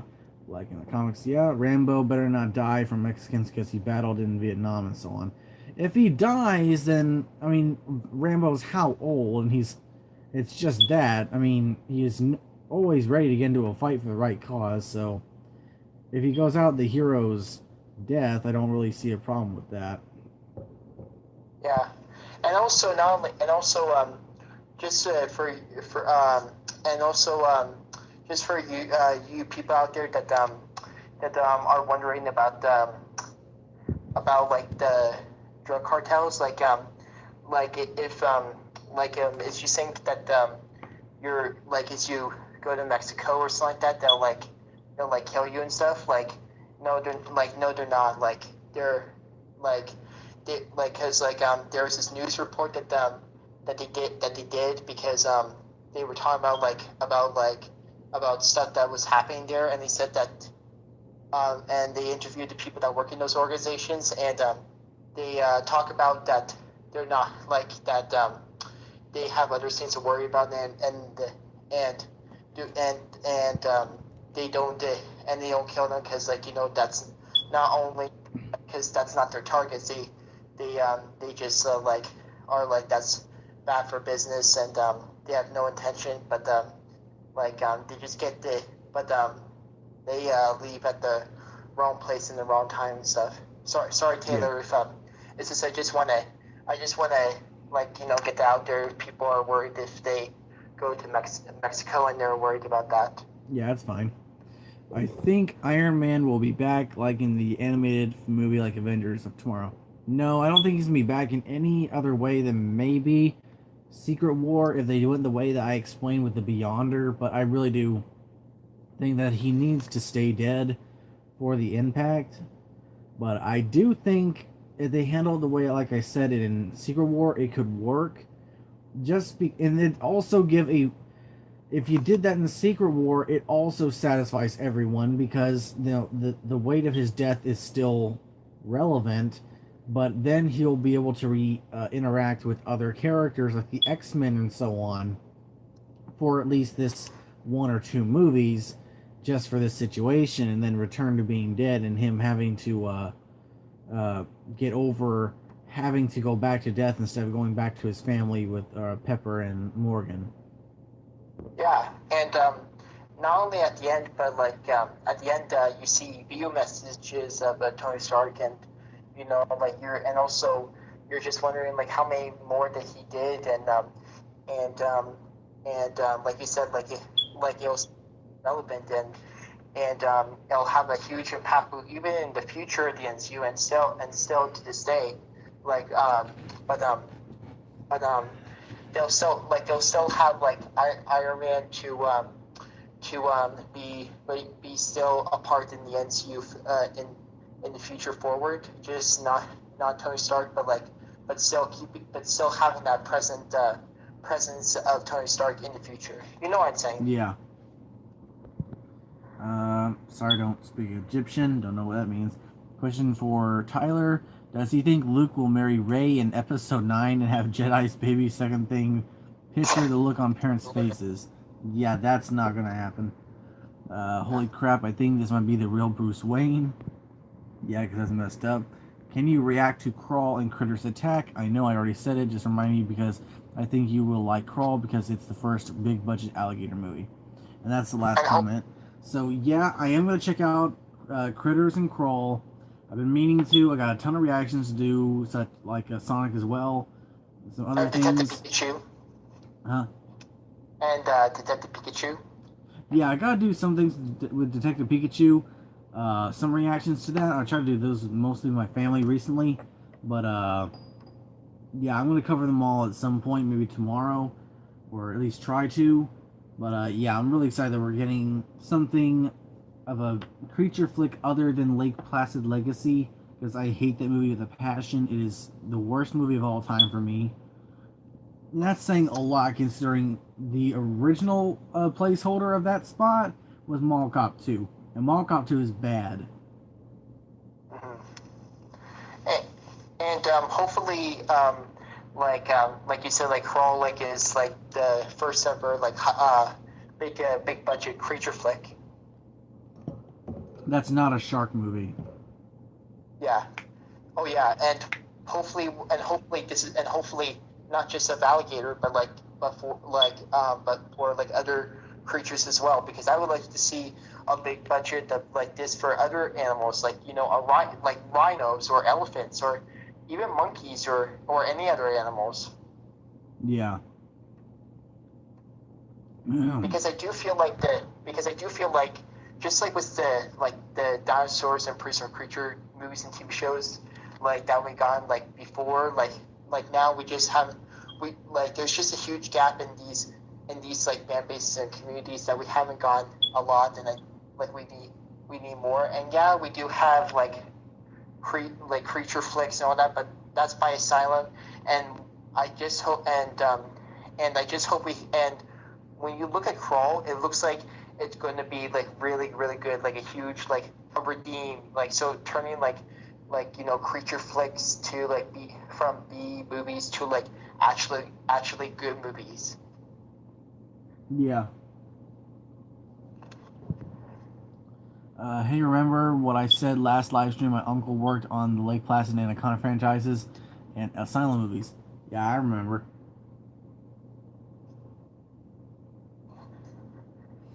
Alright, guys, I think we're going to make another about 4 minutes. It's 4 hours, 44 minutes. So I think we're going to make another 4 minutes and then probably just log off, and I'm going to hit the hay. By the way, are your family real big fans of dinosaurs or Jurassic Park franchise? And bye. Remember, I'm Val Kilmer, Batman, my favorite Batman.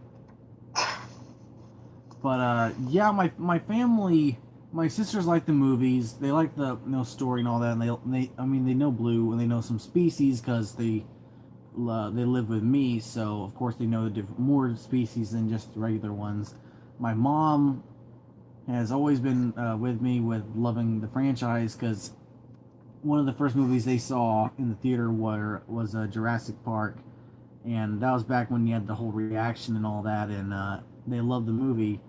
And then when I started getting into dinosaurs and all that, my mom always made sure to get me into a lot of cool boy stuff, like in speaking of Tarzan, Disney's Tarzan, which came out the same year I was born, '99. On July 1st, Tarzan turns 20 years old. I got to do an overdue review for that. But I think when Disney's Dinosaur came out, I think that was 2000. That became one of my big dinosaur things when I was a kid. The Carnotaur and all that, which is why my mom actually knows the name Carnotaurus, which people are surprised by, or one person was when the Fallen Kingdom reaction came out, and they were like, she knows what a Carnotaurus is. Yeah, it's because I love dinosaurs, and Carnotaurus has always been one of my favorites. And of course, she loves the different dinosaurs, the Brachiosaurus and all that. So yeah, we all love the movies. I'm more so a bigger fan than them, but they know more than the average fan, and they definitely love the movies. Yeah, and I bet she was emotional when the Brachiosaurus from Jurassic Park died in Fallen Kingdom. Yeah, she was really sad at that, and she gave me the death glare after that happened. She's like, something sad did happen. The only time she did cry watching Fallen Kingdom, and it was when Blue was on the operating table and she shed a tear, and my mom got upset by that she was in pain. Oh, oh, Like I said, I don't cry during movies. I didn't even cry during Endgame. So there you go. I'm just a sociopath. yeah. Well, I don't think you are. Only partly. Same kind of. It definitely has its ups and downs, but yeah.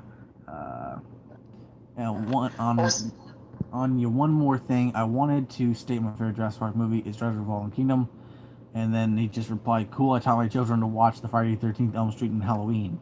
We've only ever seen the Halloween movies, and none of the other slashers, except I have seen Freddy vs. Jason, and that's about it.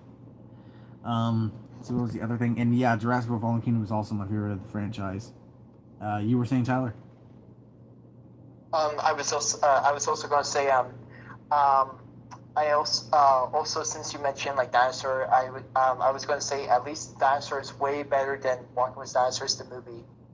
Yeah, the movie is good. It's actually really good, except the talking thing. They left the talking thing out because it works with Disney. Because it's Disney, it's not a documentary style.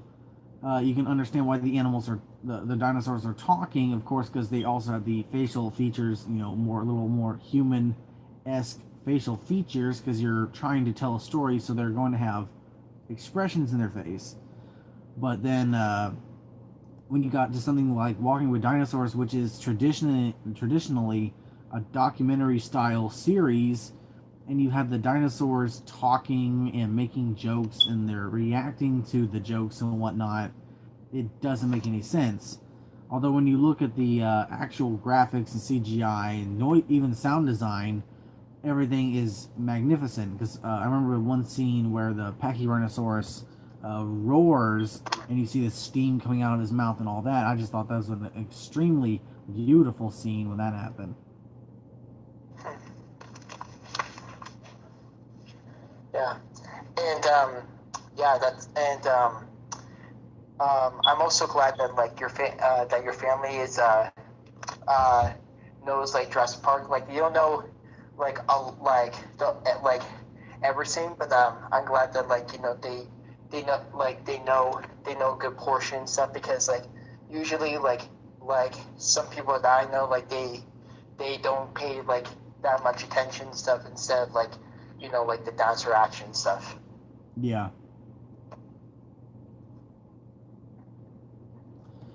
Figure I'd stay a couple minutes, says Bruce Wayne. Also, I'm on my own when it comes to dinosaurs and GB franchise. Well, you got us now. Does your friend think they should make a Green Arrow and May Garrick movie, or Jay Garrick? I think he means Jay Garrick, the Green Lantern, and Green Arrow. I think Arrow works pretty good as a series, although I would like to see the character come into the Justice League.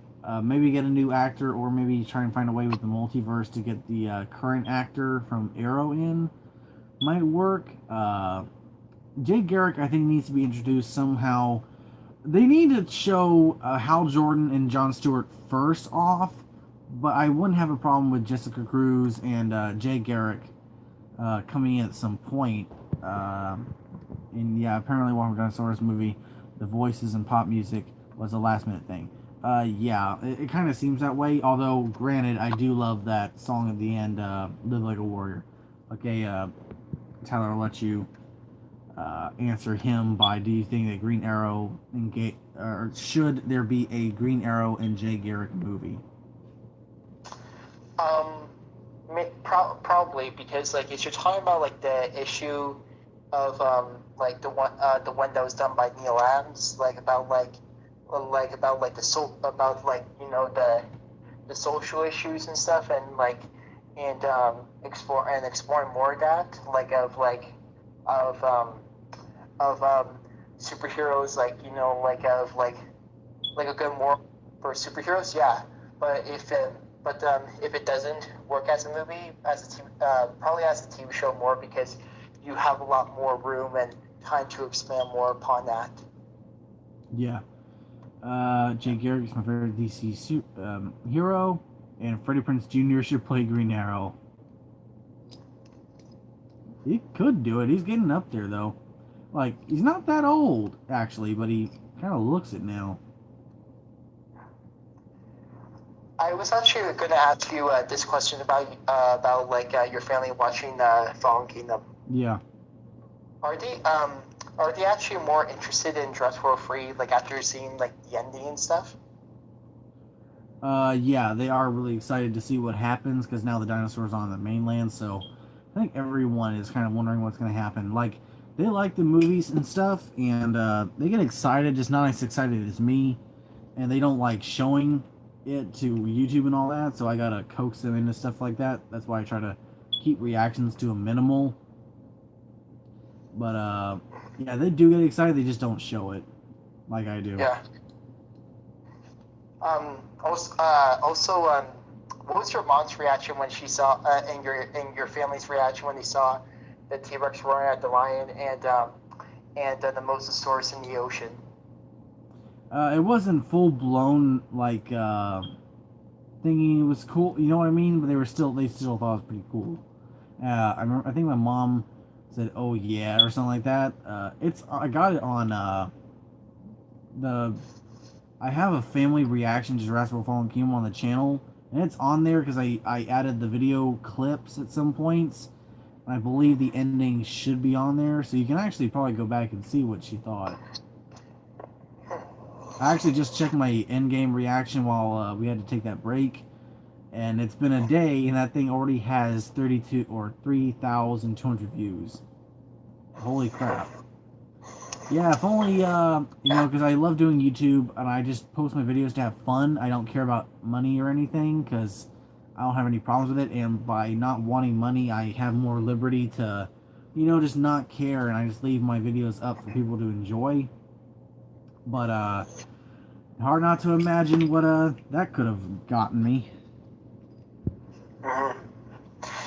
And and for me, like I haven't done like much YouTube like a lot of the YouTube videos lately, because like I just been working and stuff, and even though it's like like a long time, I just like since I uploaded anything, it's just I just been busy, and I just haven't had a lot of time and stuff. But not only that, but like I just don't have like the technology to do like on my YouTube, like editing and stuff like that, Yeah. because like I'm not at that stage yet. But I definitely do love like talking to you, like you guys, and of course with you, Taylor, Dress Room, and to like the YouTube community, and talking about like movies, TV shows, video games, like game with the geek community. Yeah. If you ever want to try some video editing, I use Power Director. It's pretty good, especially for beginners. If you have, I have a Samsung phone, and I was able to download it, but if you can get it, Power Director, that's what I use, and, I mean, it's not hard at all, really, to use once you get used to it, and, the videos I think I make are pretty decent, like the reactions and all that. I just, like, in December, because I had my job then, I was able to finally pay to get the watermark removed. But and it's also free if you want the watermark, but if you don't, I think it's only like $10 a month to do it, and it works pretty well. I mean, I got like a catalog of videos and pictures I use in the videos, and music also. to edit and whatnot, and then I use Pixlr to edit together any photos or anything I want. There's a full menagerie for what I use to learn how to edit stuff. Although one of these days I'm wanting to get my computer upgraded. We have a desktop computer from like 2005 that needs some serious updating. I mean, it can't even run Google right now, but if I can get it upgraded, updated, and working again, I'd like to use it for editing and get I think it's called a Hidagi or something like that. But it's the game capturing device, so I can finally get some gameplay other than PS4. I'd like to go back to the Xbox 360 and like play through like Man vs. Wild, some of the old Cabela's games and stuff like that no one has ever done before, and try and cover some stuff like that. I like to go back to some old school games and play them and post them while everyone else is doing like the same playthrough of Spider-Man PS4, God of War, or Red Dead Redemption 2. I can go back and upload some stuff that people will be like, hey, I saw that GameStop like years ago in a bargain bin, so I'll just check it out and do full playthroughs. And then I'd also like to, if anyone else gets into some online gaming, I want to find someone to play Bigfoot with if I can buy it and do it, just so I can scream like a little girl and catch it on video. Like, is there's any other video games that that I have it, but and you have too, maybe we'll do some gaming videos together. Yeah. Do you do online or console gaming? Probably online. Online? Alright, so if I ever do, I'm losing my voice. We ever do, if I ever get my computer done and all that, we'll have to buy Bigfoot off of Steam. I think it's like $10, so I'll have to do that and do a full playthrough and kill Bigfoot. Yeah. That's one of the big ones for me. I'll see about that. Alright. It'll probably be a while. I gotta go look at the computer and see how long or how much it'll cost me. This is gonna be a while because I got a lot happening this month. I wanted to go to my local drive-in to go see John Wick and Aladdin with my family. I'm still trying to figure out how I'm gonna do that. I probably will have to wait for June to do that. I also want to go and see Detective Pikachu in the theater.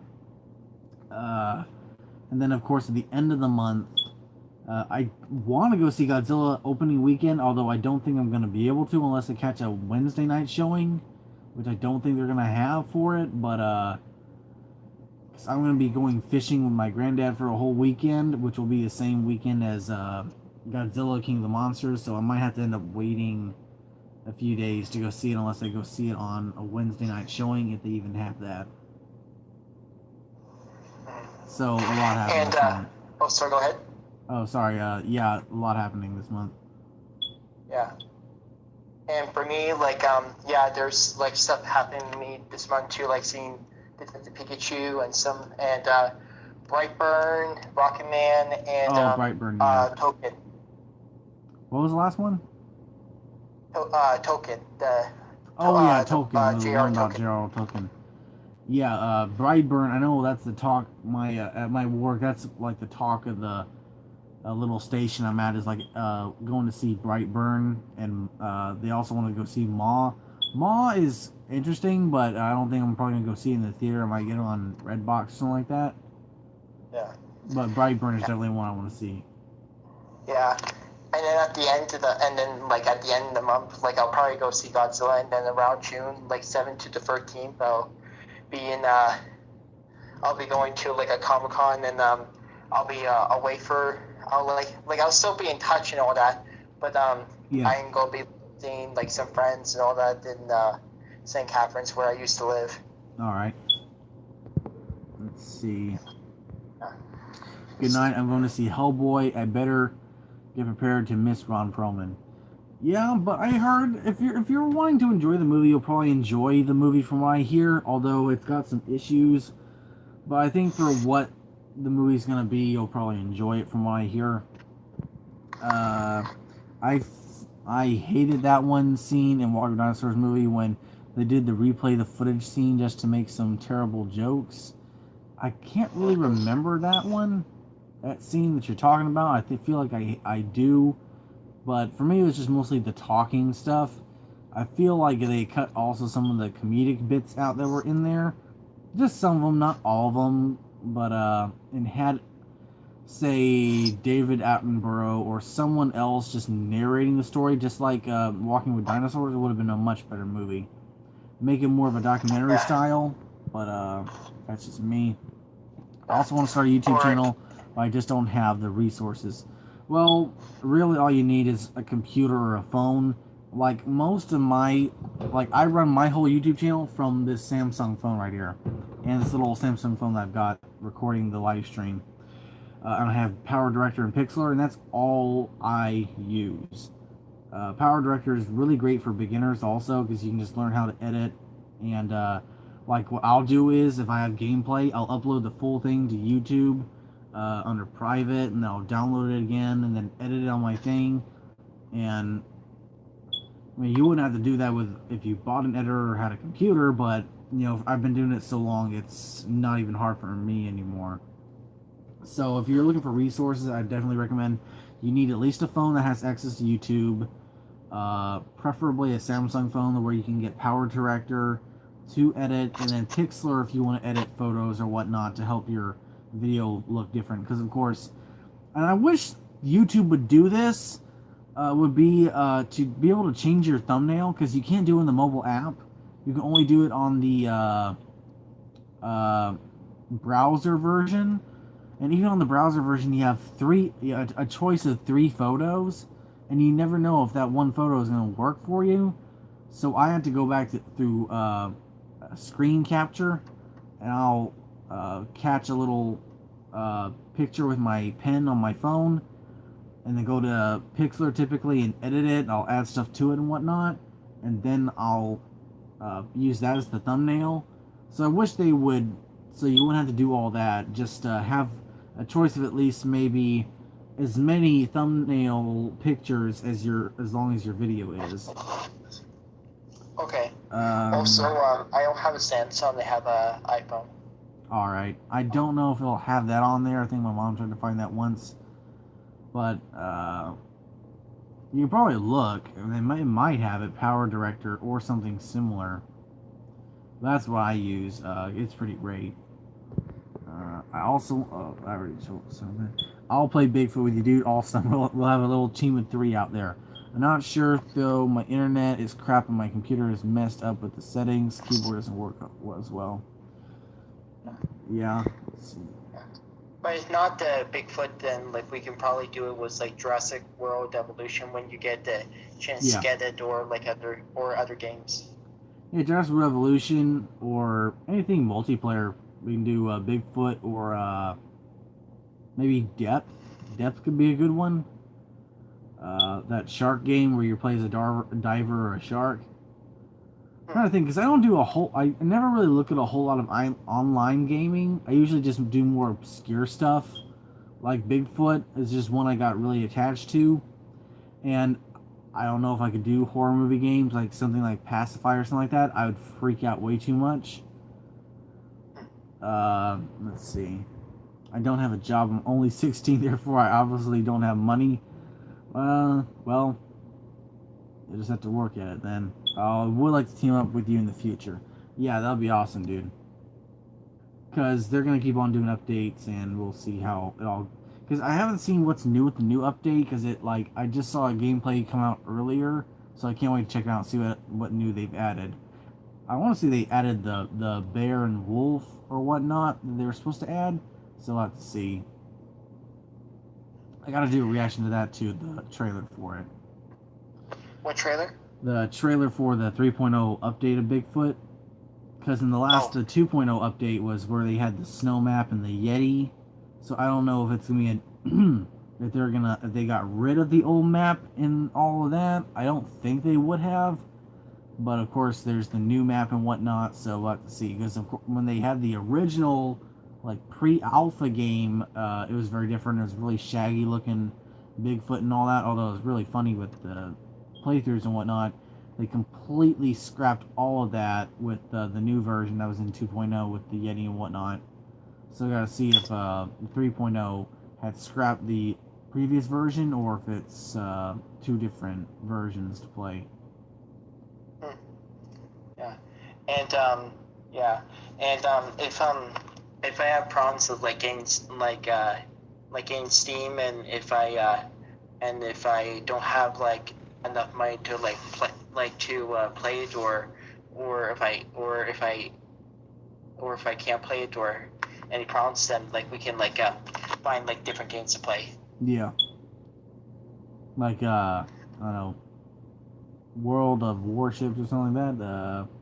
What is it? Battle Scriblio. We'll just play Scriblio or Cards Against Humanity and see where it goes. Yeah. Alright, let's see. I prefer for them to remodel Bigfoot himself. Yeah, the last model they had for the game wasn't that bad. I remember when the thing first came out and they had to do a lot of bug fixes and all that, but the Bigfoot was like insanely fast. I mean, he was like Quicksilver. He'd come in and slap you, and he'd attack more of y'all, more characters than just one. So he'd basically beat you all down, moving like faster than the Flash, and it was insanely scary. So I was watching the playthrough, and he just ran up all of a sudden. I got just as scared as the guy playing. It was pretty funny though. He just didn't seem to fit the environment. The Yeti version or the version before? Because I think the version before didn't fit at all. The Yeti did, though. I think the Yeti did pretty well. Hey Taylor. Yeah. Taylor. Yeah. I've also forgot to ask you again. Have your family seen Dinosaur? The movie with Aladar? Yeah. Oh yeah, that's a classic of ours. We all love it. Yeah, same here. I love it too. Just asking. Since you mentioned earlier that you have seen when you saw the Jurassic World Fallen Kingdom trailer, you guys were like Carnotaurus and stuff. Yeah. Like I screamed Carnotaurus, and then my mom screamed Carnotaurus at the same time. Yeah. Did you guys when you guys watch Dinosaur, which many people recognize Carnotaurus from? Yeah. I'd like to do. I think so. Next year, on the date that it comes, because it'll turn 20 next year. I think we'll all do like a live stream reaction or whatnot to it again, because I'm kind of doing that for a few different movies. I think also next year I'll have to do one for Dinosaur and one for King Kong from 2005, because of course it turns 15 years old next year. Nice. And I would love to be part of those two too. All right. Franz Rocket just said, hey man, I feel kind of bad because we're about to end it in a few minutes. I'm just exhausted now. I'm about ready for bed, but yeah, we had a pretty good time. Yeah. But anyway, I was also going to say, did your family got scared of the Carnotaurus from Dinosaur? Since they know it from? I can't really remember if there was ever a scene where we got scared because it's been so long. I only remember liking it so much as a kid. I never had any. I had a couple of the McDonald's toys. I actually still have them right here. I got the little lemur part, the Brachiosaur, Baleen, Ema, and Bruton. I don't have any of the other Aladars or anything like that or Carnotaurus toys. Although I'll have to do that now. But I do have a giant. This came from Disney World because some of my family worked there. And it's an actual in-theater, from the concessions area, poster. It's 5 feet long and a foot wide, and it's been one of my most treasured possessions. It's a giant theater banner. Wow. It's awesome. It's one of a kind. Taylor? Yeah. Oh, but yeah, that's awesome. Yeah, let's see. Are you there? Huh? Are you there? Yeah, you there? Yeah, I'm there. I just it sounded like you're in the background. Yeah, I moved back for a second. Man, just watched Endgame for the third time. I like it, but it feels weird, like some emptiness, even more than the end of Infinity War. Yeah, in a way, because I guess because we could see what was going to happen at the end of Infinity War.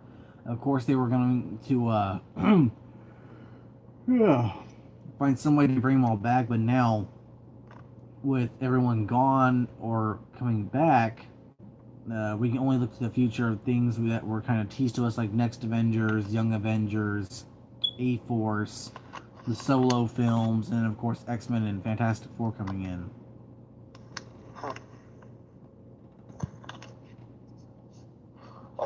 Also, sorry. Sorry about that. It's just that I just saw that, like, you put like your phone. Like, I saw that you like put your phone down, and I couldn't hear you clearly. But it turns out I actually turned down the volume. The volume, and sorry about that. Oh, that's fine. Yeah. But yeah. Um. Like there's this one question I had in my mind, like I was gonna say, I think, it was another question after I said, like, at least like Dinosaur is a better movie than Walking with Dinosaurs the movie, but um I think it was I think it was probably like the Carnotaur. So I think, that's been answered. Sorry about that. It's just there was just one thing that was on the back of my mind. No, that's fine. All right, guys. Also, go ahead. Sorry. I know, you go ahead. But yeah, like you were saying about Endgame, I can't wait for the future, and even though like it's uncertain, we all know that like the future is gonna like be way more bigger now than the end of Phase 1 and Phase 2.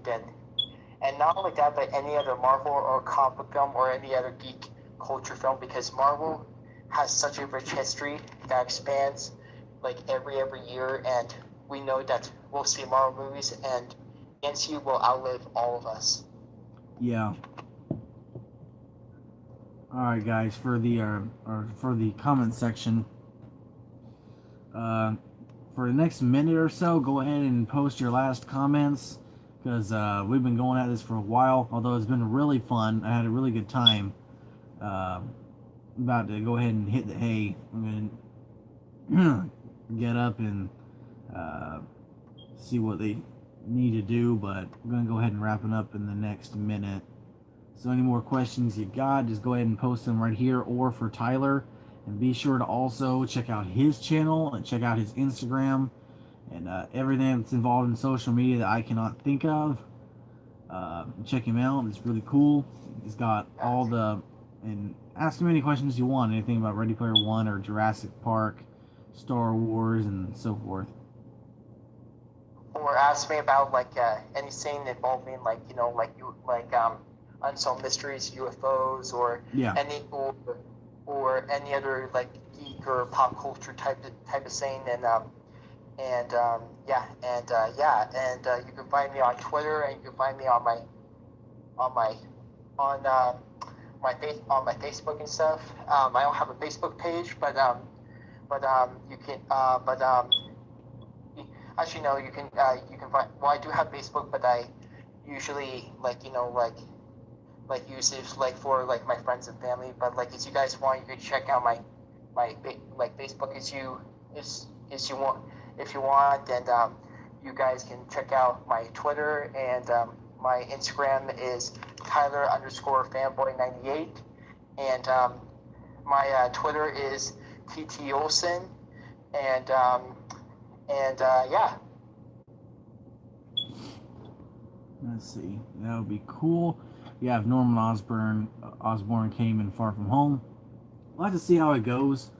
I have no more on what to say. Alright, let's see if Franz has anything. Franz, got anything to say? Because you're the only other person in the comment section. We'll wait for what he's got to say and then go ahead and end it, because I'm going to hit the hay with my snake that is staring through my soul right now. He has not quit staring at me this whole time. I think he wants a mouse.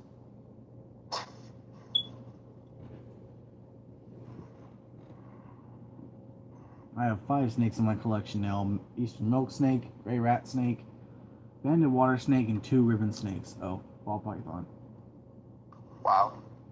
Yeah, a person was getting rid of them, but pretty cheap. But I just love them. So I'm getting more into snakes as I get older, but still got my lizards. Well, one lizard. But okay.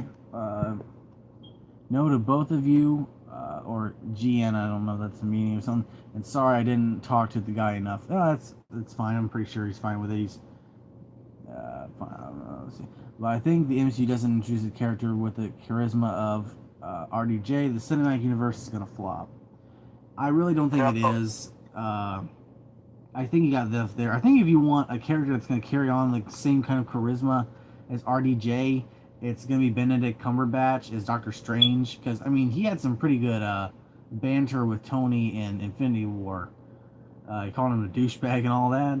And you've never really heard any other character talk like that other than Tony. So, I think if you're looking for somewhat of a Tony Stark for the future, it's going to be Doctor Strange, because in a way they're actually kind of the same character. They started out as selfish, entitled douchebags in a way, even though Tony kind of stayed that way, and Doctor Strange has kind of moved on from it a little bit. They're both kind of the same character in a way. So Doctor Strange might be the next Iron Man in a way. Yeah. Oh, that's his nickname from now on. RDJ? Ha ha ha. Oh, the guy. He means the guy. Tyler. Captain Marvel has the charisma of a rock, and Strange is good, but I still think that people can't relate with the character. We'll just have to see what time gives us. I mean, Strange has only had one movie. He had about 10-20 minutes of screen time in Infinity War, and Endgame only about Endgame was only about maybe 6 minutes worth of not just being on screen but just dialogue period. So he, other than his first movie, he hasn't really had much more than 30 minutes of screen time. So yeah, we'll just see. And Captain Marvel, I mean, based on the comics and everything, she's basically just how she is in the comics. I mean, if you've read Civil War 2 or her own series and whatnot, she's very much that same kind of attitude in a way. So, I mean, she's acting the character, so, or at least from what I've read of Captain Marvel, so there you go. Maybe a Reed Richards. I mean, his universe was all connected with Iron Man's story at the end. I don't know, we'll just have to see about that. Maybe, for me, I had thought that maybe Black Panther. Yeah, Black Panther has kind of a little charisma with him. And Shuri. Oh yeah, sure. I love Shuri. Then Ant-Man is that, well, Ant-Man's always been his own character with his comedy and all that. But if you're looking for the almost same kind or similar kind of charisma and acting or so forth with comedy, to Robert Downey Jr., it'd be Benedict Cumberbatch's Doctor Strange.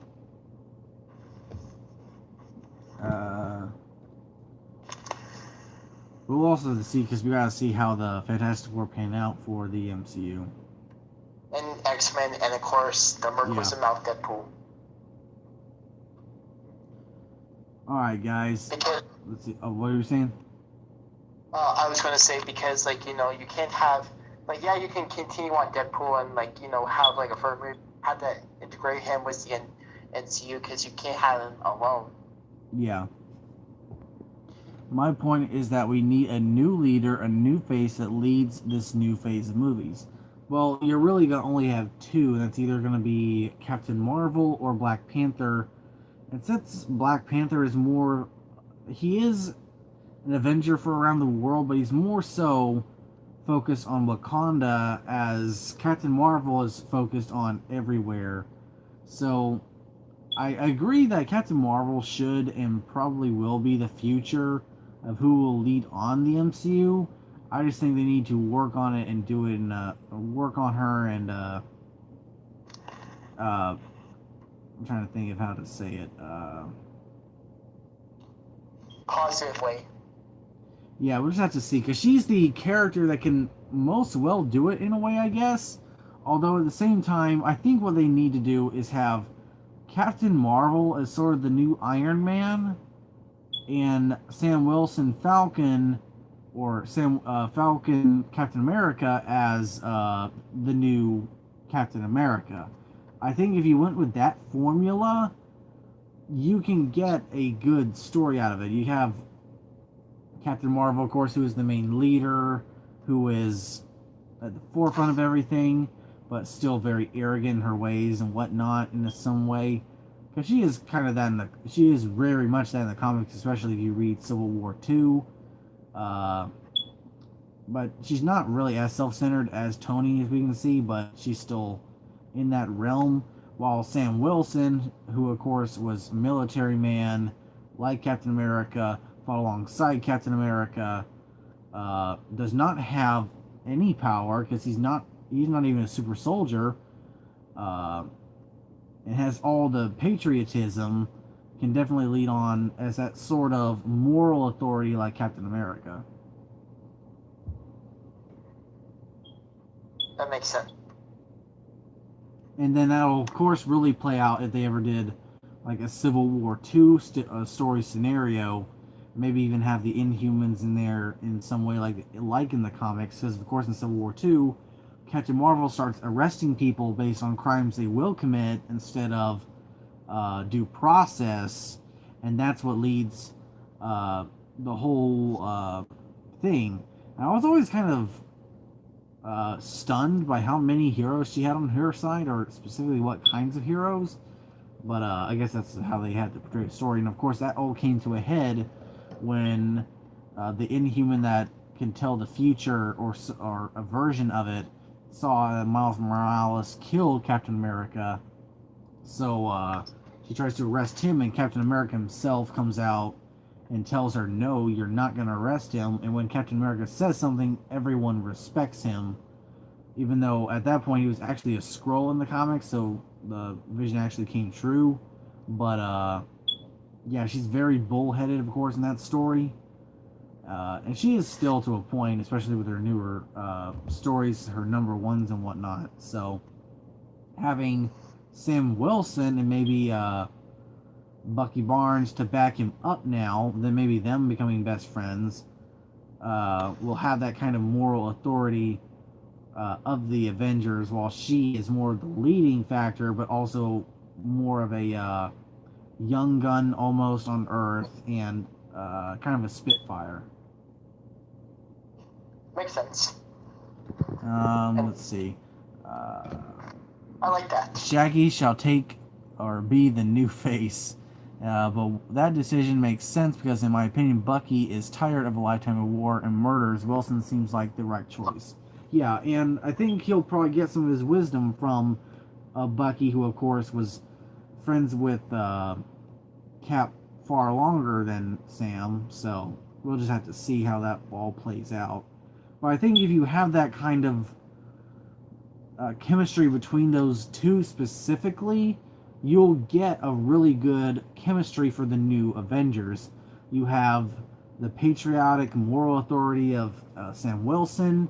You have the power, kind of Spitfire attitude, and almost trying to think how to say bullheaded character of Captain Marvel, because she is like that. And then you have, of course, the other characters, the Doctor Strange, who is, of course, very serious and is concerned about the situation at hand.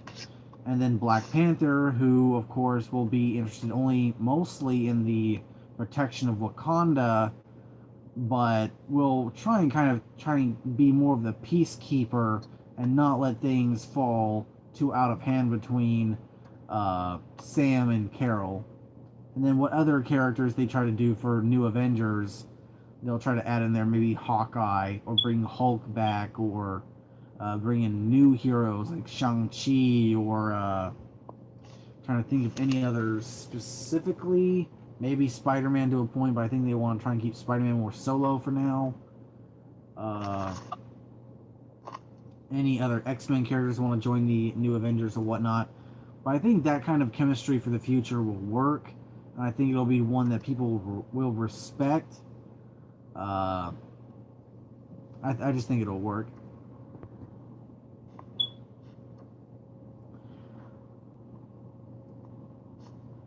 Alright guys, so let's see, maybe the future is a little far away. Maybe that future is a little far. Yeah, it's a little far away, and it's going to happen because we're going to get more of the standalone films to set up the characters, so that makes sense. But yeah, we don't want it all to come all so soon. We want to have these characters built up, and by that time, maybe we'll like these characters a lot more, especially Carol Danvers.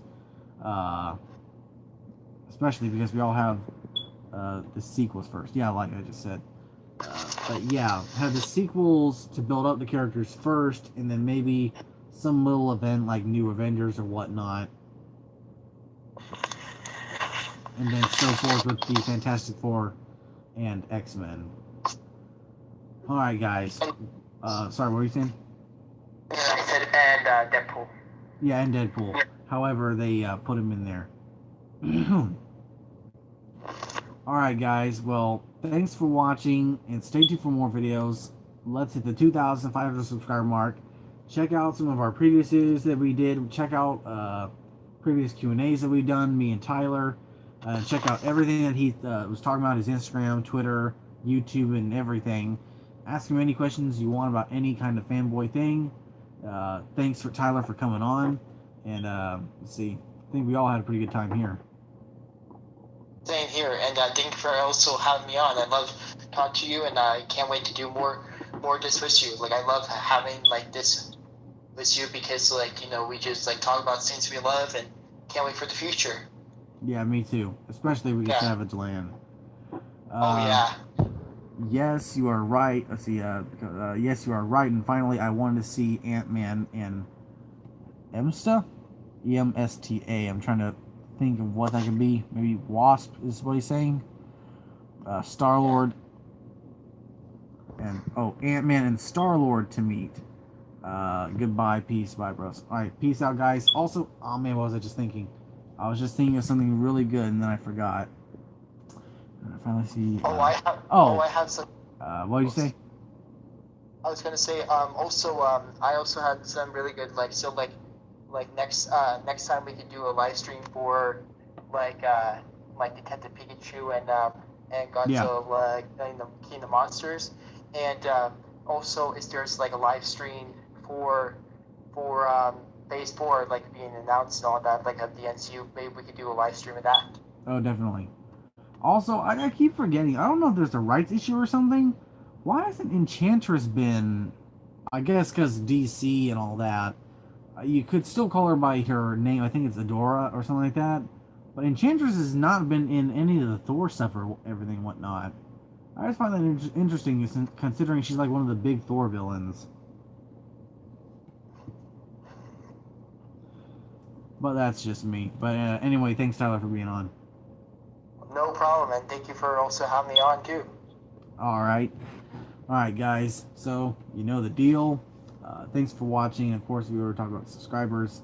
And let's hit the 2,500 subscriber mark. Also, check out my previous video that I did, an Endgame, Avengers Endgame in theater reaction. It was pretty good. Or at least I left way too much in there, I think. But I cut at least an hour of the movie out. Of a 3-hour movie, so I mean it's still good enough. And there's some decent times in there where we had pretty good reaction at the theater. So anyway, gotta log out with a laugh.